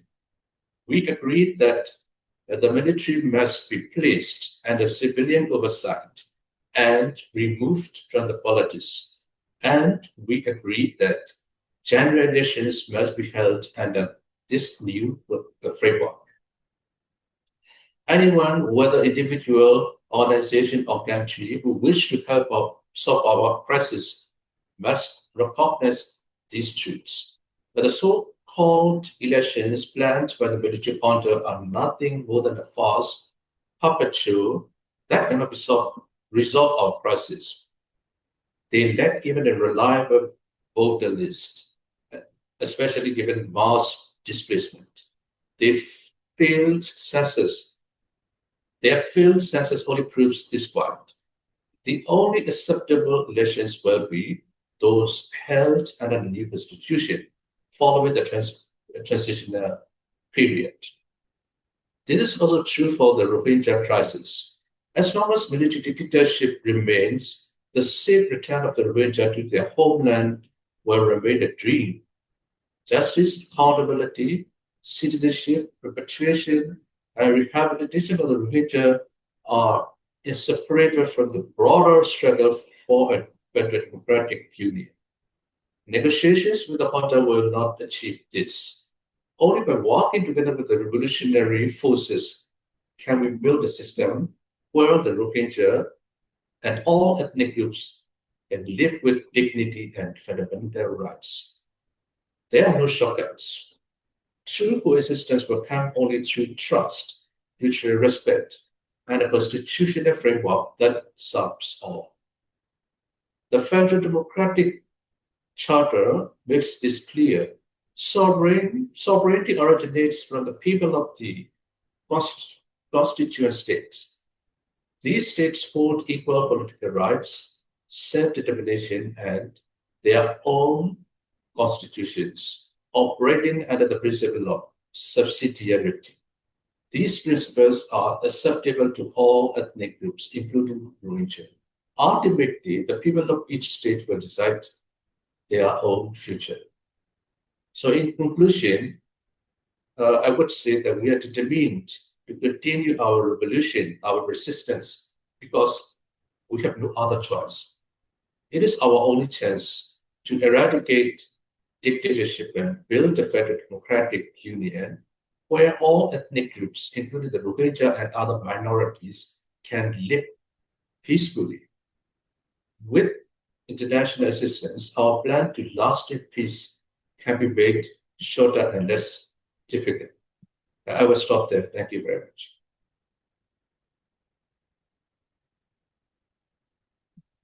Thank you, Honorable Minister. Any questions for the Minister from the floor? Honorable Minister, I do have a question. So we have heard military junta has given an election date in December this year.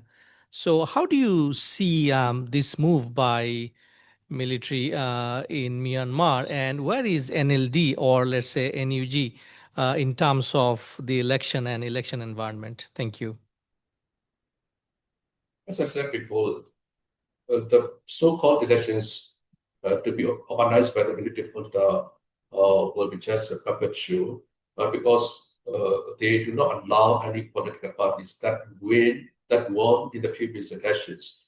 80% of the voters of the previous elections, like the National League for Democracy, the NLD, and other ethnic parties like the Shared National League for Democracy, that won majority of the voters and constituents in the previous elections were not allowed to participate in the upcoming sham elections. And another thing is that they would be able to conduct such so-called elections in 100 constituents, which is just one part of the countries. And like I said, they could control only less than half of the territories of the country. So it is not realistic to hold elections in one part of the countries of 100 constituents. Another thing is that they don't have a reliable, credible voters list. The ironic fact is that they staged a military coup in 2021, given the reason of the voters fraud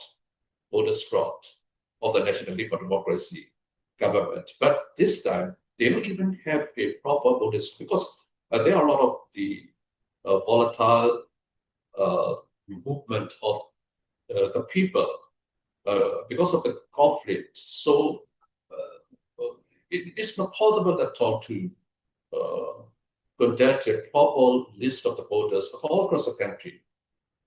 And another thing is that they are trying to hold that elections under the very undemocratic elections law that bar all the people who are very close to, our resistance groups or the National League for Democracy or some other political parties that really want democratic principles.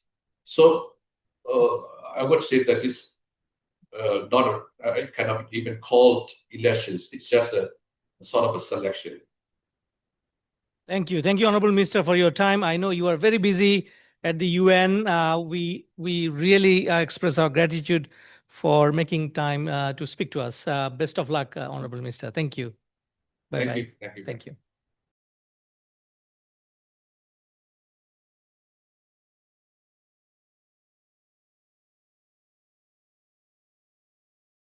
Thank you, Senator. First off, thank you. We'll do it behind here. It's okay. There we go. Yeah. Okay. And our gratitude for having you here. Very quick question. You raised number of ideas, and we hope we'll track it sooner.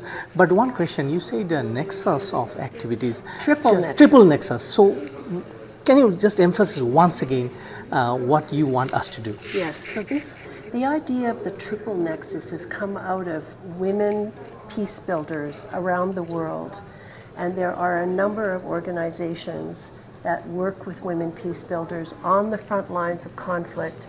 And what the triple nexus represents is a much more cohesive approach that understands that people do not live their lives in silos. You don't have a finance silo and a development silo and a peace building silo. It's all one. And many of the policies, many of the programs, a lot of the funding is still done in silos. And it creates, rather than a cooperative environment, it creates a competitive environment where organizations that share purpose and that could and should and can work together end up being kind of pitted against each other because of the way that funding is provided. So the triple nexus is a concept of bringing together and of honing the focus so that the focus is on people, the focus is on community leaders, and in particular because of my orientation as a feminist and the organizations I work with are feminist organizations, there's a focus on women and girls and their very strong leadership at the local level, but making the connection between those local leaders and the UN Security Council resolutions on women, peace and security, and youth, peace and security. So, His Excellency, I should start by saying that although you have said that you are technically retired, but we are talking to Canada's former ambassador and High Commissioner to Bangladesh, and it was a delight to have her with us in these last 2 days. And my pleasure. Thank you so much. So we are going to very briefly request her remarks, what she saw in the past 2 days with us, and what does she think about the future of our project and has the potential to bring peace in Myanmar. Honorable Minister, go ahead. Okay. Well, thank you very much, Dr. Kausar Ahmed, for inviting me to this very important event. Congratulations on the work you're doing with the Conflict Resilience Research Institute. I think that the work you're doing is very important. For me, it's been a pleasure to be part of an event where you brought in the various stakeholders, where you had academics, Canadian politicians, Rohingya, and where you not only introduced us and looked at the issues to create a lasting peace in Myanmar, which is an issue that has been forgotten. So thank you for bringing it to the forefront, explaining how important the plight of the Rohingya remains, but also for introducing us to innovative ways of achieving that peace and using, for example, new technologies such as Smart Settle, but also a very cohesive and comprehensive approach to peace building. So it's really a fascinating project and one really worthwhile supporting. Thank you very much, Ambassador. And Dr. Lily Nicholson, she teaches at the University of Ottawa as a fellow, and we'd be very happy and welcome her to be involved in our project in the future. Thank you once again for your time. Thank you. Bye-bye. Thank you very much. Following lunch, we will resume with MP Terry Duguay, Member of Parliament for Winnipeg South, representing the Liberal Party of Canada, who will provide opening remarks for the afternoon session. Terry Duguay is the Member of Parliament for Winnipeg South, representing the Liberal Party of Canada. He has served in Parliament since 2015 and has held several parliamentary secretary roles, including Parliamentary Secretary to the Minister of Environmental and Climate Change. A long-time community leader, Duguay has worked extensively on issues related to the environment, urban development, and public health. Before entering federal politics, he served as a Winnipeg City Councillor and was active in local initiatives supporting clean water, sustainable development, and infrastructure. In Ottawa, he is recognized as his advocacy on climate action, economic development, and representing the diverse voice of Winnipeg South. Let's welcome. Thank you, Madara, for that warm and generous welcome. And it's great to be with you this afternoon. Great to be with CRRIC, the Conflict and Resilience Research Institute. Always good to see my friend, Dr. Kausar Ahmed, and I've been following your good work for a number of years and have had the great pleasure of attending. Give it to me. The great pleasure of attending your event each and every year, charting a path to lasting peace. It's been a consistent theme of yours for Myanmar. And it's good to know that the government is supporting your good work and continues to do that. And from my part, as the local member of Winnipeg South, who represents the university community here, you can count on my support in the future. Wonderful to see my friend Mary Lou McPhedran, Senator Mary Lou McPhedran, Dr. McPhedran as well.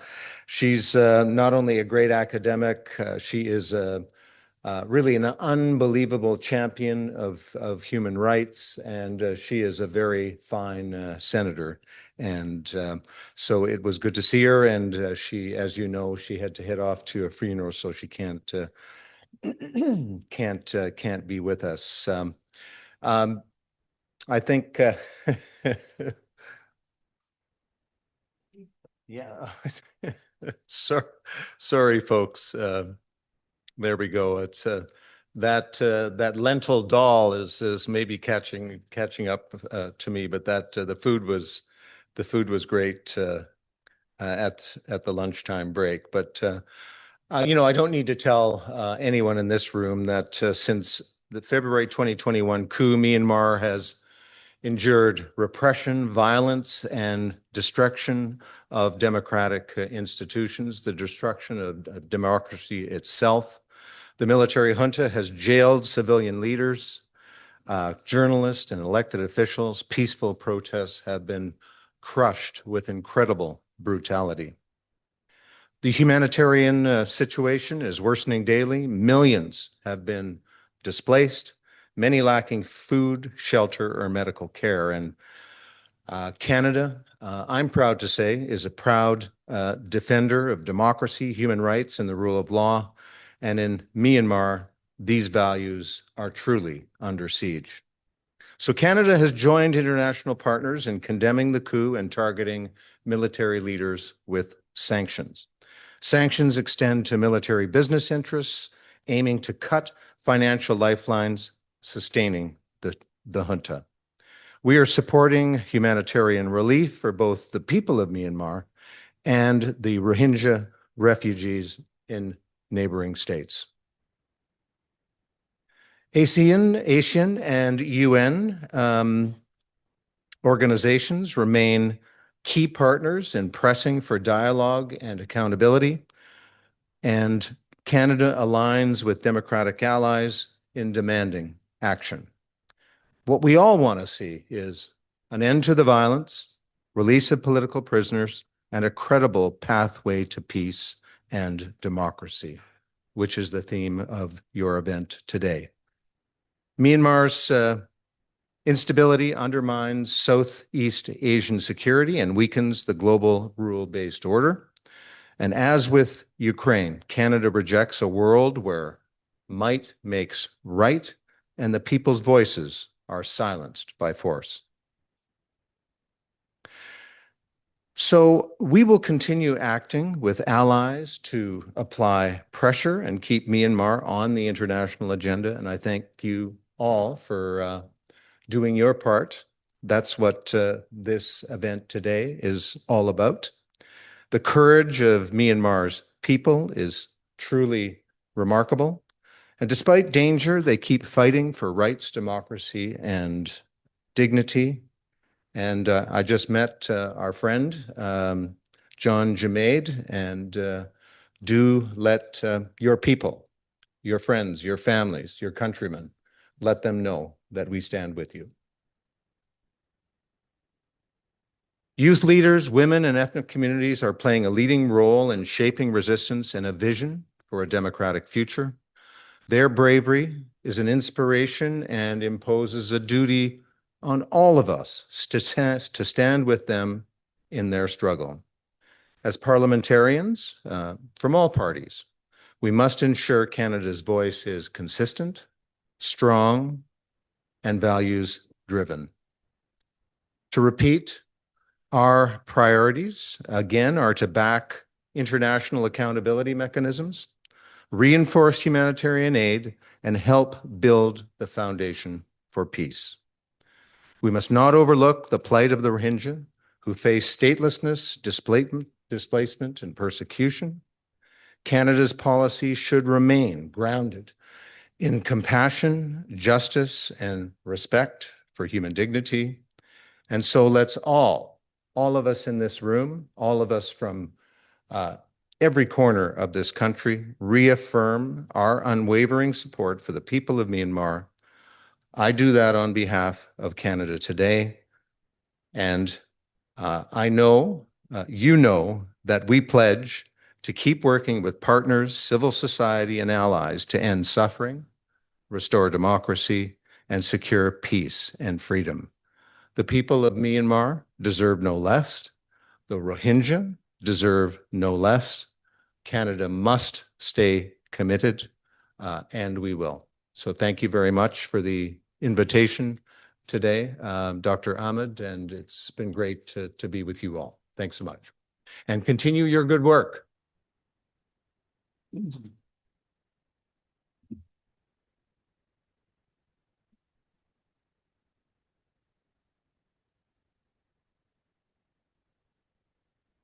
Thank you very much, Honorable Member of Parliament. And I can testify, Terry has been always so supportive to most of our works, especially the federally funded projects, like the last one in October. He actually gave a recorded message to our extremism and violence prevention project, and this time also.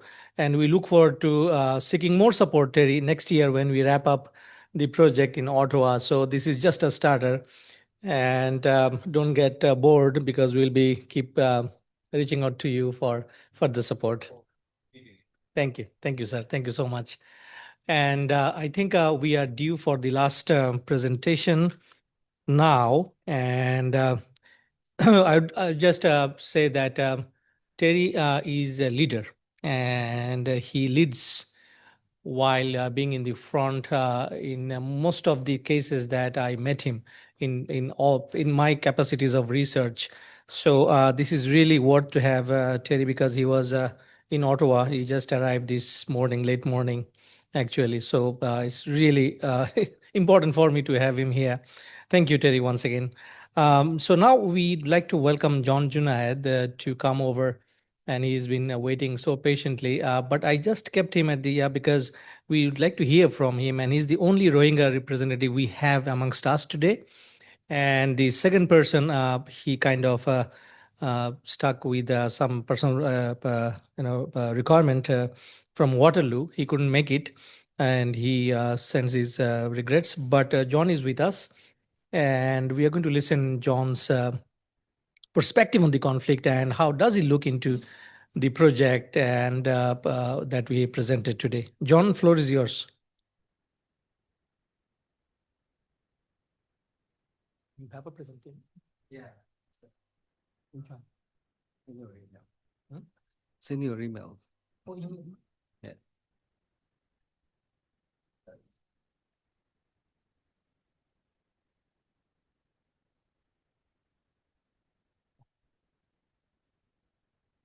You can speak. Let me download it. You can speak. Yeah. Thank you for the opportunity and for having me here to share a bit of Rohingya sufferings and what it feels like to be Rohingyans, facing a genocide in Myanmar. And I would say in the host country, facing a different conditions as a Rohingyans. So I would like to begin by thanking Canada. Canada has been the greatest hope for us.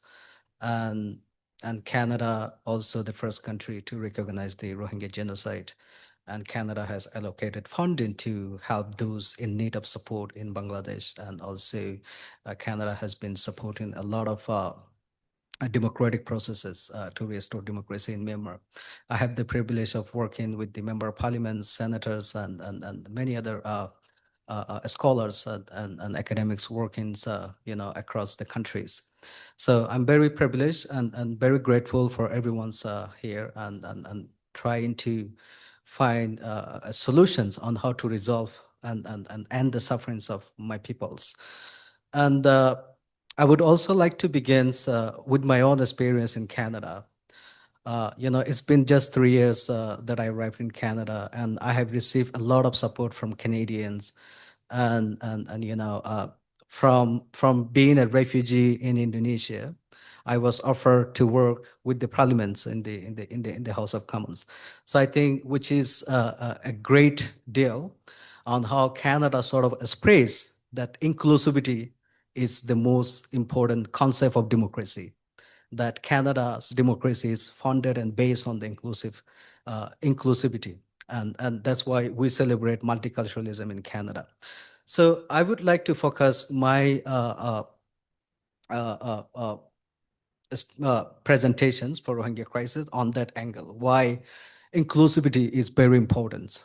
So we have a lot of contexts we're discussing. For example, refugee participations is another norm we're trying to advocate. So my second role in Canada with the governments that I do is I'm a refugee advisory network of Canada, which is funded by and endorsed by IRCC and Global Fair Canada. So we try to help our government on how they could better create policies in addressing refugee crisis and humanitarian crisis. And we have 12 advisors across Canada, and we're trying our best to, best support our government in that perspectives.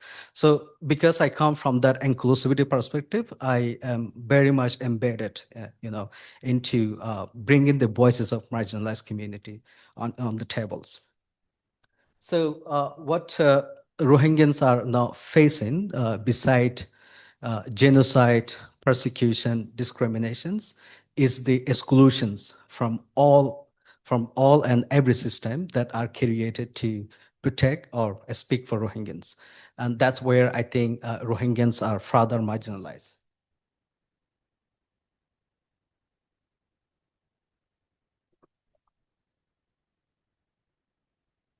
Trying to figure out where, okay, yes, I get it.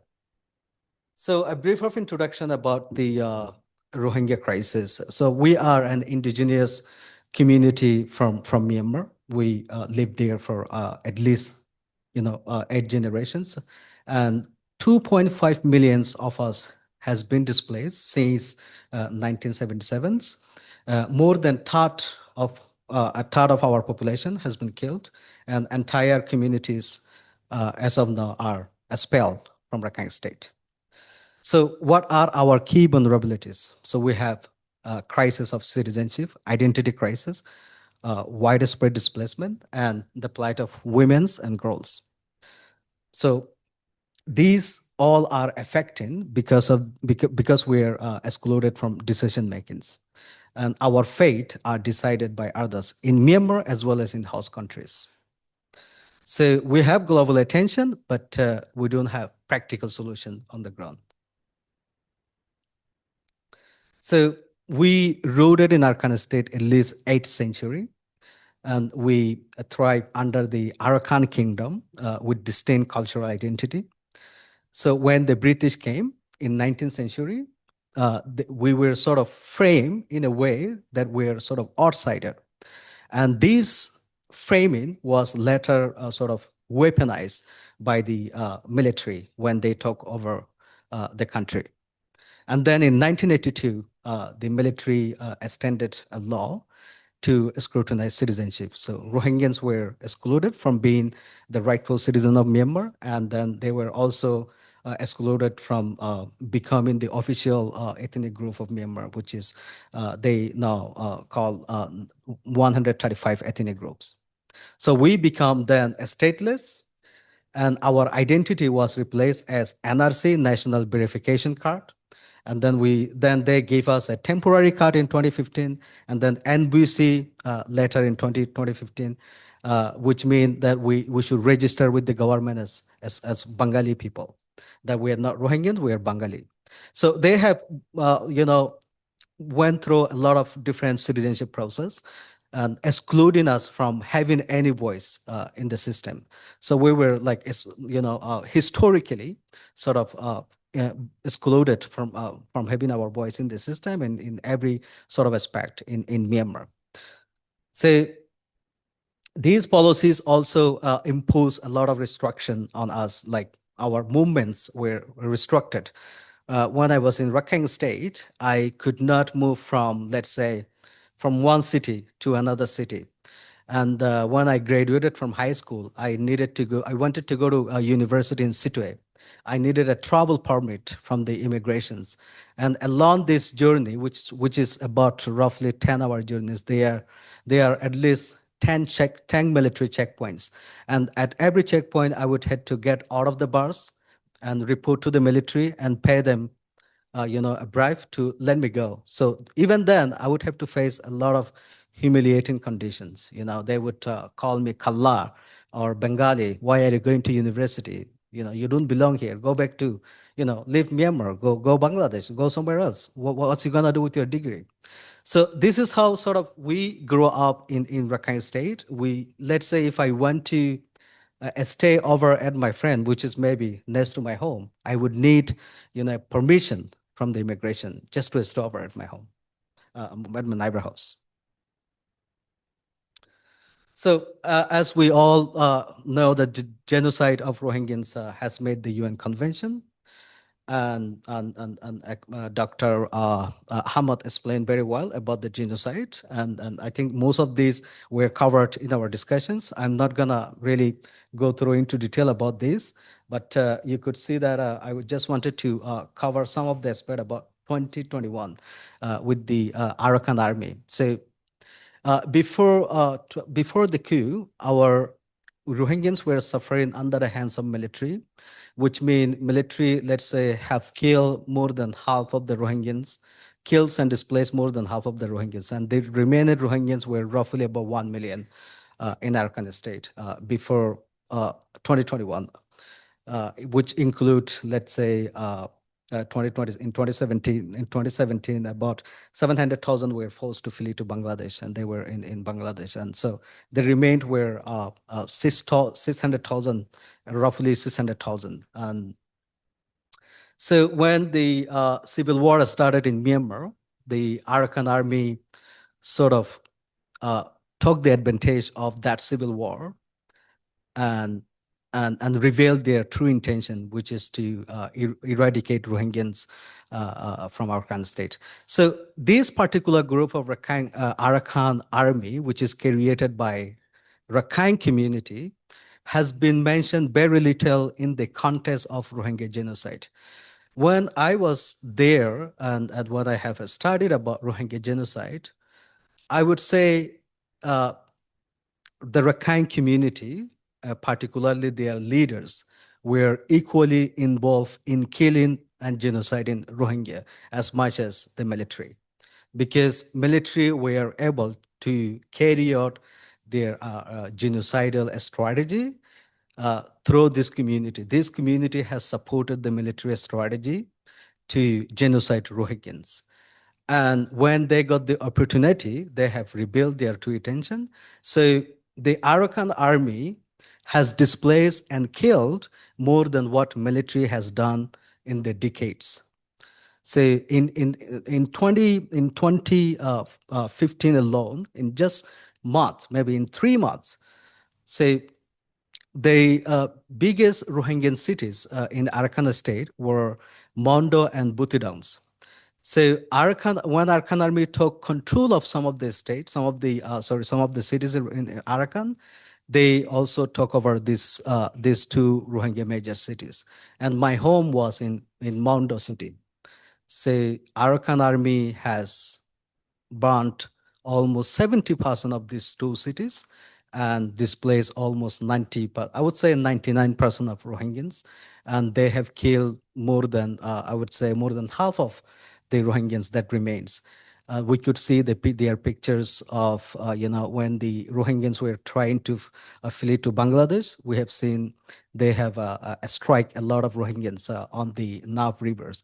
Their bodies are still floating, along the Nav rivers, and children were killed. So I would say Arakan army has killed more than the military in last years. So now Rohingya genocide has come to its final completions. So Arakan army almost finished what the military has started in the past.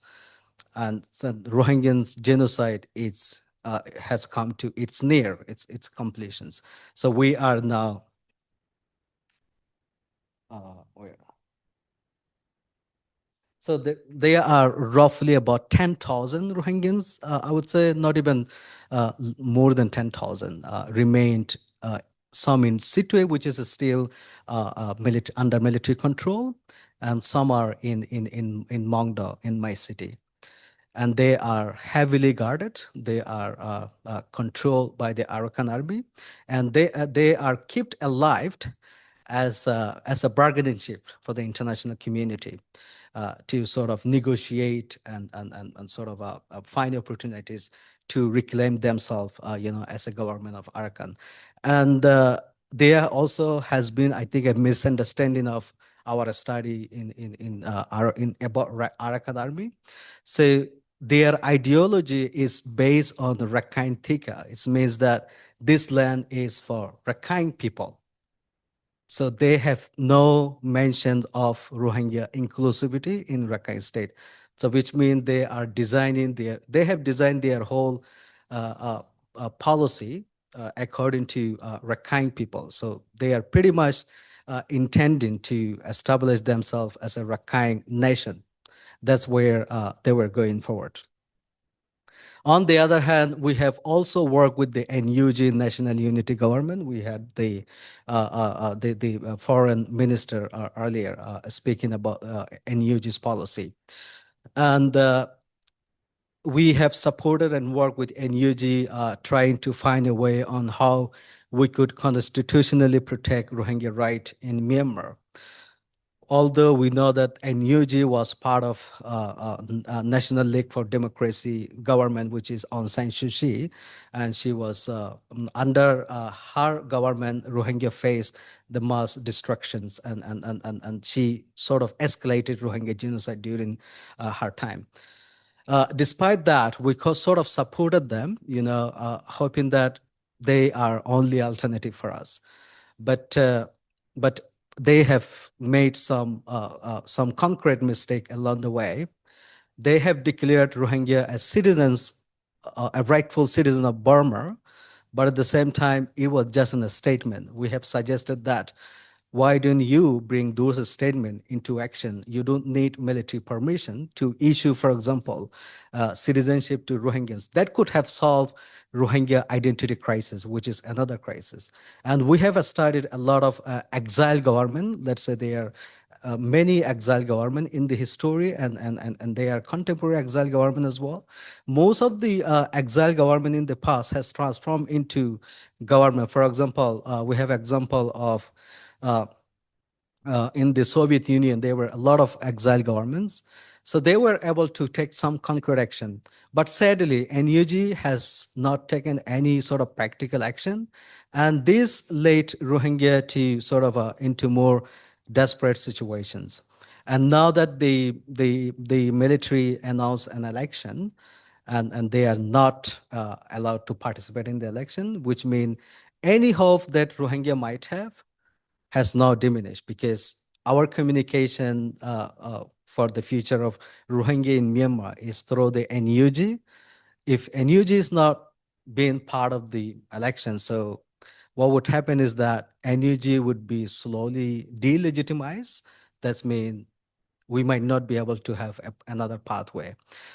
Our leaders are trying to communicate with the Arakan army, but I think even if they come to to the table to discuss about coexistence, I think there would be Rohingya will face the same marginalized situation as they face under the military, because they would come up and say, we are the one who fought against military, so this is our land. And so Rohingya will continue to be marginalized even if they allow to let them in Arakan state.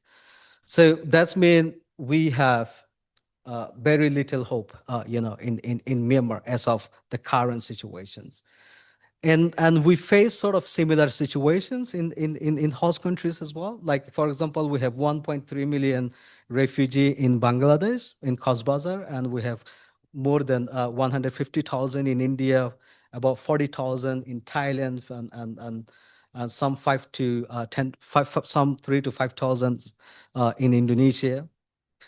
And we sort of are displaced across different countries, and we face similar situations. So in Bangladesh, they are flood, disease, malnutrition. They are suffering from different sort of lack of food and access, and rations. I think it's $12 now, and there is no legal protections for Rohingyans in Bangladesh, and they face a lot of kidnappings, and women are forced to different sort of situations, such as forced prostitutions and selling and kidnapping and selling out for organs and stuff. So they have no legal protections. They face the same situations in Indonesia, Malaysia. They are recognized as illegal immigrants, and they face in Malaysia, they do some sort of dangerous job, and they don't get the equal pay. And and they are abused and exploited in that situation. So in India, they face xenophobia, they live in slums and impoverishment. So, and they on top of that, the Rohingyans living in this all this country, they don't even have access to a bank account. So which mean they are not able to help their communities across the countries, or sort of secure their finance, to support their communities. So these all the exclusion example would be they when the Bangladeshi authority moved some of the Rohingya to Baishan Shore, and this was not, for example, decided consulted with the Rohingyans. It was kind of sort of they made the decisions and took the Rohingya there. So it's just one example, and there are many examples around that. So the other thing is women's are the biggest crisis, I think, which Senator McPherson and a lot has discussed about it. And women need special attentions, and women representations are also very much excluded even from the Rohingya community. They also face a social norm, and also the illiteracy rate is high among women, and they most they are I think they are facing the most the burns of the prosecutions more than the men in this Rohingya context, the genocide of Rohingya context. I think they are the more vulnerable one in our communities. So these are all what our women are suffering at the moment. So the problem we have is that we don't have a unified leadership, to protect our community. And that's why we are facing all this trafficking, extortion, misallocations of aid, and all this criminal gang and this. So I think everything sort of based on the exclusions, because our communities are not able to share their opinion in the policy that are designed for them. So I think these are everyone sort of discuss about this thing. I'm gonna skip this. So I would just call for, I would just describe this as a solutions for Rohingyans. If we are to bring more Rohingyans on the table, I think the other way, the problem is that we can't have established leadership yet, which means I think it's gonna take some time. And I think it would take a lot of international effort and also the effort from the Rohingya community. But what we can do in the meantime, before we are able to establish our own leadership system, a functioning community, we could empower the Rohingya community. Let's say me being here, it's one of the way that we could empower Rohingya community. We have a lot of projects happening, to work on the Rohingya crisis. And I think having a Rohingya representative in this project would help a lot to bring the context of Rohingya lived experience into the policy and the strategy that we're making. And also creating Rohingya Hub and Rohingya Community Center, for example, are also a good example to preserve Rohingya culture and identity. And I think this is pretty much, I would say, we should focus while we, let's say, work with the democracy in Myanmar and the refugee crisis on the other hands. And while we do everything else, I think we should also create a strategy on how we could empower Rohingya to become self-reliant. I think at the end of the day, the solution come from within. If we couldn't find our own solution, I don't think anyone else here in the room would be able to resolve our crisis, because we are the one who is living in the crisis. So we need to come up with our own solution, and that's not gonna happen because we are vulnerable, we are powerless. Even in Myanmar context, every ethnic group somehow are armed. They are somehow established with their own armed community, with their own armed force. So if something happened, they are okay to sort of stand up for themselves. But Rohingyans are powerless. We're vulnerable in every aspect of the situation. So in order for us to sort of become self-reliance, we need everyone's help. And the way you could help us is by, by having us in your discussions. And that's where I think the solution would have started. We would be able to, let's say, make your project more relevant to the context of Rohingyas. We would be able to share our own experiences, our lived experience, and would be able to share the context that you might never heard of. And so there are many things we could contribute. So I think we could have started by including Rohingyans in policies, discussion, project that we're creating for Rohingyans. And that will empower us to become slowly self-reliant. And self-reliance has a lot of potential, as we can see in many countries, has become independence through self-reliance. I think the solution is there. And my request would be to focus on bringing more Rohingyans on the table and sort of helping them to create their pathway along this. Thank you.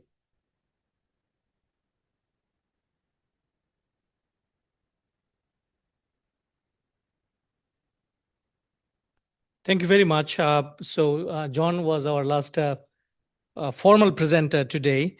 And so we are at the very last part of our today's session, and we just titled the next couple of minutes as policy dialogue. So we are going to just talk amongst ourselves what we could do next.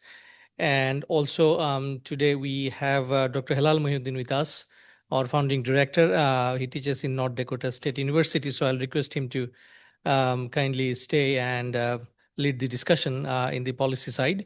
And then we'll call it a day, and we would thank you very much. And I'm also particularly requesting our Myanmar friends to kindly join the discussion. So you can come up and sit, not in the backside of the room. Come here and sit with us. And this is a free and free flow discussion. We'll talk about our project, and we are we're moving forward, what we are doing next, etc. And please contribute as you can. So we are going to request. So we are going to discuss, as I said, a number of things, especially tomorrow's workshop and also the next phase. So I'd request Dr. Imtiaz to kindly lead the discussion. So if you talk about the next stage and how do you envisage the project should move forward? Thank you. And if the camera can kindly focus on the, thank you. Thank you. Thank you, Kausar. No, what we can do is we can try pick up some of the issues that we discussed and some of the points that got, one needs probably elaboration of how to do it. Just to give you an example, and I want to bring Dr. Lily on this because she raised this issue of how do you get back 1.3 million people back. And she was pointing out that it might take 10 years. That's an interesting way of looking at things. My experience back in 71, when we had 10 million refugees, they took less than a year to get back into Bangladesh. And I was discussing with Lily, and the suggestion then was they went back to the place where they belonged to. But even in those years, when they returned, their houses were burned. They were demolished. They had nowhere to. They made houses. That was one. 10 million refugees did not take that much time to resettle. And of course, BRAC came out of that experience. Fazl Abed himself was involved in the rehabilitation and several other NGOs. They had their birth immediately after 1971. So that was one episode. The other episode I remember was in the 90s when bulk of them returned, if you remember, with UNHCR support, there were 500,000 of them, 500,000 people. But that also did not take that much time.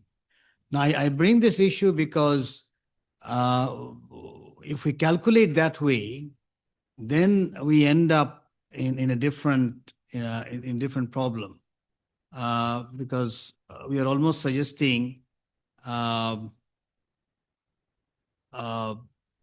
they would go, systematically and with. I don't think it works in that part of the world or in our part of the world.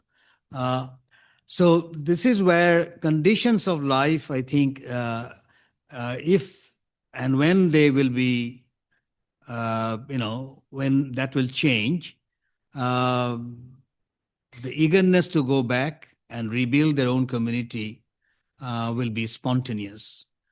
People love to go back to their own land and work, and the strength, the dynamics is very different from any other situation. So I want to bring that on the table, because that's one area of what will happen when they go back. And this is where the mini Marshall Plan comes. This I want to tie up.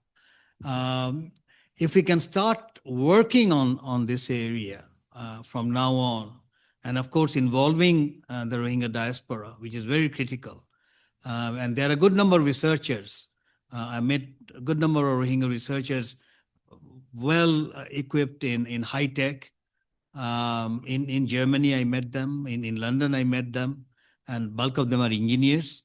If those people, if they can be involved in this, what you call project, then for them that will also create a kind of what you call a structure, which in the morning, Junaid and myself, we were talking that we need a Rohingya civil entity. We don't have a global Rohingya civil entity of their own who can then negotiate. That is not there. And again, I was talking in the morning that 1971 is a good experience. We had X number of groups even then, but there was a platform which could negotiate with UN, with Europe, with other countries. So this process can also help in building the civil entity, because it's a win-win situation. You can bring new minds who would be interested to do research and engage in it. And my final point would be, and this is where the place where Junaid ended his deliberation. I think the use of technology has to be brought up, because the technology that we have today allows us to link the Rohingyas globally.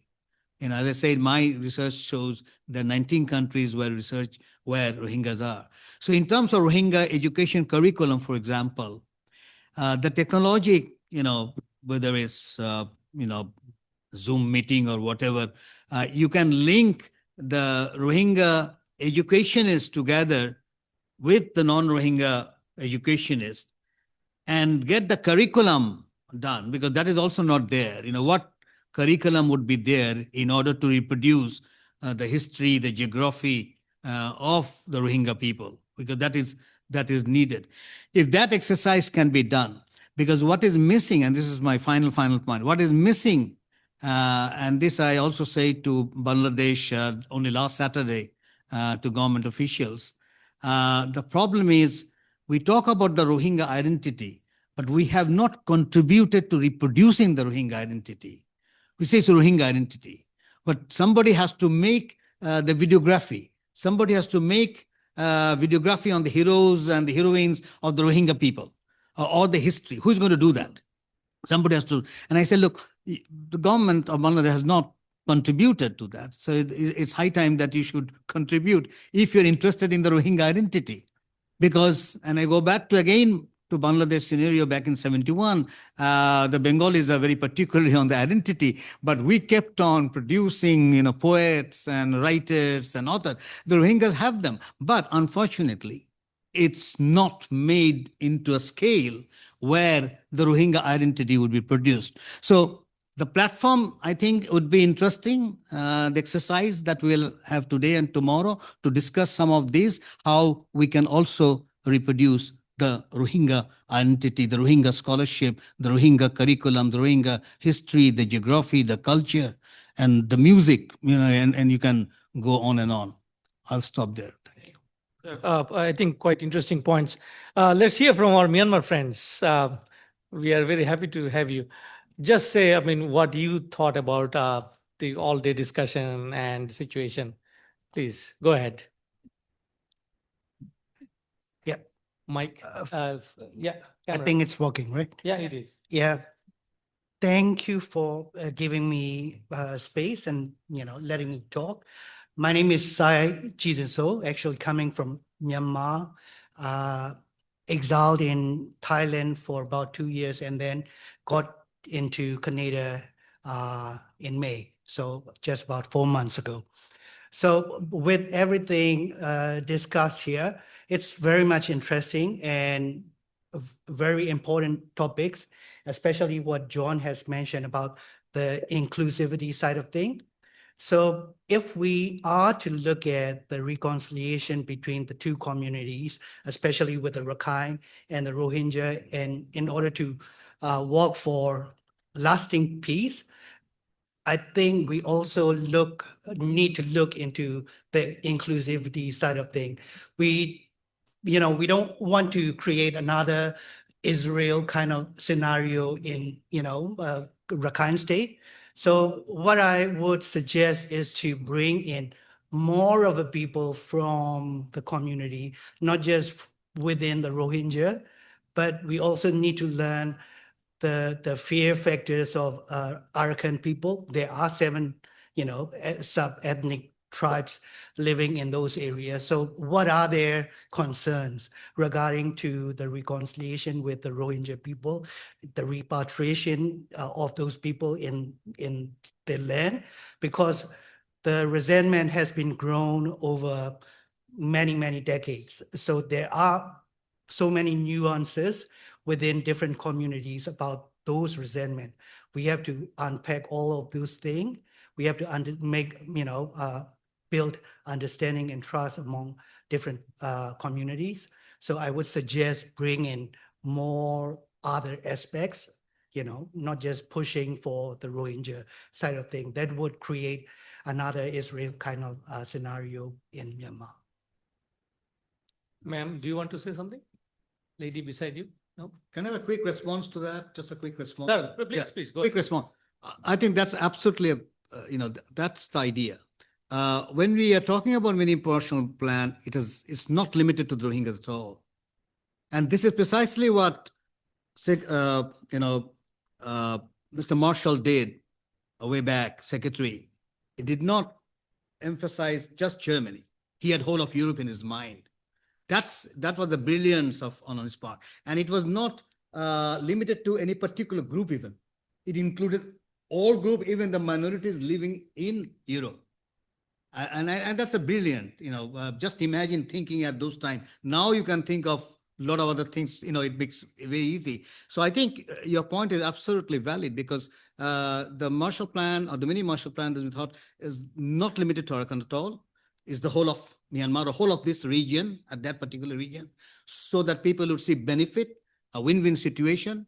You don't alienate anyone, and you see merit that, okay, this is something that, will also benefit me. Because as we speak today, all the other approaches, and I've talked to some of the Myanmar military officials in different places, they don't see any benefit. So they say, okay, fine, but we don't see any benefit. It's not how are we going to help. But this is one plan, I believe, will help them to see the benefits. I'll stop. Thank you. Thank you, sir. Ma'am, do you have anything to add? Go ahead. Yes. Please. So I have had Senator and other people mention about the women and girls issues within Rohingya, and also been exploited in both sides of the country. And my fieldwork is in Thailand, focusing on Myanmar migrants. But I have also heard about the stories of Rohingya getting to Thailand with their hopes to get to Malaysia or other countries. So what happened during their journey is some of the girls has been sold to other families, or the soldiers has been exploited them and trafficked to Malaysia, to other families to married. So I also don't want those individuals to disappear with the more of a discussion, looking the people as a solid identity by itself. So I also want their stories to be heard, and also want to focus more on them as well. Yeah. Thank you very much. Such a wonderful remarks. Absolutely, these are the situation on ground, and possibly many of us, those who research, we have heard those sort of stories. Thank you so much for contributing. And before I welcome Dr. Hilal Muhyiddin to say a few words, we are going to request your help and support to connect with the Rakhine community that you mentioned. And in this project, as a way of reference, we conducted 21 webinars so far. So one of the last webinars, it was the speaker was Professor Jacques Lider from Luxembourg. So he's a historian technically, but possibly you know his name. So he was also harping on the very similar thing that you have mentioned. And actually, and honestly, on record, we are saying that we are trying to reach out to other communities. And please do help us if you have contact, because we really want their voices to come in. And how do they see peace in the long run is absolutely important. Because you see, for a simple fact, Rohingyas possibly will go back at some point in time, but go back to where? And go back to live with who and how? This is about the community at large, right? So we'll seek your help, as I said. Dr. Hilal Muhyiddin, so our founding director. So if you have okay, Dr. Ekpant, yes. Then we'll come back to Dr. Hilal. Go ahead. Yeah, maybe have like additional from some information adding from what she just spoke. I would like to confirm like what kind of things like what she said is happening. But the thing is like there are more additional points that for example, like when there are waves of refugees, like Rohingya refugees coming into Thailand, passing through the border, there are certain groups. I'm not sure. Right now. It's in several of the Thai cities or the provinces became a kind of the point of like the groups of mafias to work, and of course that leads for a lot of abuses and human trafficking. The thing is that because like when you mentioned that there's language barriers, and of course like when the Rohingya refugee enter into Thai territory, there are a lot of difficulties of communication. And actually, I was working as the advisor of the Human Rights Committee of the Thai Senate. And then there are a lot of cases that we really prove that they're entered into Thailand, and of course, like at a certain point, they got arrested. Of course, like and many of them are children younger than 18. So there's a policy of not detaining children.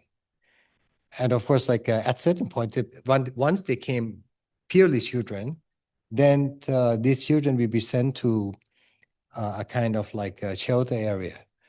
But the thing is like we cannot communicate to them. So we hire the interpreters from the locals, but those translators maybe at a certain point engage in these human trafficking mafia groups. So when they communicate to the kids, they communicate something else apart from what we were trying them to communicate. And then very often, almost 100%, actually maybe 99.99% of the kids escaped the shelter, and they were like, it's a kind of making an appointment, like there will be a van or trucks or, waiting for you somewhere, and then you just escape to beat it. And then these kids will be disappeared. And this is happening, I think, almost like every week in Thailand. And then, and the number is growing. And of course, like when there are a kind of suppression in the Rakhine state, the number of the people are getting bigger and bigger. So that I think this is also quite something that we don't know what to do. I mean, really, like the Thai officials, they just turn blind eye on these things, because it's just like, I mean, they also didn't know what to do. And then, of course, like if they handle these things to the police will bring them to the shelter again. So it's just like going round and round and round, and nothing is, there's no solution like this yet. Yeah. Thank you, Dr. Ikpant. Dr. Ikpant lives in Thailand. So, Dr. Lily Nichols, yeah. Can I just make two comments? One thing is about the Marshall Plan. So the Marshall Plan was put in place 70 years ago, but the way we do development today is very different from the way we did it in the Marshall Plan, although I agree that it was unprecedented when it happened. But it was the Marshall Plan was a very economistic, modernizationist type approach to development. The way we do development today is we've learned through those 70 years. And I just hope that when we say Marshall Plan, that we don't mean Marshall Plan a la 1940s, but that we mean about, a holistic, people-centered human development approach, the way we know it works today. It took us 70 years, but we've learned a lot over time. So I hope that, and then I guess the point I was trying to get across is that nobody knows how long it would take to repatriate the Rohingya refugees, but we know it'll take time.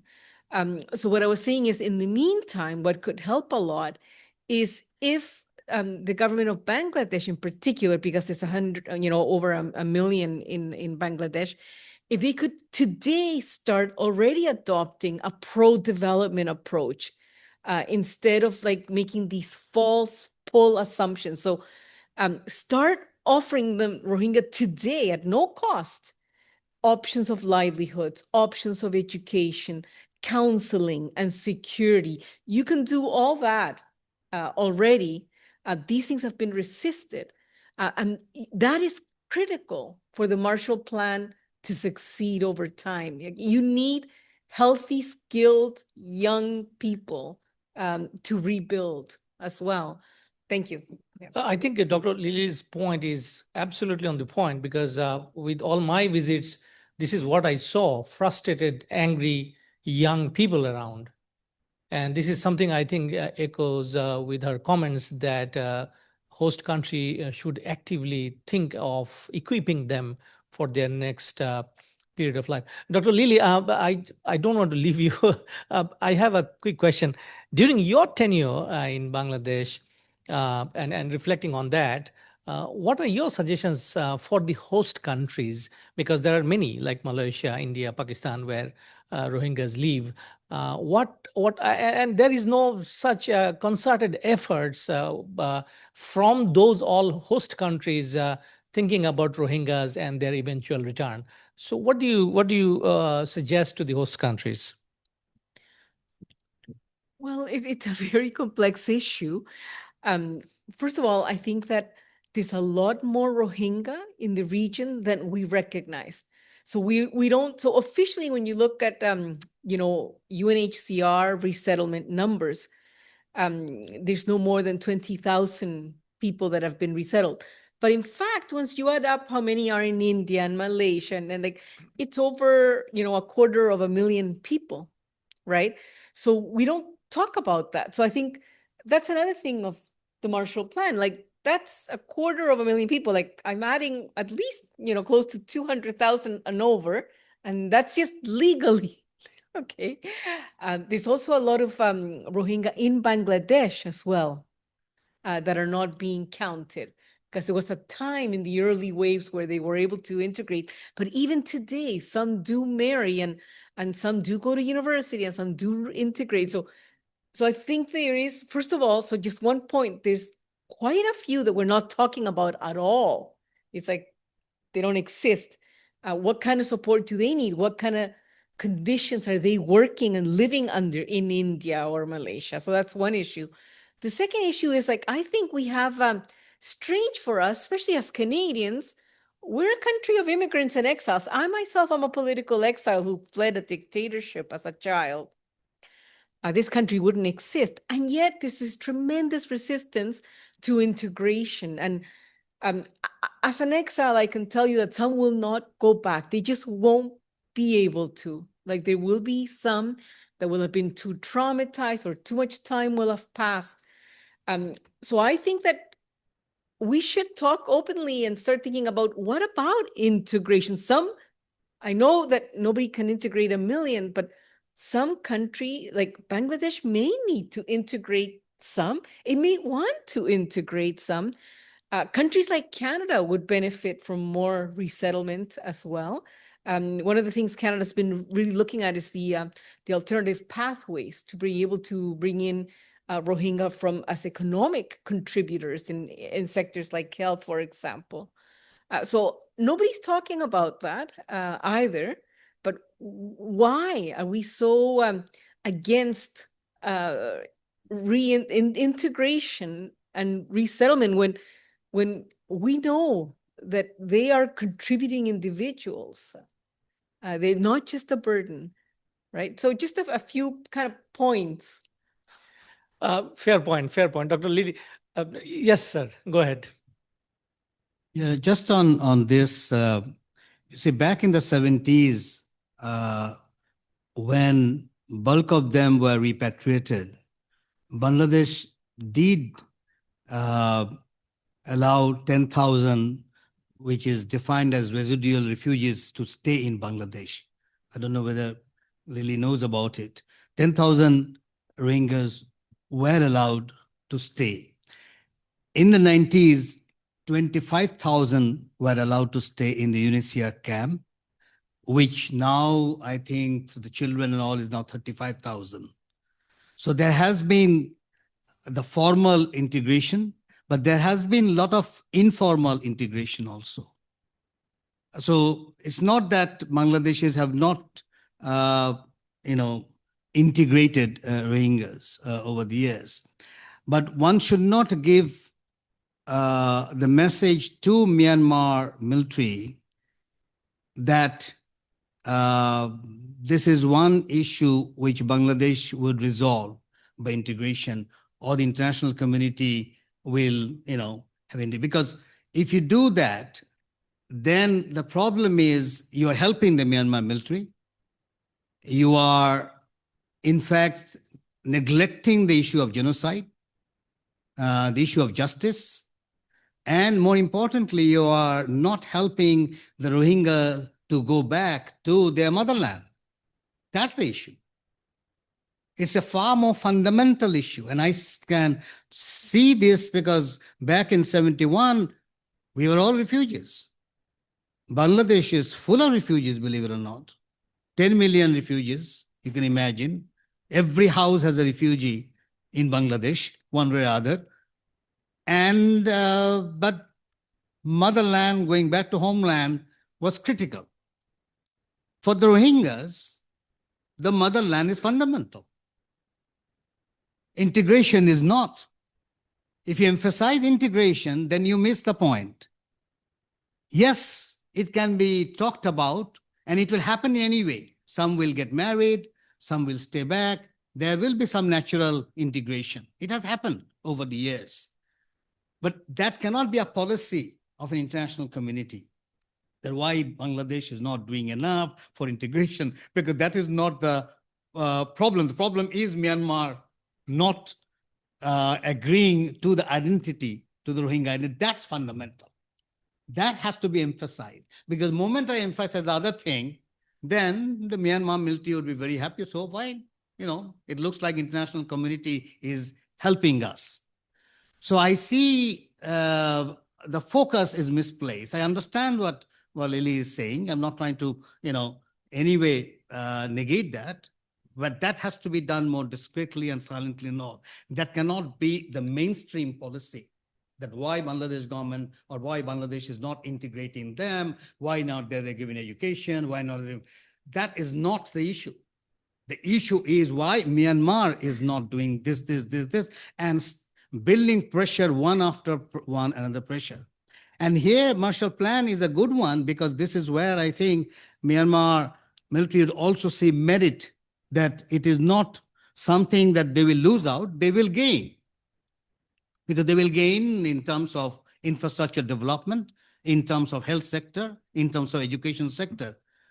So it's something where they will also see benefit that the international community is thinking, and I go back to Marshall Plan is precisely what I think the Germans and the Japanese must have thought, that, wow, this is not bad. This is going to help us. And look, so quickly, the process of denazification took place in Germany. The process of, don't forget, Japanese fascism. People don't talk about what Second World War on this side of the Asia. 35 million Chinese were killed. 35 million. That's the highest amount of people killed in Second World War. 35 million. 27 million Russians killed. 6 million Jews, but 35 million Chinese.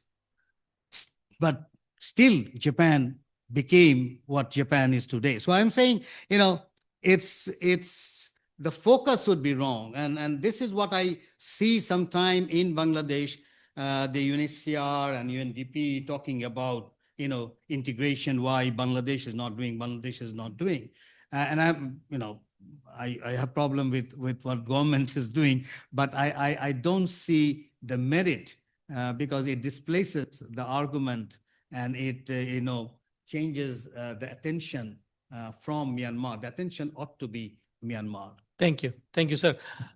Yes, John.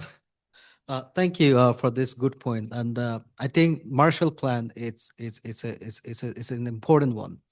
We have to go back, and this is our home, and we need to reclaim our land. And it's an important step. We need to keep talking about it. We need to find ways on how to settle the dispute and agreements.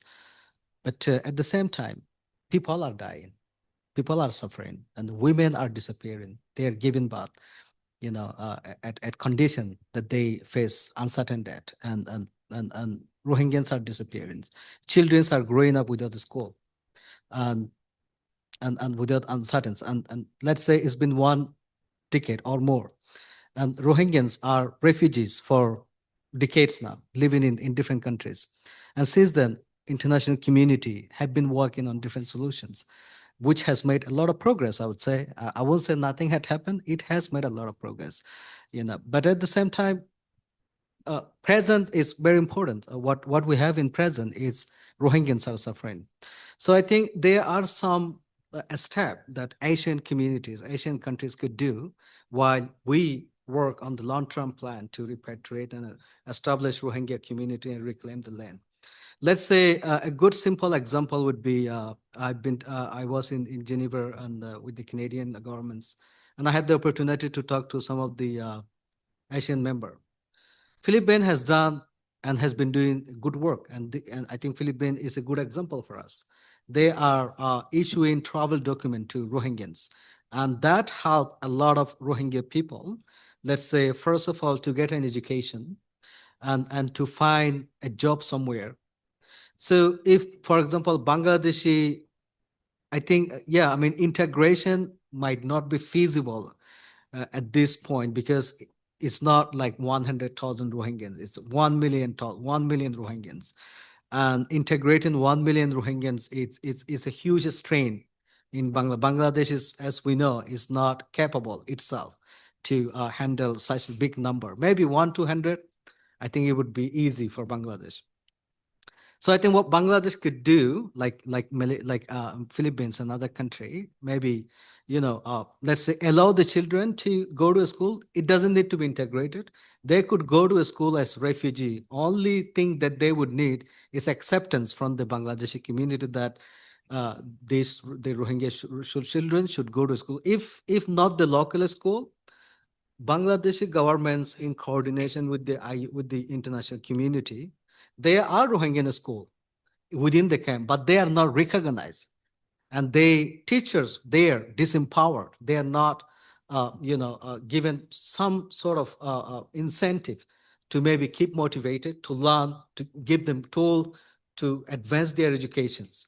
So if not the local school, we could focus on those schools, give them the recognition, and give them some sort of salary to the teacher so that they can focus on their work, bring them the equipment they need, give them the training to become professional teachers, and sort of integrate. Let's say in Indonesia, we have supported some school for refugee school, and they have a program called GED program, General Education Program.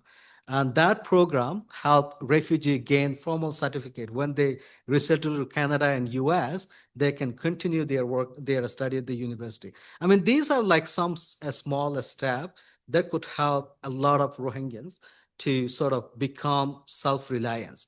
I mean, the point is, at the end of the day, even if we go back to Myanmar now, we might be facing a lot of crises. As you mentioned, we don't have education policy, we don't have agriculture policy, we don't have health policy. So where are we going to land them? We need to start somewhere.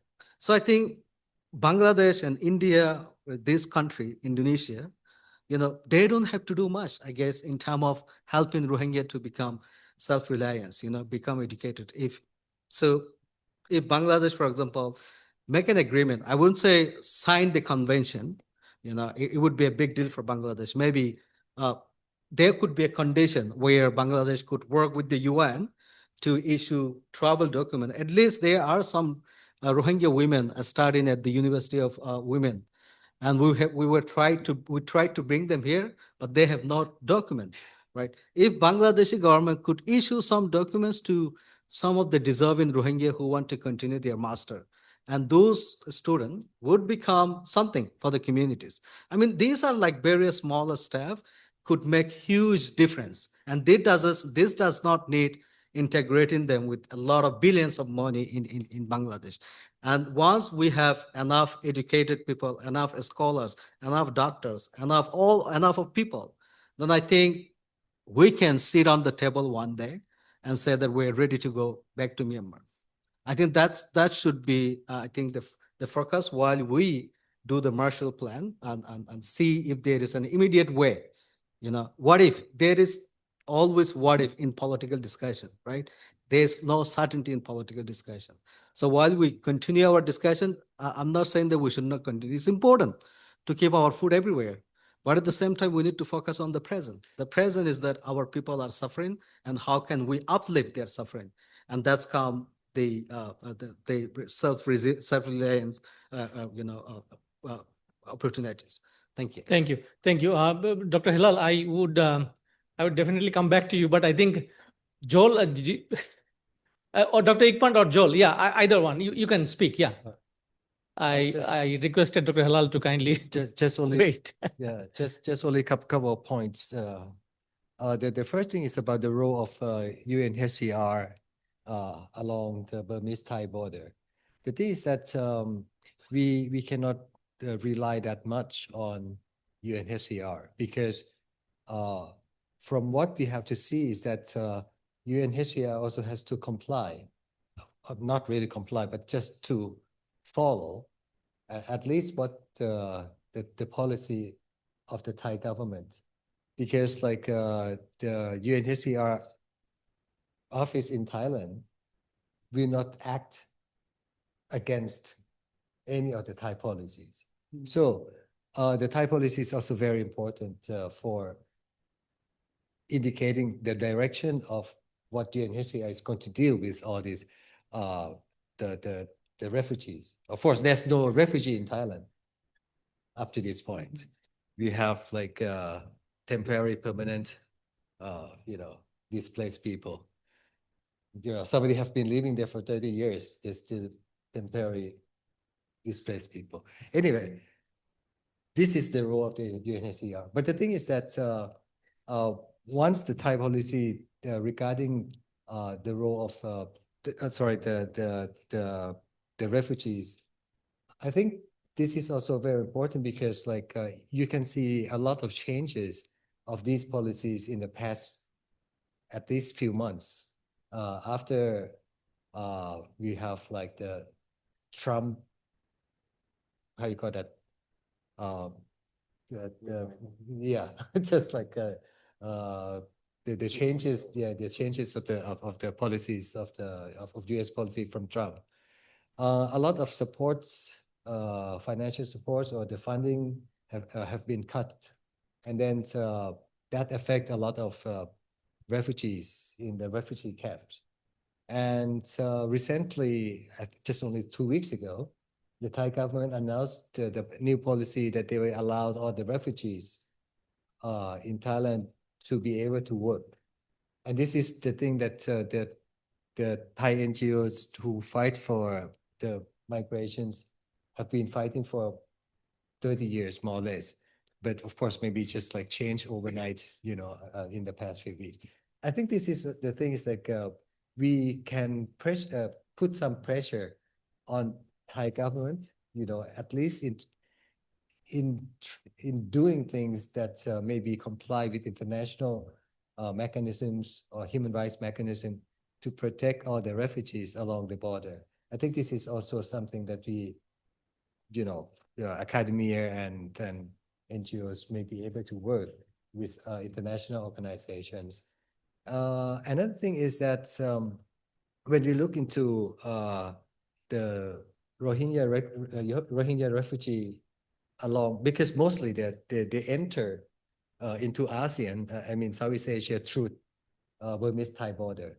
So most of the Rohingya who fled to Malaysia mostly have to pass through Thailand. And the thing is like we cannot deny that the corruption in Thailand is very high. And this is also the thing that it makes a lot of officers turn their blind eye on what is going on, as long as they can maintain their some benefits, at least for themselves. So,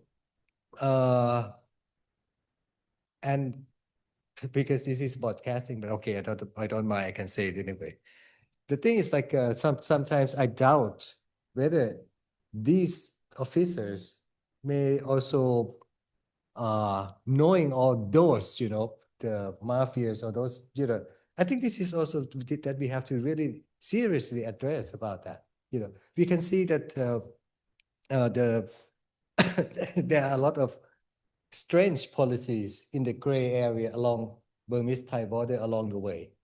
And I think this is also a very important issue to address, because even you try to change the policies, you try to impose many mechanisms, but it's not functioning in the reality, because people there, they're doing something else. They're doing their own business. Thank you. Yeah. Thank you so much. David, you wanted to add something before? I think it's Maybe time to Dr. get- Halal will summarize and then we'll call this part of the session off. Go Okay. ahead, David. Yeah, briefly. What I wanted to do is, my experience is long in terms of lifetime, but my experience is, of course, in Canada. And I haven't heard words mentioned that I would commonly use in the issues that are at hand. One of those words is truth and reconciliation, two of those words, which is the way our country evolved out of a bad mistake over 500 years ago, when we failed to capitalize on differences between the indigenous peoples and the Europeans who came and imposed their will, their religion, their cultures, their systems on us and the indigenous peoples. So that's one. we didn't go through truth and reconciliation until the last 20 years, right? We didn't have a UN Declaration on the Rights of Indigenous Peoples until the last 20 years or so. So the UN words of international law, which I'm familiar with and use all the time, are self-determination. I haven't heard that mentioned in any talk at all here. I've heard human rights talked about, but commensurate with human rights are human responsibilities. You go to the Canadian Museum for Human Rights, they make that abundantly clear again and again. So the responsibilities are the responsible people, the responsibilities are needed to be exercised by the people that have the rights for the benefit of the people that don't have the rights. So the Marshall Plan investments, I believe, are all should be directed two ways, primarily at the people that have the responsibilities, social, legal, and moral, to advance equal opportunity for all to flourish in our world. And the rights that are denied, unfortunately, in our Westphalian system, still require people to have a national identity, citizenship. So one of the obstacles to Rohingya is not an unusual thing. The Inuit people of Canada didn't have rights of citizenship until fairly recent times. Indigenous people didn't have any. Women didn't have the right to vote. I mean, so we've evolved, right? So it seems to me, with the benefit of the experience of the world and the evolution of human rights and international law to where it is now, it would seem to me that a Marshall Plan that properly understands the investment is in the empowerment in individuals who don't have rights, and empowering them and giving them equal opportunity to flourish in positive peace and security is the way forward. So the other thing is that it's taken the white privileged people have learned in North America a long time to learn, is the special relationship to land that Indigenous people have, and to nature.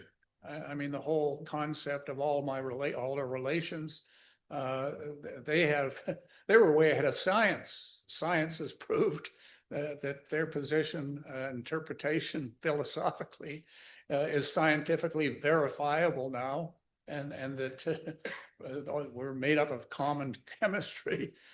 We share relationships, and through quantum physics, there's an appreciation that we're all interconnected and interdependent. So having said that,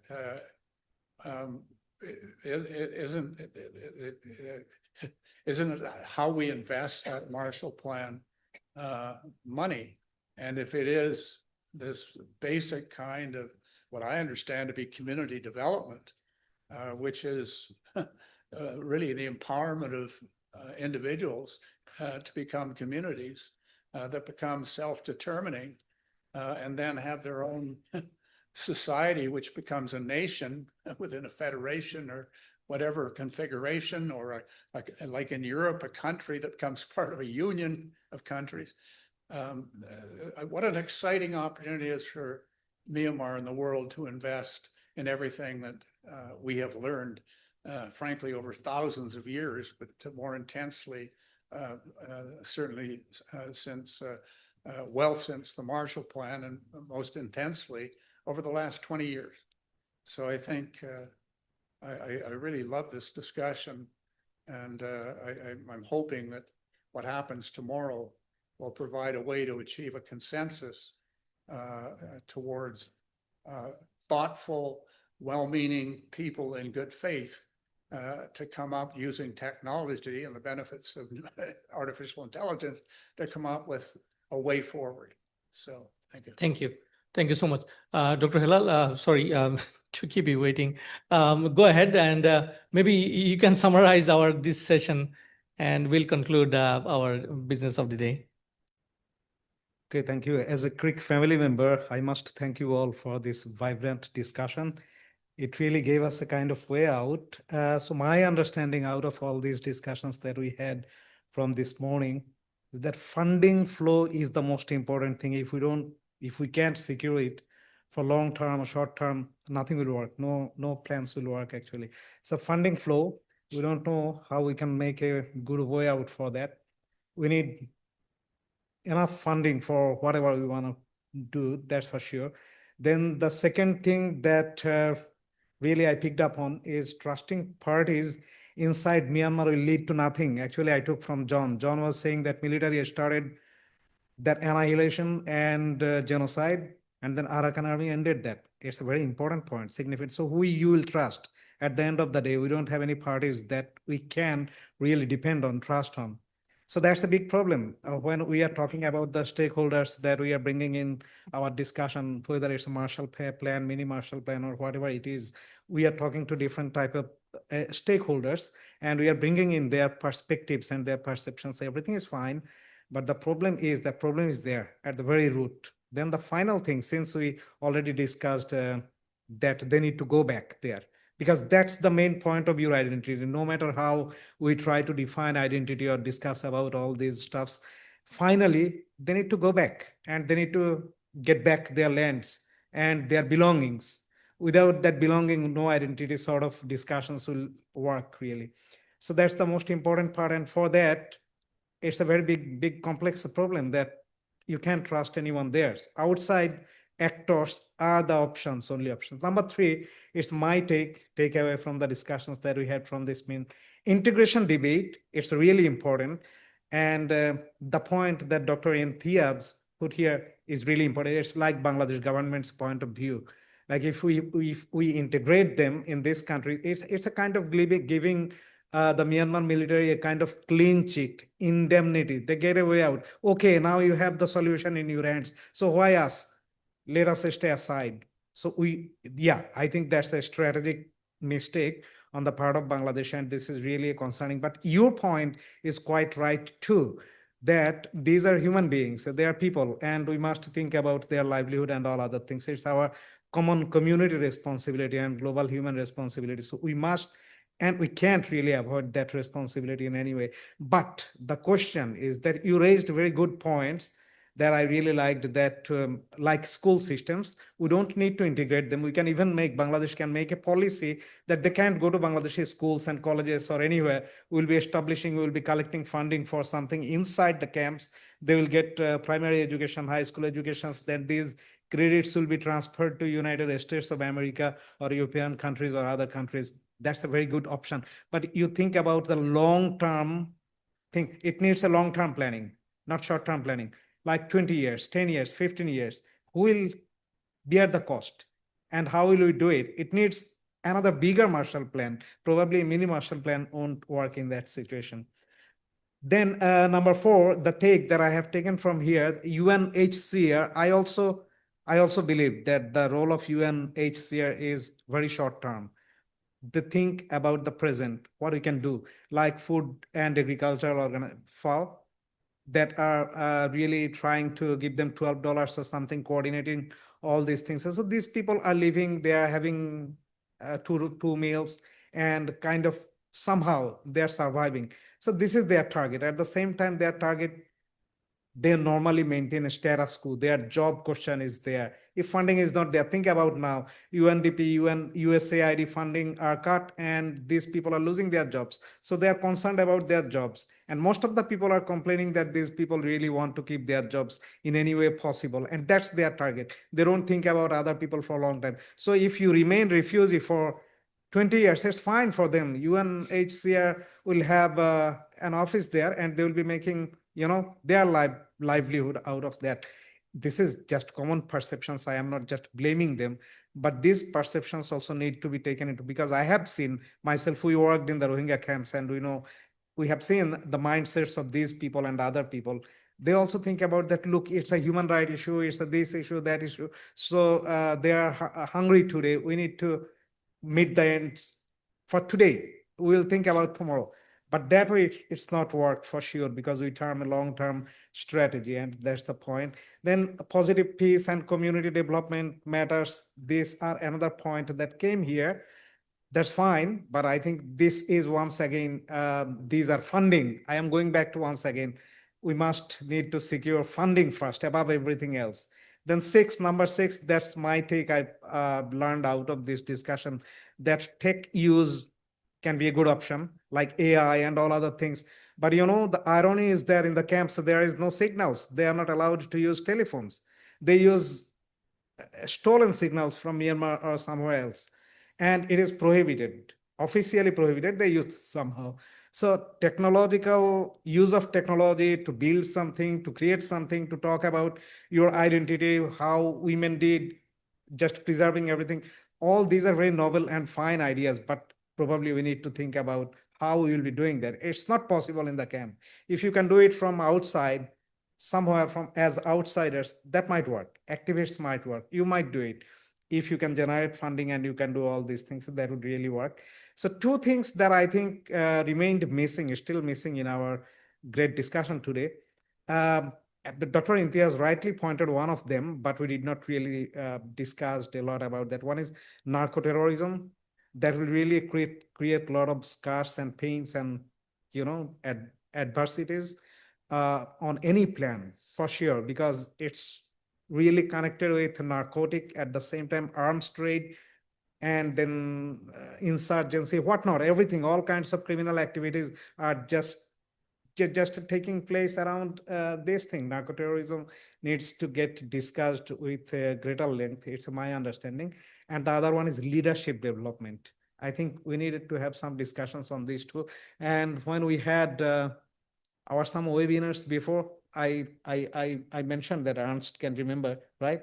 Ernst, you can remember previously as well, I spoke about these two, that narco-terrorism is a big matter that will just spoil everything. You can prepare a good broth, but probably this will be the biggest spoiler at some point. And the leadership development issue, I think, if we just develop leadership among the diaspora communities, that's pretty much possible. But I don't think it will end up anywhere if we don't have the voices from the grassroots, from themselves there, and whoever is trying to become a leader, they're getting killed. They don't last for long. We have seen many killings there, and those had prospects to become leaders. So these are the things, these are the takes on my point. And I think if we all can keep all these ideas in mind and reflect more, brainstorm more in the coming sessions, probably we would be able to get a good way out. Thank you very much. Thank you. Joel, sorry, you are waiting.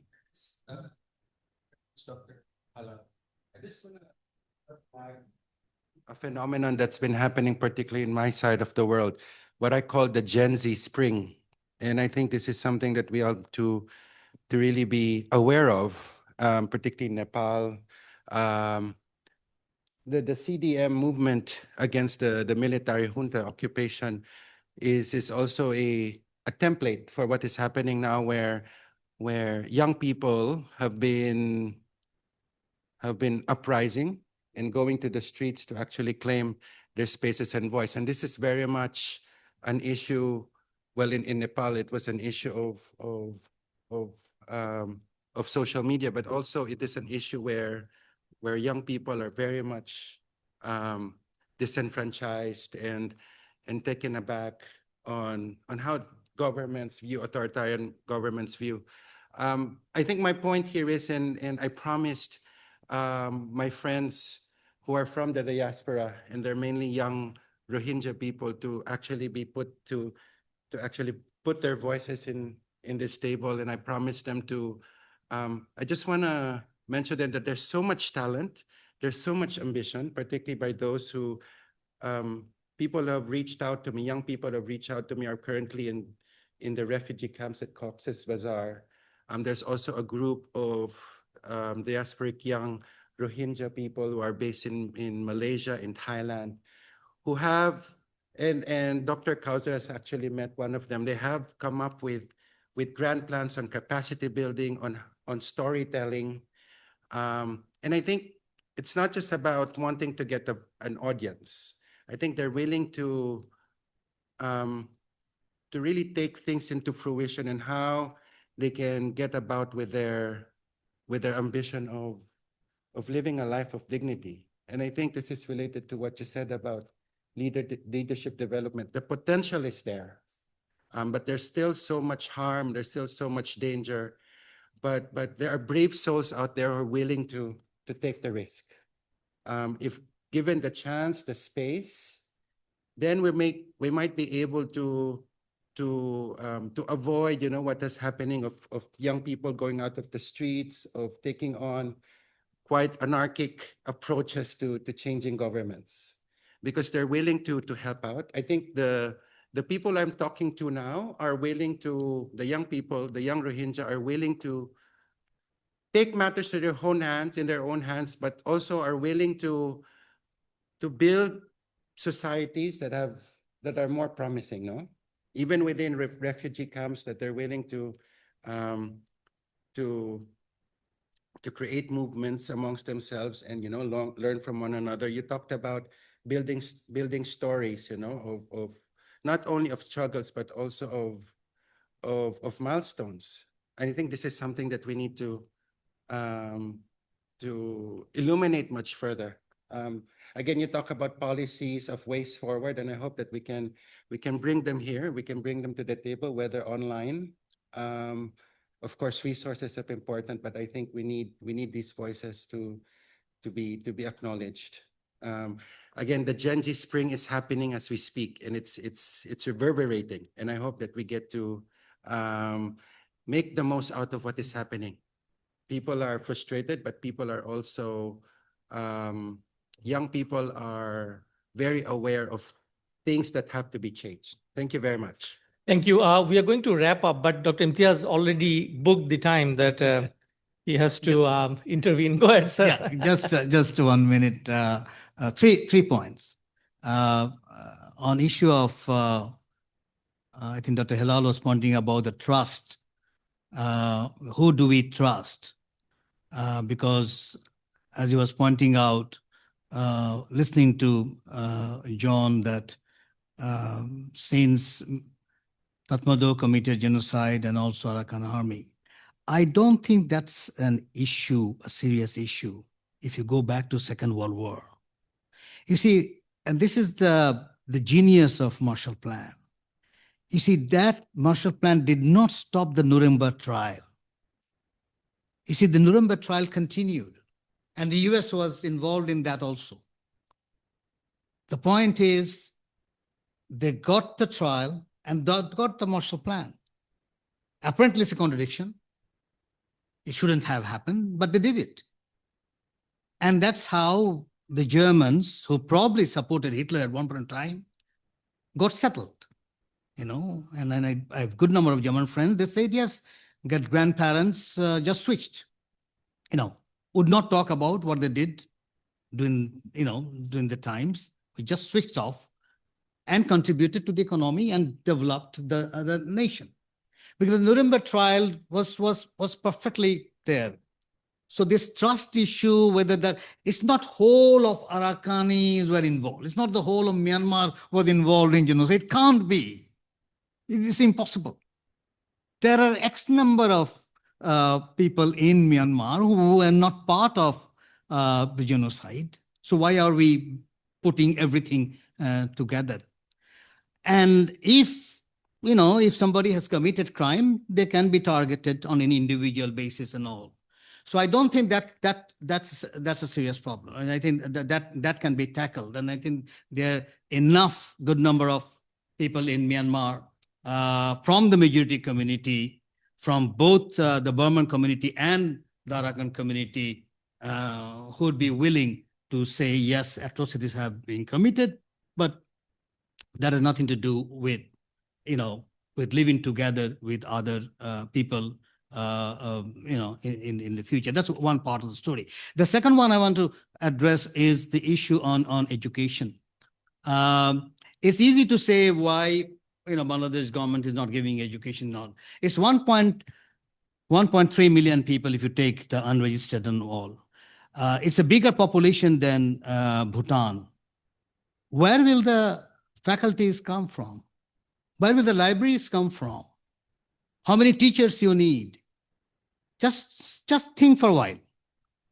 It's a bigger population than state of Bhutan and concentrated in that area. It's easy to say that.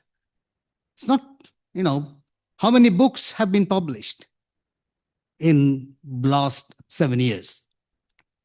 How many libraries do we have? It's easy to say where and how, and given that Bangladesh is 170 million people, is it possible for any other country just to take,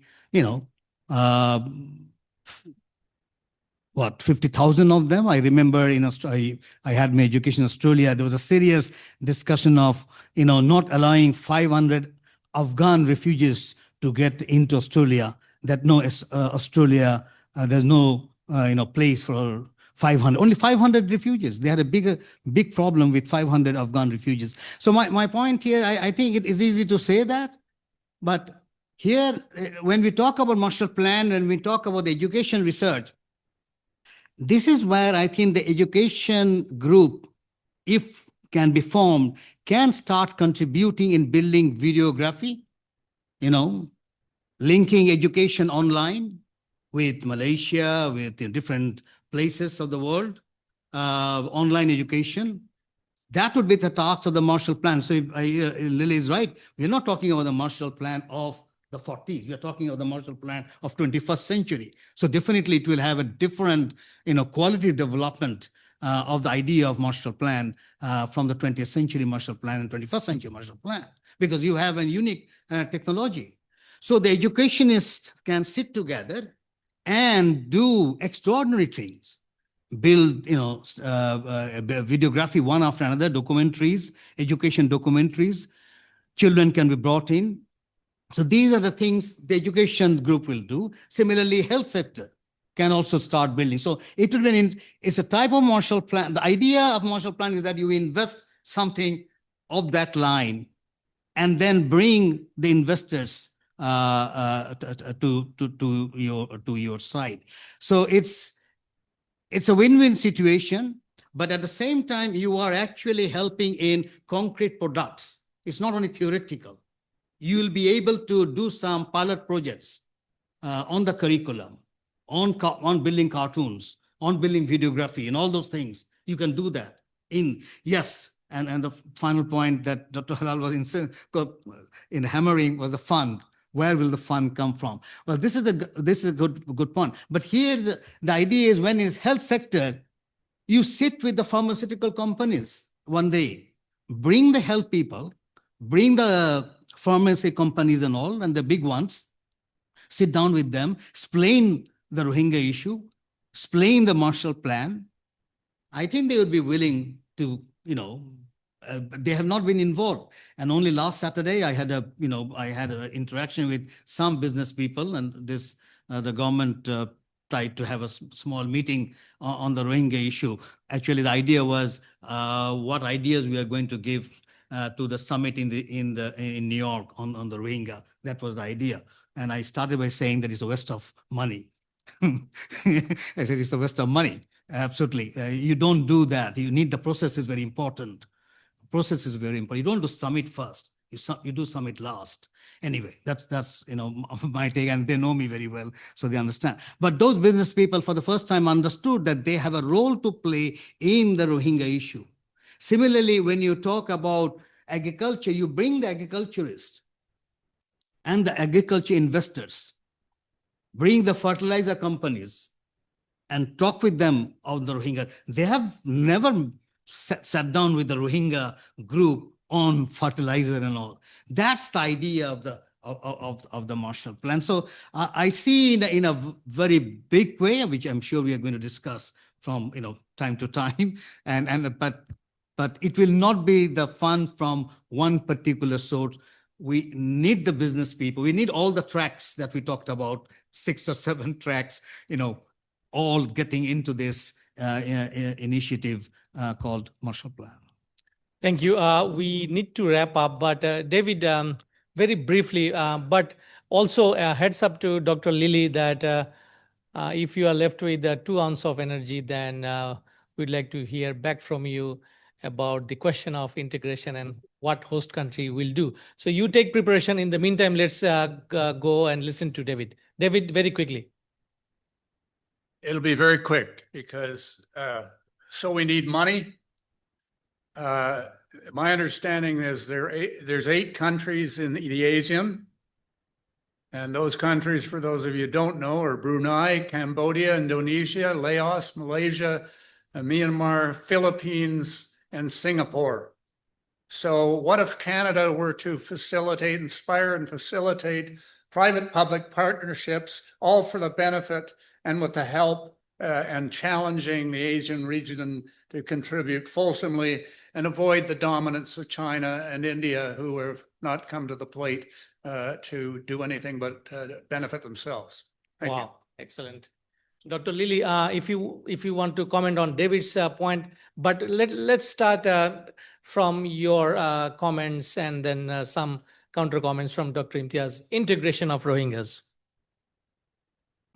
So on the integration of the Rohingya, I guess what I was trying to get across is, first of all, that without integration, just by allowing them to build skills, to have education, to build real houses, allowing them to build something that's not going to fall apart every year, allowing them to have security, allowing them to have some economic livelihood, simple things. That in itself, without integration, that is a way of building capacity, self-sufficiency, skills that will help them transition, right? So that's something that I do think that now the government of Bangladesh has always thought that all of those things could be a pull factor, right? But I think now that it's obvious that the funding for the joint response plan is diminishing, there really is not many options, right? And also, as I was pointing out, the reintegration will take time. So it could help while you're reintegrating them. On integration, I mean, you've heard me say this already. I take the example of Canada. All of us have been integrated into Canada. We came, many of us here, as immigrants or as exiles with limited skills. I've been very lucky to have followed some of the Rohingya that have come to Canada, to Kitchener, Waterloo, to London, Ontario. And I've seen, even in a few years, how they flourished. How all of them are getting educated. Many of them are working for the city, doing master's degrees, becoming lawyers, working for members of parliament. So I think it goes to show you that, I do understand that a refugee and an exile always want to go home. I understand that, and I do hope it happens.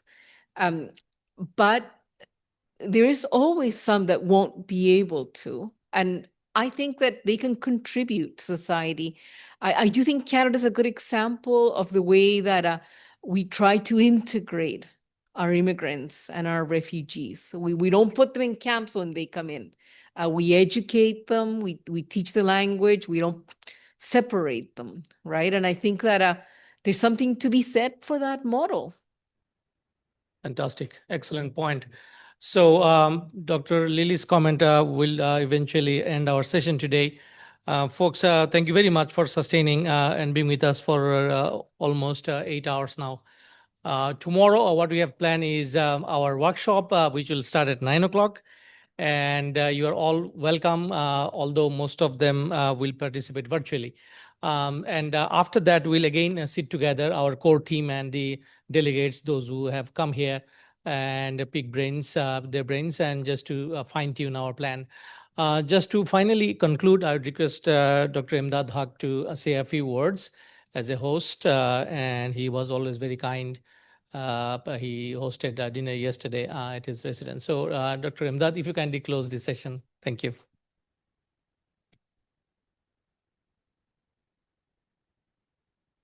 Thank you for being patient for the whole day, brainstorming. So everybody must be saturated, tired, and so on. But the dialogue and conversation that we have had, obviously it raised a lot of interesting food for thoughts. And I'm sure that many of us will sleep over those things.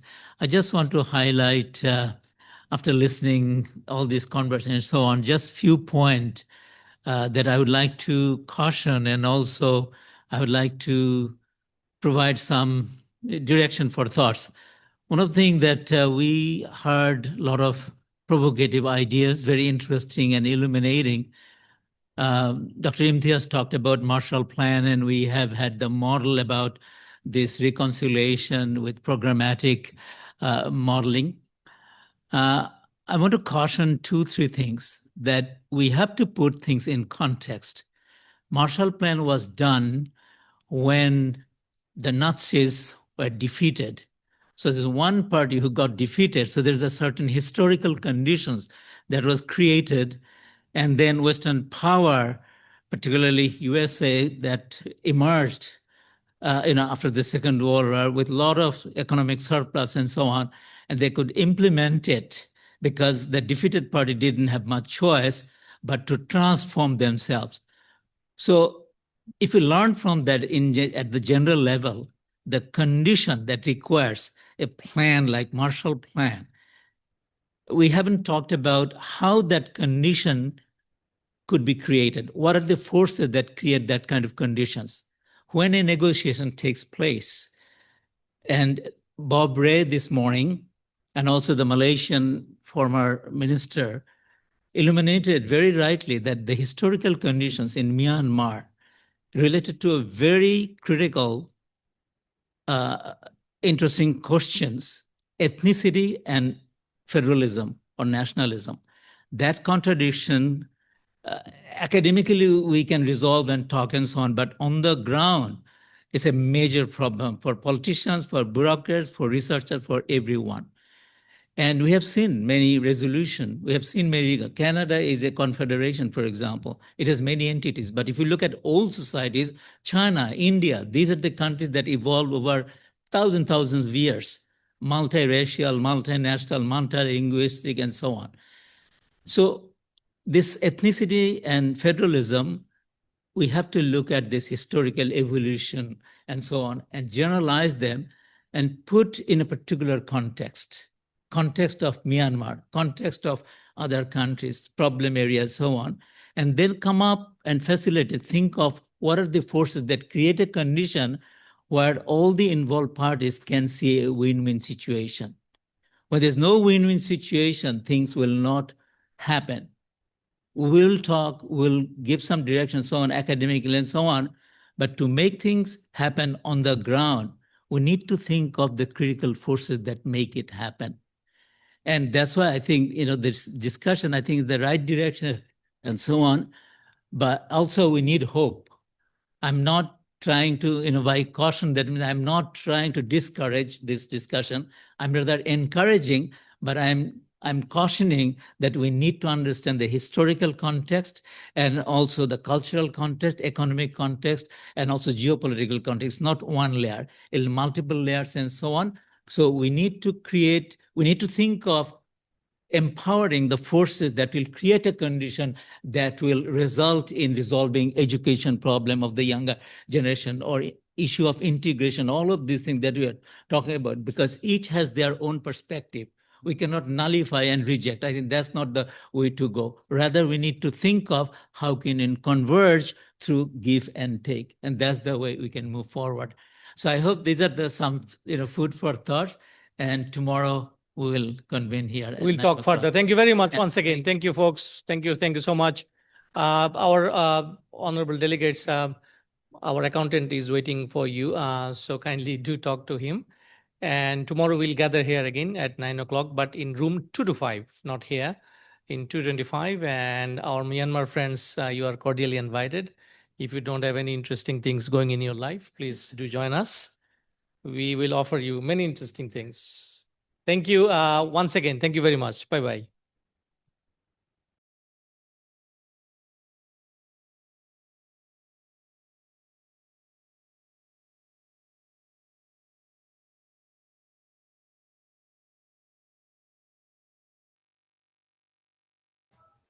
Hello everyone, this is Karim Al Jahin from the Department of International Relations at University of Dhaka, Bangladesh. It is great honor to present this international seminar on charting a path to lasting peace, ending Myanmar's decades-long civil war. I am also honored to have won first place in the essay competition, which has allowed me to speak with you today. I now present the ideas, arguments, and recommendation of my essay titled The Unfinished Revolution, a roadmap for ending Myanmar's decades-long armed conflict and building a sustainable peace. In the second slide, I will discuss Myanmar's enduring conflict. Its roots go back to the British colonial rule, where divide and rule policies mistrust between the Burman majority and ethnic minorities. The unfulfillment 1970 Panglong Agreement left behind the sets of insurgencies and demands for federal governance. This was compounded by 1962 military coup, where intense military dominance and suppressed ethnic and democratic rights. Moving to the next slide, I will highlight the post-2021 resistance. Following the coup, the Spring Revolution emerged with the National Unity Government as its core, bringing together elected leaders and opposition figures. Ethnic armed organizations, once divided, began collaborating with Burman resistance groups, creating an unprecedented alliance. Yet, your internal divisions and competing interests remain major hurdles for peace. The next slide, regional and international dynamics. Myanmar's conflicts has broader implications. China, through its Belt and Road Initiative, sustains strong ties with the junta, complicating external pressure. Meanwhile, the global community, including the United Nations, USA, and European Union, struggles to act in unison. Sanction exists, but without a global arms embargo, Myanmar continues to source weapons from Russia and China. Bangladesh, however, has consistently advocates for peace, supporting Rohingya refugees and arguing accountability. On next slide, I present a roadmap for peace. Firstly, Myanmar must adopt a new constitution, one that shares power between the ethnic states and the central government. Secondly, transitional justice is necessary. A Truth and Reconciliation Commission can bring accountability for human rights abuse. And finally, the economy must move away from a wide-driven system. It should focus on fair and inclusive growth, especially in agriculture, while dismantling illegal economic networks that fuel conflict. On last slide, we look at the way forward. Lasting peace requires strong regional cooperation. Bangladesh must continue its advocacy for peace and stability. The international community must also actively support Myanmar's transition to federal democracy. Justice and accountability must remain at the center. In conclusion, while Myanmar's road to peace is long and challenging, the unity among resistance groups gives us hope. Together, regional and global cooperation can pave the way for a federal democratic future. With this, I conclude my speech. I warmly invite you to visit Bangladesh, where we continue working for peace and stability in this region. Thank you. Thank you for your attention.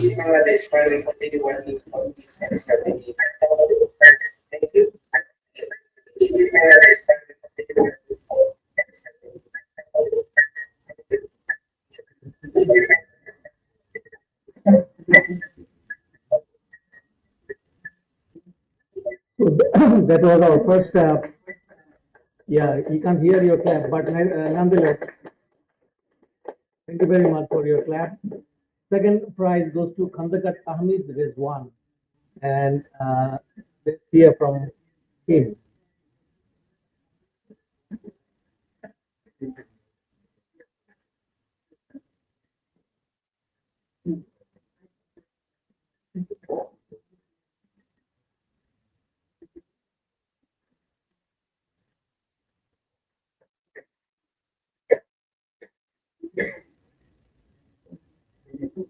Hello and good day to you all. I'm Khandakat Ahmed Rizwan. I'm a graduate student of International Relations in University of Dhaka, Bangladesh.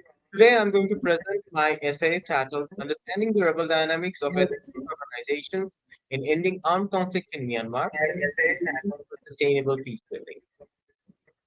So my essay focuses on the ethnopolitical dimension of the ongoing conflict in Myanmar.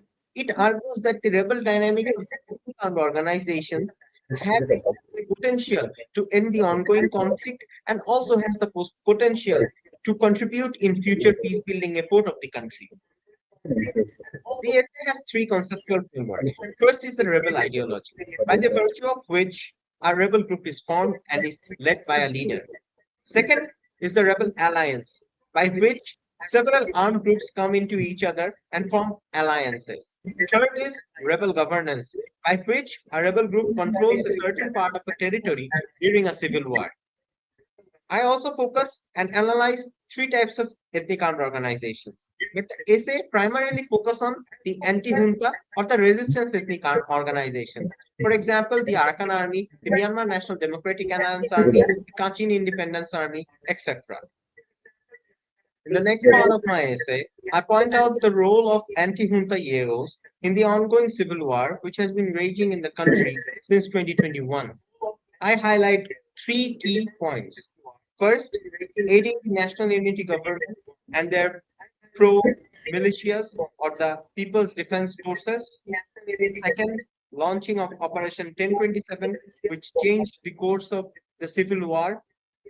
Third, international attention and reach that includes critical elements like the solution to the Rohingya crisis, pressuring China, scam centers, rare earth element, and other factors. In the final part of my essay, I analyze EAO's potential for sustainable peace building in Myanmar. First, having a role in post-conflict stabilization of the country. Second, having a role in confidence building measure in inter-ethnic affairs. Third, having a positive role in future governance system.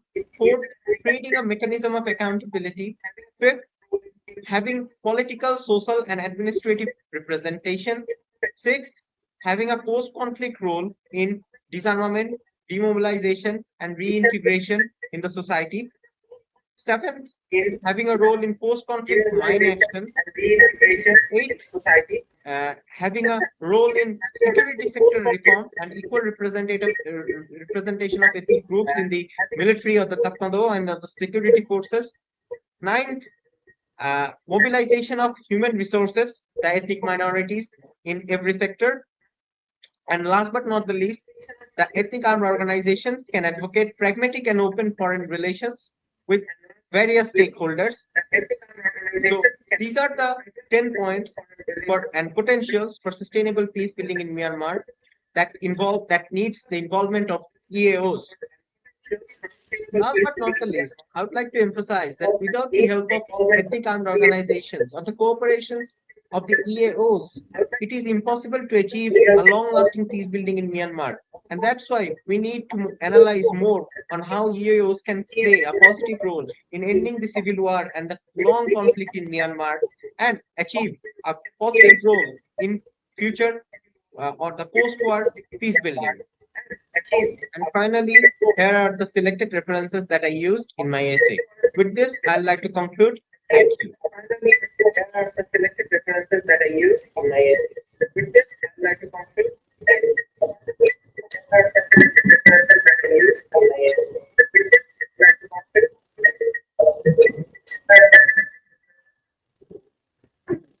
Thank you very much. And the last one.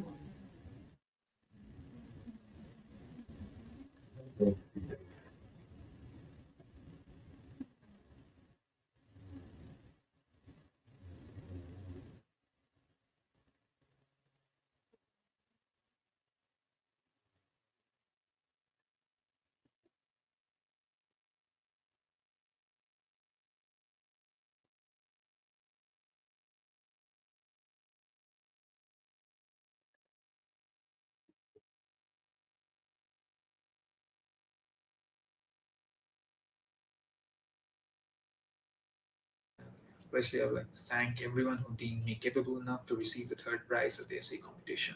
And I'd like to extend my gratitude for providing me with the opportunity to contribute to this conference.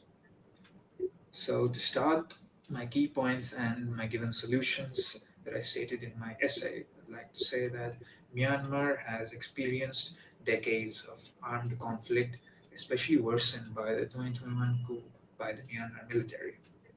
The causes of the conflict have been ethnic marginalization and authoritarianism by the Tatmadaw, economic disparities and exploitation of natural resources, geopolitical interests of China, India, and Western powers. Why peace efforts have failed. ASEAN's limited role as a supranational authority and the superpowers prioritizing their national interest and lack of justice for victims of past conflicts have also fueled grievances. The solutions that I gave in my essay are the first, a federal constitutional reform. Give the ethnic groups autonomy as well as a central government so that both can work in unity. Disarmament and reintegration.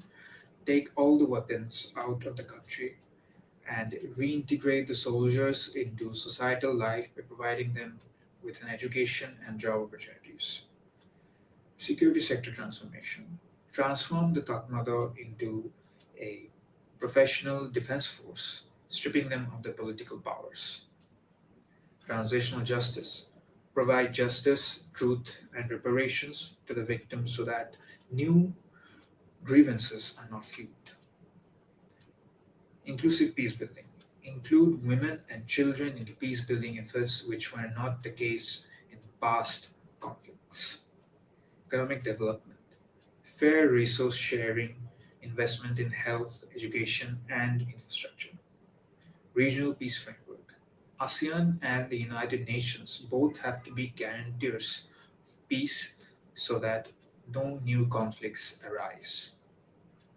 Humanitarian aid and refugee repatriation, safe access for civilians, and a dignified return for the Rohingya, and a safe haven and guaranteeing citizenship for them in Myanmar. So, to conclude, I'd like to say that Myanmar's path to peace requires reform, justice, regional cooperation, and inclusivity.